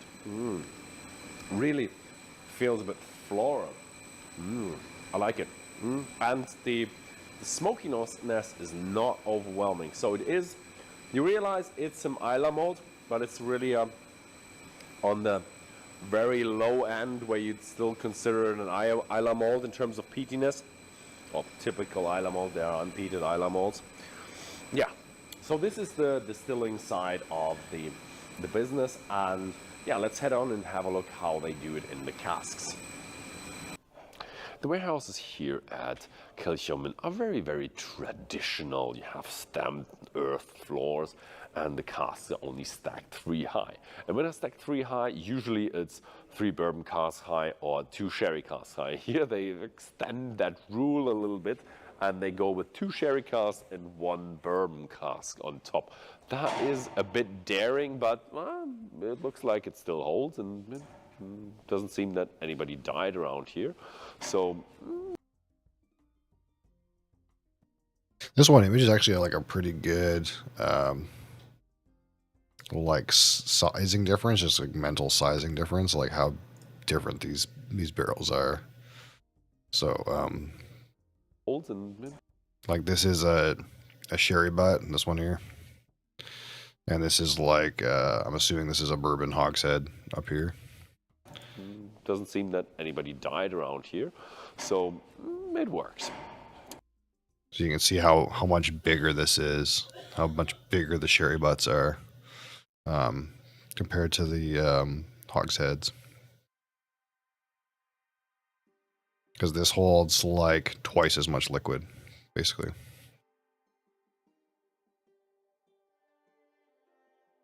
So, yeah, they have about 15,000 casks on site, but the number is gonna rise in the future as they just expanded in 2019 with their production. So there's gonna be more going on here, more of storing, and they actually do have to build new warehouses. One is just being finished as the warehouse, which is a bit unusual because they started with one racked warehouse, and there are 4 to 5 in planning. But a distillery that just expanded their production is always in their planning phase of new warehouse space. No, it's just typical. And what you can see here in the warehouses are a lot of bourbon barrels, but some bourbon barrels might not be bourbon barrels, but actually hogsheads, might be sherry hogshead, might be bourbon hogsheads, you don't know. And we have a lot of sherry casks here as well, a lot of big sherry casks as That's one of the things he mentions too about like, so it's bourbon barrels, which is like, that's your regular size barrel, 200 liters that you would mature bourbon in. Hogsheads are like 50 liters bigger than that, so they're slightly bigger. And then sherry butts are like 500 or 550 liters. But just because something is like a hogshead size doesn't necessarily mean that it's like bourbon, because what they do is they get the staves, they get the bourbon staves, which were originally like for a 200 liter barrel, or they get the staves for a sherry butt, and they'll just recooper them into a hogshead size. So you can still have a sherry hogshead that's been recoopered out of a sherry butt. So it's like more of closer to a regular barrel size, even though it's sherry wood. Same with like bourbon barrels can be like recoopered to be a little bigger so that their hogsheads, for example, they could be bourbon hogsheads. So just because something is a sherry cask doesn't necessarily mean it's a sherry butt. Could be a sherry hogshead. And that's going to change like how much wood contacts the spirit. So if things are not very specific about whether they're sherry butts or sherry hogsheads, you're not really going to know exactly how much sherry impact the barrel is going to give unless you're like very specific about that. A lot of the Kilchoman bottlings do have a good amount of sherry influence. So I love this variation here. Yeah, in terms of climate, it is not situated right next to the sea, but the Atlantic Ocean is just 1.5 miles away. So yeah, it has a lot of marine influences on the whiskey here. And the climate here is really, really damp and cold in the summer. So maximum of 20 degrees Celsius. That means there is not much of a difference between summer and winter, and that is perfect for Scotch whiskey to mature, as it doesn't have that big of an working on the cask, so it matures more slowly, and you can have older ages that don't have that oaky influence that other whiskies around the world have. In the end, it doesn't end here yet, because the distillery does have their own bottling lines. And the bottling lines are here on site. So all the whiskey that is actually dumped from the casks is diluted down, blended to the right kind of whiskey, and then put into the bottle here, put onto pallets, and then shipped out for the international market. Yeah, that was pretty much with the production here. And it's going really from the plant into the bottle, all in one place. So they have the production depth at really 100% here at Kilchoman. I've never had that really, except for 1 or 2 distilleries I know that they're doing this. So it's a really amazing place that, you know, when you have a bottle of Kilchoman 100% Isla, it's just Kilchoman. That's it. Nobody else doing anything about the bottle. Yeah. So yeah, that was it with the production. Let's have some of this good whiskey then. So this was it with the production, and now we're having a little interview and a bit of a tasting with Anthony Wills. You have 27 years of experience within the whiskey industry, and you're the founder and the managing director here. Thank you very much for having us here. It's a pleasure. It's a pleasure. I love the whole farm and your whole company. I really love that. We actually also a family business. I'm actually second generation. So you're a family business as well. Yeah, no, it wasn't designed like that. It happened. My sons were at university and school when we founded the distillery in 2005, and they were obviously involved in the holidays and any spare time they had. So when it came to choosing a career, you know, we were looking for sales and marketing people to travel the world, and they were able and I think passionate enough to want to get involved. So, and they've been involved for a number of years now. Oh yeah, sounds kind of like my career path as well. I love it that you have such a beautiful place here. Was it like chosen because of you have a beach there? No, it's really to choose a location where we could have a point of difference, a uniqueness. Okay. There are over 100 distilleries in Scotland all doing the same thing, and we wanted to stand out from the crowd, and so locating it on a farm and growing some of the barley and doing the whole production process on site was something that did stand out and was different from what everybody else was doing. Yeah. So talking about 100%, what are we having today? Yeah, the 100% is our flagship expression. It's what Kilchoman is all about in terms of how we produce it.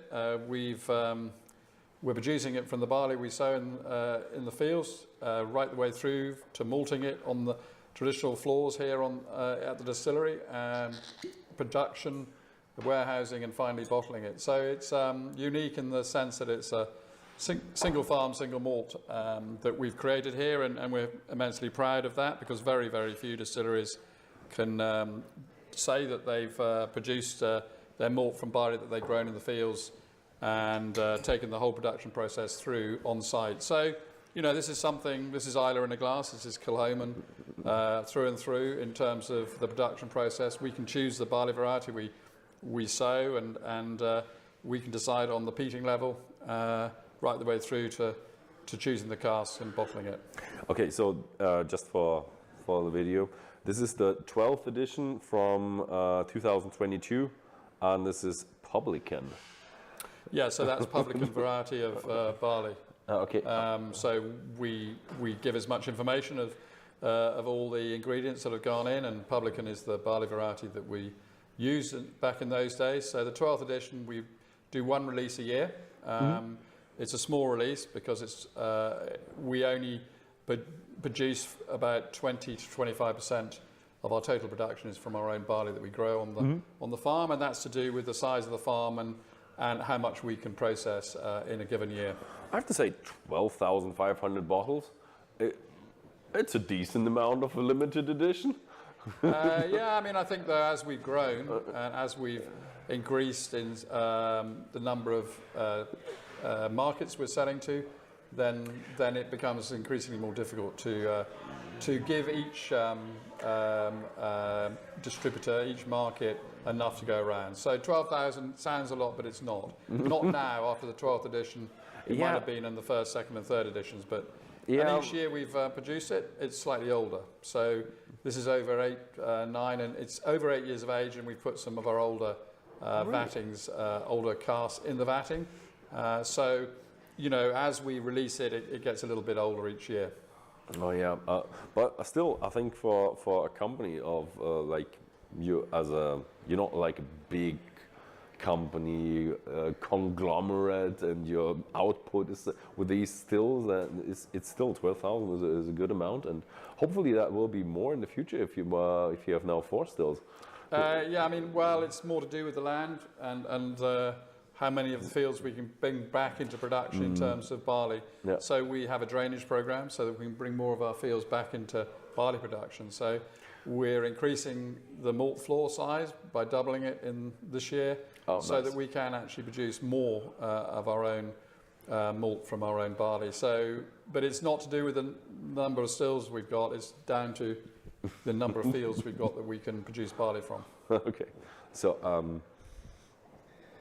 I think I didn't have the 100% Islay yet. So it's a much lighter, more floral style of Kilchoman. It's lightly peated, so between 10 and 20 parts million of phenols. So you get a light citrus, lemon note, and doesn't have the sort of depth of character maybe our other malts have, but it has a much more delicate character and style, and that's what we wanted. The peat is very soft and integrated. It doesn't hit you on the back of the throat. It's very soft, and as a more lightly peated variety, then you don't get so much peat and smoke and briny, salty character. You get it on the back of the palate, but it's very integrated, and we bottle it at 50%, so slightly higher strength. But our spirit character can take that. It's quite sweet and floral. So at the higher strength, it doesn't taste like that. So I did have your new make from the 100% Isla. It does have a bit of a character in there. What I've seen from the new make, although that was 63.5%. Yeah. So this is got the same sort of mainly bourbon cask maturation. So I think it's 28, 29 first fill and refill bourbon barrels, and 6 Oloroso sherry butts. And the sherry butts just give it a bit more depth and a bit more colour and character. Yeah. So it's non-chill filtered, natural colour. So all the colour comes from the cask we matured in. And you can see that it's got a little bit more colour than the Macchia Bay. And that's the additional sherry we've used in this vatting. So in terms of colouring and chill filtration, you don't even have the equipment, do you? Well, we wouldn't use it. You wouldn't use it? No. I mean, we wouldn't use it because you're so adding, they're all non-coloured, non-coloured, and certainly no chill filtration. Yeah. And that's important to us because then we're bottling with just coarse filtration, no added or anything stripped out, which chill filtration and colouring does. Yeah. So, cheers. Yep, cheers.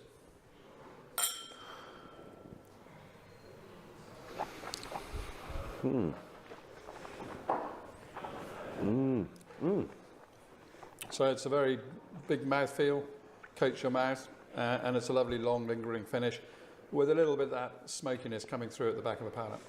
More of a smokiness than I expected. Yeah. From the nose, you do have a smokiness, a bit of intriguing smokiness when you have it in your mouth. Mouth warming, a bit of a bourbon character in there, but the smokiness with really 20 ppm comes through very well, I would say. Oh, I love it. So the idea behind the distillery, how did you come up with it? As I said, I think it was more to do with there are already 100 distilleries around Scotland. There were 8 working distilleries here on Islay when I built Kilhoman, and we needed a point of difference, a uniqueness that would make us stand out. I think it helped that consumers were becoming more interested in trying different brands and different distillery bottlings than the tried and tested brands that are already out there. Social media played a huge part in that, but we wanted to stand out. So building it on a farm was what I felt would stand out from the crowd. You know, that's how distilling started in Scotland all those years ago, 200-300 years ago, where farms on Islay grew a bit of barley, fed a lot to their livestock, but also made a bit of whiskey. And those farm distillers, and there were 35 registered farm distillers on Islay back in the sort of 17 or 1800s, and they turned into the big distilleries that we have now on Islay. And the industry's changed out of all recognition. Whisky has grown throughout the world in terms of popularity, and blends have really pushed that forward. And now, in the last 10 or 15 years, single malt has come back strongly in terms of the category, and premiumization is something that everyone's looking towards and spending a little bit more money on the bottle they buy rather than just the cheapest they can find on the shelf. So single malt has really come back strongly, and we felt when we built Kilhoman, the timing was right because suddenly consumers were very interested in other single malts, and fortunately Islay as a category, a region of single malt in Scotland, has seen the biggest growth of any region in Scotland. Yeah, I think the premiumization, took really place in over the last 2 decades. I think I was at the beginning, I was a bit, when I heard the concept, I was a bit afraid about, is that still going to match the price point? Is the customer going to pay that? And was a bit worried, but it turned out really, really well. Yeah, I mean, I think that age statement is something that will always be a debate about that, and I understand that. We've always gone non-aged, because the average age of our single malts is relatively young at the moment. So putting an age statement would be counterproductive. Who knows what might happen in the future? Yeah, definitely. I don't think you would have made it in the 80s though, because that was still with a lot of blends and there was not that single malt push yet. But the time was perfect for Kilholm to be open. I think if we opened it 5 years earlier, so in 2000, it wouldn't have had the success because the consumer still wasn't ready to embrace the new brand. It wouldn't have been so successful. Timing-wise, we were the first of the new wave of distilleries in Scotland, and we were ahead of the game because after us, it was 5 or 7 years before another new distillery started, and then we've had a whole new wave of distilleries open up in Scotland. I think it's about 50 now. I've lost count. Yeah, there's a new distillery every week. Okay, that is including all of the Americans that are popping up, but new distilleries are pretty popular right now. I think they're becoming less so now because I think we're in danger of overdoing it. But look, I'm just happy that we got ahead of the game because in a small way we've built a brand and have got ahead of the next wave of new distilleries that are going to hit the shelves. Yeah, I think your branding is really nice, just because of. But the branding is really influenced by what of your production, I would say, because of how deep you get into it. But so what's the next one we're gonna have? So in 2012, we decided we needed a core expression. In other words, a release that was regularly available, always on the shelf, and to promote Kilholm in more volume line in terms of something was always available, and therefore they could always buy a bottle. And that was what Mackie Bay was released for in 2012. So that's now nearly 11 years ago. It's bottled at 46%. And to my mind, you know, bourbon cask maturation for Islay whiskies has always been something that makes the style of Islay stand out. It's light and fruity bourbon cask, so there's no hiding place. So this is 90% matured in first fill bourbon and 10% in Oloroso sherry. So just a smattering of sherry. And this is from commercial malt, so we only ever release one release of our own harvest, our own barley that we grow and malt here, and then the other releases are all from commercial malt. We call it commercial malt because that's what it is. Everyone buys it from a commercial malting, so all distilleries do, and then you specify the peating level. So this is at 50 parts per million of phenols, so the higher of the standard bottlings here on Islay. Ardbeg also use 50 ppm, 45 to 55 ppm. Lafroy, Kalila, and Lagavulin, we're talking about sort of 40 ppm. And then you've got, and Bowmore's up at there, and then you've got Bunnahabhain and Burracladdy away down at sort of 5 to 10 parts. But everybody's now releasing all sorts of weird and wonderful things involving peat. And even on the mainland, they do releases of peated varieties, but our peat here is pretty unique and different, and it has this sort of salty, briny character because of our location. So this is much... that has much more punch, much more sort of smoky, briny, salty character. Definitely. Peaty, briny is what I have on my nose right now. And, you know, lemon and citrus notes is something that always, for me, come through on it. So floral and sweet. The sweetness is about our spirit character, which has this floral, clean, sweet character, and that translates into the whiskey after only 4, 5, and 6 years of age of aging in cask. So, you know, it's got a character of its own. Yes, it's youthful and vibrant, and still, you know, it's got plenty of time to age and mature into something that's going to be, you know, better is not the word, but more subtle and rounded and more cask influence. So we've done. It's been very well received, and the intention is to increase the maturation profile once we have more stock available to release. And that's the issue that every distillery has. You can't look down the line 10 years and say, well, we need this amount of production for these sales. So sales have been very good, probably better than we imagined, and therefore stock is sort of always an issue until you have more available. So we've produced more each year that when we started, and we're now up to close to 600, well over 600,000 litres. Yeah, it's 600 now. So Wow, we started okay. at 50. So it's a big jump in the last sort of 17, 18 years. Yeah, I've seen like when I was back here in 2015, everything was in a different place except for the stills. But you've added a lot of washbacks in there, and now you've doubled like the production capacities in there. So yeah, 600, that is nice. So, and that's all about the sales and the amount of whiskey that we're selling. We need to keep up with that. We want to carry on growing the brand, so we have to invest in making sure we can keep up. That is nice. You have a good bourbon character, but you have that smidge of sweetness in there, and that kick of smokiness that just. Yeah. Oh, that is a bit later then.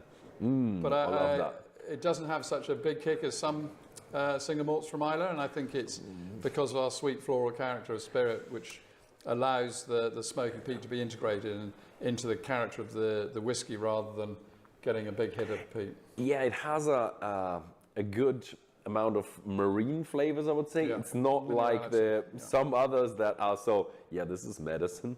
That medicine character is a little bit there, as you said, with briny and that kind of, but it's not overwhelming. No.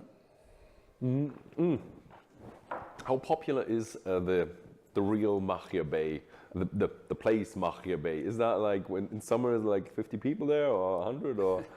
Never get 100, but for locals who live here, that's the sort of favourite place to visit and go for a walk, bracing walk on most days. It's a mile and a half long beach, and very few people on it. Even if you have 50 people on it, you pretty much feel you're on your own. And look, it's only half a mile from the distillery, so when we came to name our first single malt, Machia Bay was the obvious choice, and actually it was our previous manager, John McClellan, who sadly died a few years ago, who came up and said, well, it's obvious, we call it Machia Bay, We've got the most special place on Islay we're very close to it. So and it's stuck, and people enjoy that, and that's what we've done with our two core expressions. They're named after outlets or locations on this coast of the island. I always thought there are a lot of expressions of whiskey named after places on Islay, but if you go around an island, there are still more places to be named after something. There's always a little hill that is called a different name, and there's a loch here and a little burn there. No, absolutely. So, and I think there's a church up in the runway in the just over here. Over there. There's ruins of a church. Sadly, it will now deteriorate quite fast because there's no roof on it. But that's the Kilhoman Church, and this is the parish of Kilhoman.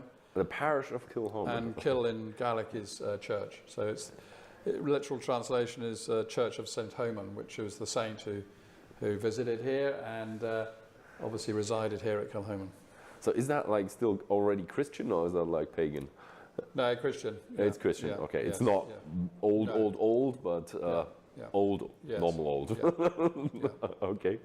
You said that you expanded quite a lot, and I've heard that there's one more warehouse going on. So how are your plans for the expansion or next expansion? Well, the next expansion is the warehousing is an ongoing process. We invest in a new warehouse every 2 years, probably every 18 months. We put a new warehouse up to house our maturing stock. So that's just ongoing. And then the big expansion for us is the next 2 sets of stills, which we hope to have in and ready to run at the beginning of 2025. Okay, and you mentioned 025. That is around the corner. Yeah. And you mentioned the malting floors. Yeah, so by the end of this year, we'll extend the malt floor to double the size of the floor. Oh, okay. And then that means that we can, if we stagger the maltings, we can double up what we actually produce of our own. Is that going to hold out with the kiln capacity? Or yeah, because we just stagger the two floors so that we have one floor going up and another one going up in about 4 days after that. Okay, so the floor is... Yeah, we just have to rotate them and keep an eye on that. But yeah, that's the idea. So we can grow more barley in our fields and have more of our 100% Islay to share with everyone around the world. Yeah, hopefully then in some point in time it will be 20,000 or something like that. Yeah. That's the idea. Yeah. That is really good. So next up is another, that sounds like a name from Islay. Yeah, Saneg is a little rocky outlet just up here on the northwest coast. So it's about a mile from Macchia Bay, further north. And in 2014, you know, we discuss a lot with our distributors and who know their markets, and the view was that we needed another core expression. So core expression meaning something that was available on the shelves on a continual basis, and this was about having something different. And then this is mainly Oloroso sherry hogsheads, so big hitting sherry style, and it was about having a lot of colour and depth and sherry influence at a relatively young age. And to do that, you need to use hogsheads, which are smaller than butts, and give that big hitting sherry influence at an earlier stage. And so this is 70% matured in Oloroso sherry hogsheads and 30% in bourbon. So completely different from our Macchia Bay. But what I'm very passionate and of the view that the cask you mature your whiskey in is that has the biggest influence on the character of the whiskey that people enjoy. So look, this is an apt demonstration. Same spirit off the stills and matured in different casks, and the colour and depth is extraordinary and different. And this is obviously, as it's sherry cask matured, it is a little bit more, I think, approachable for people maybe who are not so used to bourbon cask maturation at a relatively young age. So this just gives you that sweet, spicy sort of barbecue character, stewed fruits, and softness. And I think when you nose this, is completely and utterly different. But it's still 50 ppm though. Yeah, same malt character. Same malt character, 50 ppm. 50 ppm, just different casks used in the maturation process.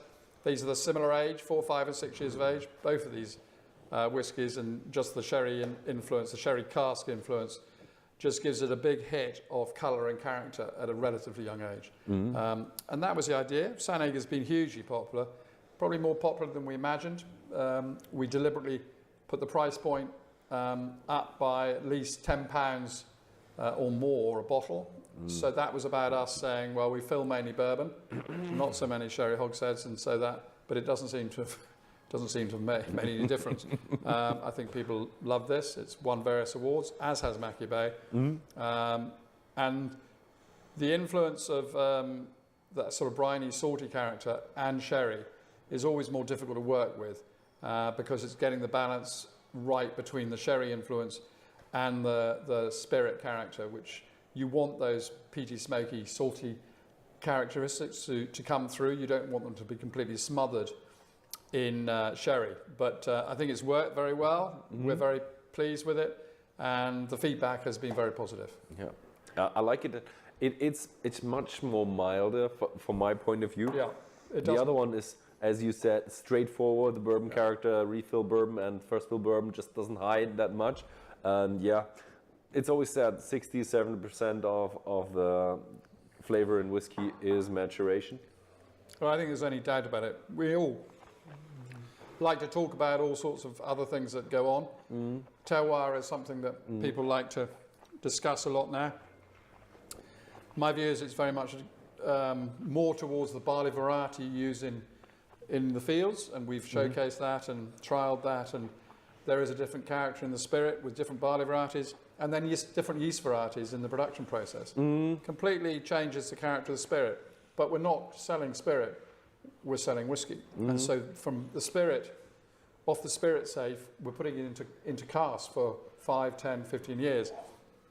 And so the influence of the cask will dominate, and the characteristics from the yeast or the barley variety will narrow right down. So it's something we talk about, but I think it's about being innovative, and we do a lot of that. That has a bit of that sweetness combined with the smoke. That always reminds me a bit of a smoked ham. that has a bit of that feeling in there. Strangely enough, it has a bit of that marine flavor as well. Yeah. And so it's a bit of a roller coaster. I see why people like it. That they like the complexity in the whiskey when you have a little bit of there, have a little bit of there, and good amount of character in there. Yeah, the thing is, you have 60-70% of cask influence in there, but still the 30 to 40% of what you have before the cask is still important.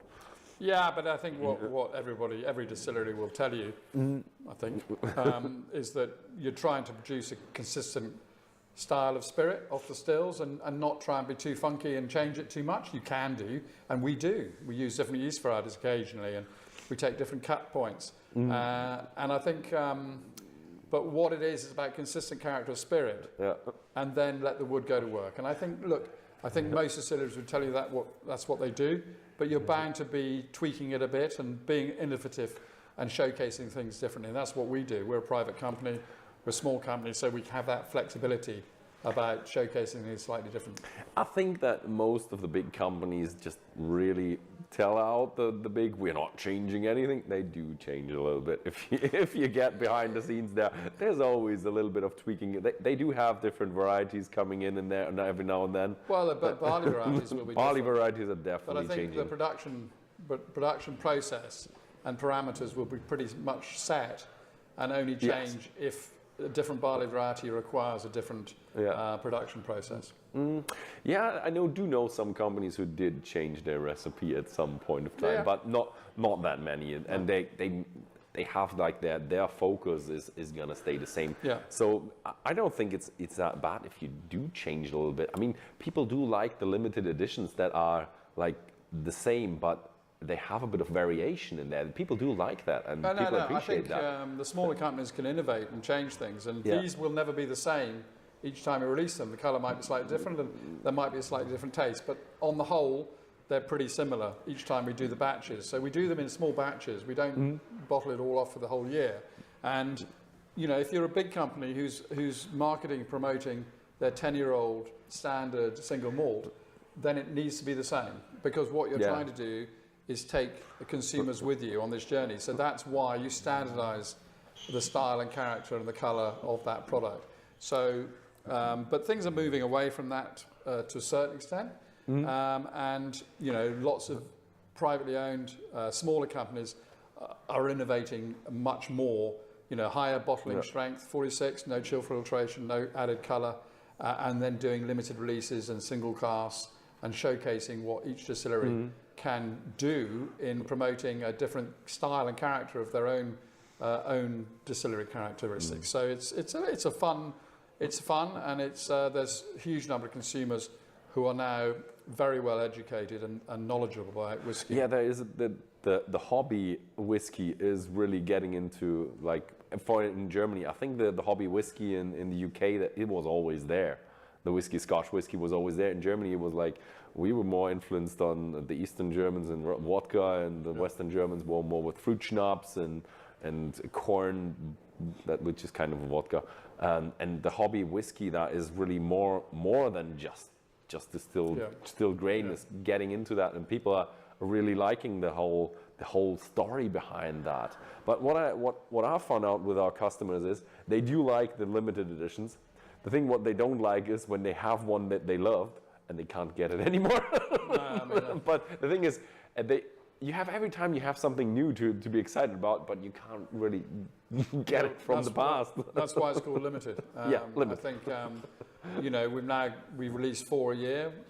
100% Islay and Loch Gorm are released annually, and then we have 2 other limited releases alongside that. So, look, I think what we've done is innovate with our cask types and full maturation in these cask types. So, that's what's fun, is showcasing your spirit character in different formats using different cask types. Yeah, and if you can't move on, then you have to let go of the past at some point.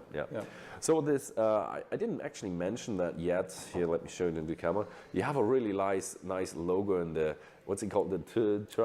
Yeah, that is called it's a sort of logo. We call it, it's a Gallic symbol. And look, designers like to put their own. Is it Triskill? Is it? What was it called? I call it a logo. What I would you mean, call it? is it the thing freeze world? Isn't it? I think. Well, someone might come up with some name for it, but this is a Gallic symbol that is not associated with a distillery. Okay, It's it a just Gallic looks symbol cool. that could be anybody could use, I suppose. We've grabbed it and run with it, and we put it on all our bottles and all our packaging and promotional material. Okay, cool. So the Loch Gorm is like over right over there, and, Yeah. and you took the name from there. We took the name from the loch, which is lake in Scottish, and it's a brown, peaty coloured loch, lake, and appropriate for our regular limited release once a year Loch Gorm, which is fully matured in Oloroso sherry butts, so it's butts rather than hogsheads. Okay. So more balanced maturation, longer term maturation, and probably for the sort of well-educated palate, probably better in terms of its maturation process than the Sanig, which is big hitting peat up front. This is sort of mellow and takes a while to mature into something and it's a different style to this Sanig. It's more sort of rounded and softer and less sort of upfront peat and smoke and sherry. Oh, okay. Oh, that sounds good to me.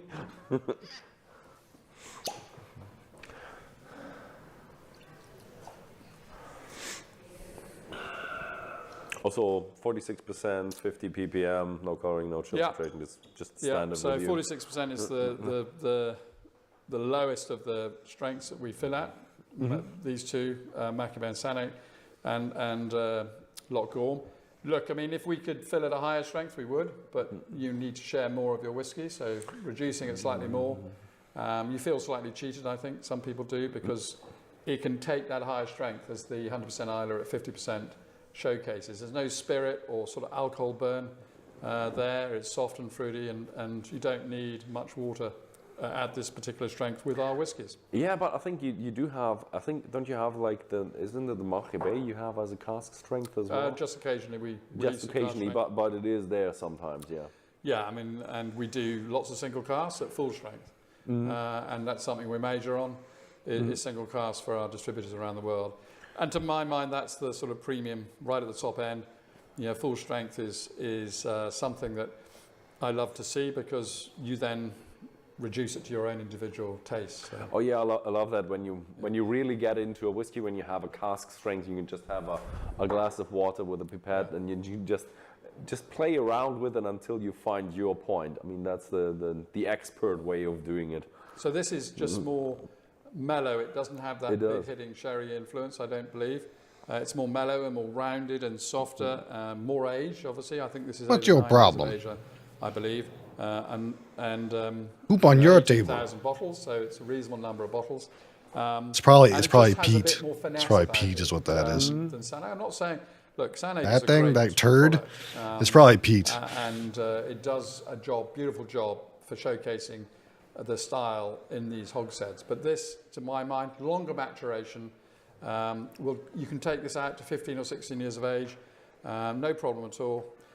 Whereas the hogshead, maybe you couldn't do that far out, just simply because the influence from the cask. So, you know, you see from the colour, this is more mellow. It's sort of a reddish brown rather than that sort of rich sherry colour. And this is older, and that's because the butts take a little longer to mature and mellow than the hogsheads, which have a big hitting sherry influence. Yeah, it is definitely more rounder, but you find a bit more darker flavors in there as well. Yeah, you get sort of dark, sort of red berry character, but Red also berry, even a bit of dark chocolate, I would say. dark chocolate, and the peat and smoke is maybe a bit more prominent in this. On the nose, you get that. But it's a bit different. Yeah. Whereas this one, okay, maybe I'm not quite sure if it's a peat smoke, That but one. you have the other ones are. What would happen if they ever ran out of the stuff? It takes thousands of years to form.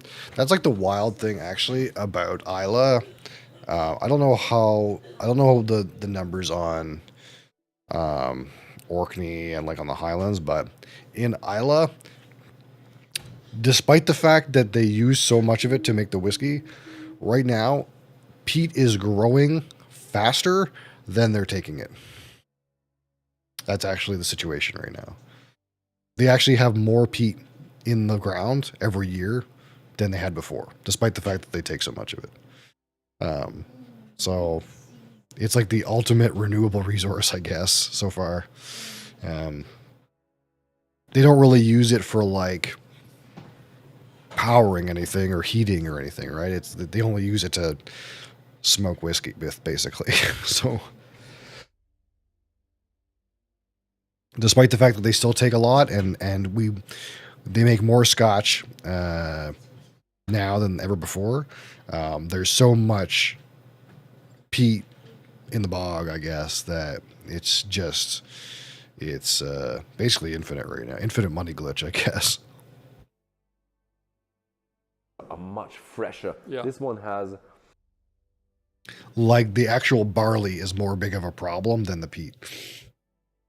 more of a rounded, damper berries. And this is a beautiful dram, to my mind. And the 100% cherry, Oloroso cherry cask that we've used, it can take it. It still has all those influences from Islay. That sort of saltiness is still there. And it's getting that balance is much more difficult to get right with Oloroso sherry, whereas with bourbon, you just get a much easier style and development over the years. Oh, the peat smoke in the flavor is astonishing. Yeah. I would have, from what I've had in my nose, and I would have said, okay, yeah, a bit more smothering, a bit less, but it's amazingly strong with a bit of a dryness, bit of a chocolatey character, dark and all chocolate is these something that dried fruits and that kind of. Oh, that is amazing. Oh yeah, I know why you had it in solely matured and sherry. I like it. Although I do like the balance from the Look, Samite, I think because they're it's all just very individual, I think. All Yeah, surprisingly, like the most ways I hear from this distillery is this Sanag one. This like this sherried, fully peated one. This is it's, I guess it's aged in sherry hogsheads rather than sherry butts, so like close to bourbon sized barrels, but they're sherry wood. One's really popular. I hear about, everyone loves this one all over the internet. This is the one that everyone loves. Whatever they're doing with this one, it's in the sauce, man. you had it in solely matured and sherry. I like it. Although I do like the balance from the Look, I Samite, think because they're it's all just very individual. I think all these four are very individual in their character, and that's what we like, is to showcase things in different formats and allow people to taste and select and to enjoy. Oh yeah, that's quite a good range there. So yeah, thank you very much for showing us these great whiskies and giving us all the information about your distillery. That was an amazing place to be here. No, it's a pleasure. Thanks very much for coming. Yeah, thank you very much. And thank you very much for watching. If you have friends who might be interested in this video as well, then please feel free to share this video with your friends. Thank you very much for watching, and see you next time.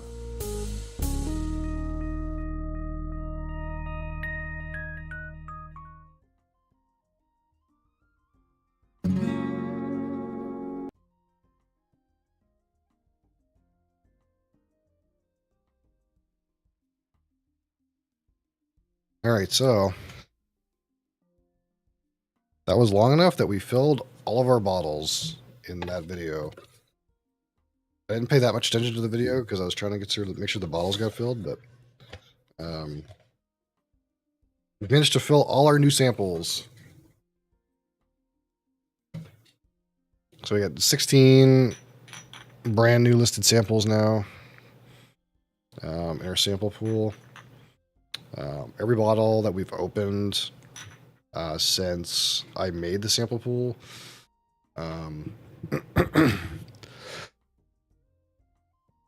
there's still there's still 7 bottles under the desk right now that aren't open.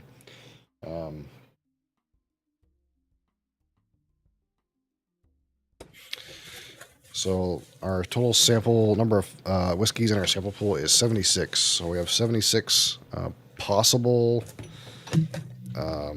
blind whiskeys to pull from on our Tuesday blinds. And the more that we add to the sample pool, the more like hard and interesting it'll be for us to do the samples. But that's the whole point. The whole point is to learn about blind tasting. Try to challenge our taste buds.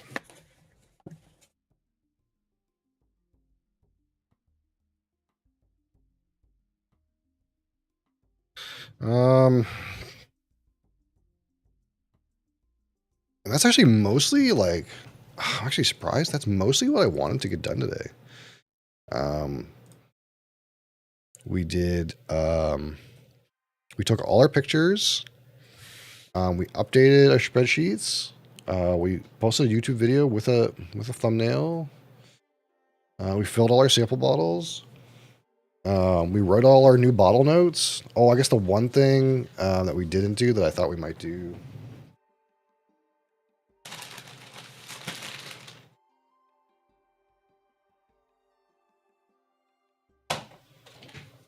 is go through the book and see if we can find anything new and interesting to put in our sample notes. Not sample notes, our bottle notes. So I didn't do that, but we did pretty much everything else. So look, I got a lot done today. I was going to do it off stream, but I just turned the stream on. I'm glad some of you guys showed up. Kept me company. Maybe we'll do it again next Sunday. I don't know. But ultimately, thank you guys for watching. Thank you guys for being here. I'm going to be back tomorrow at my regularly scheduled time. Doing my regularly scheduled things. So until then, thanks for watching, and appreciate you.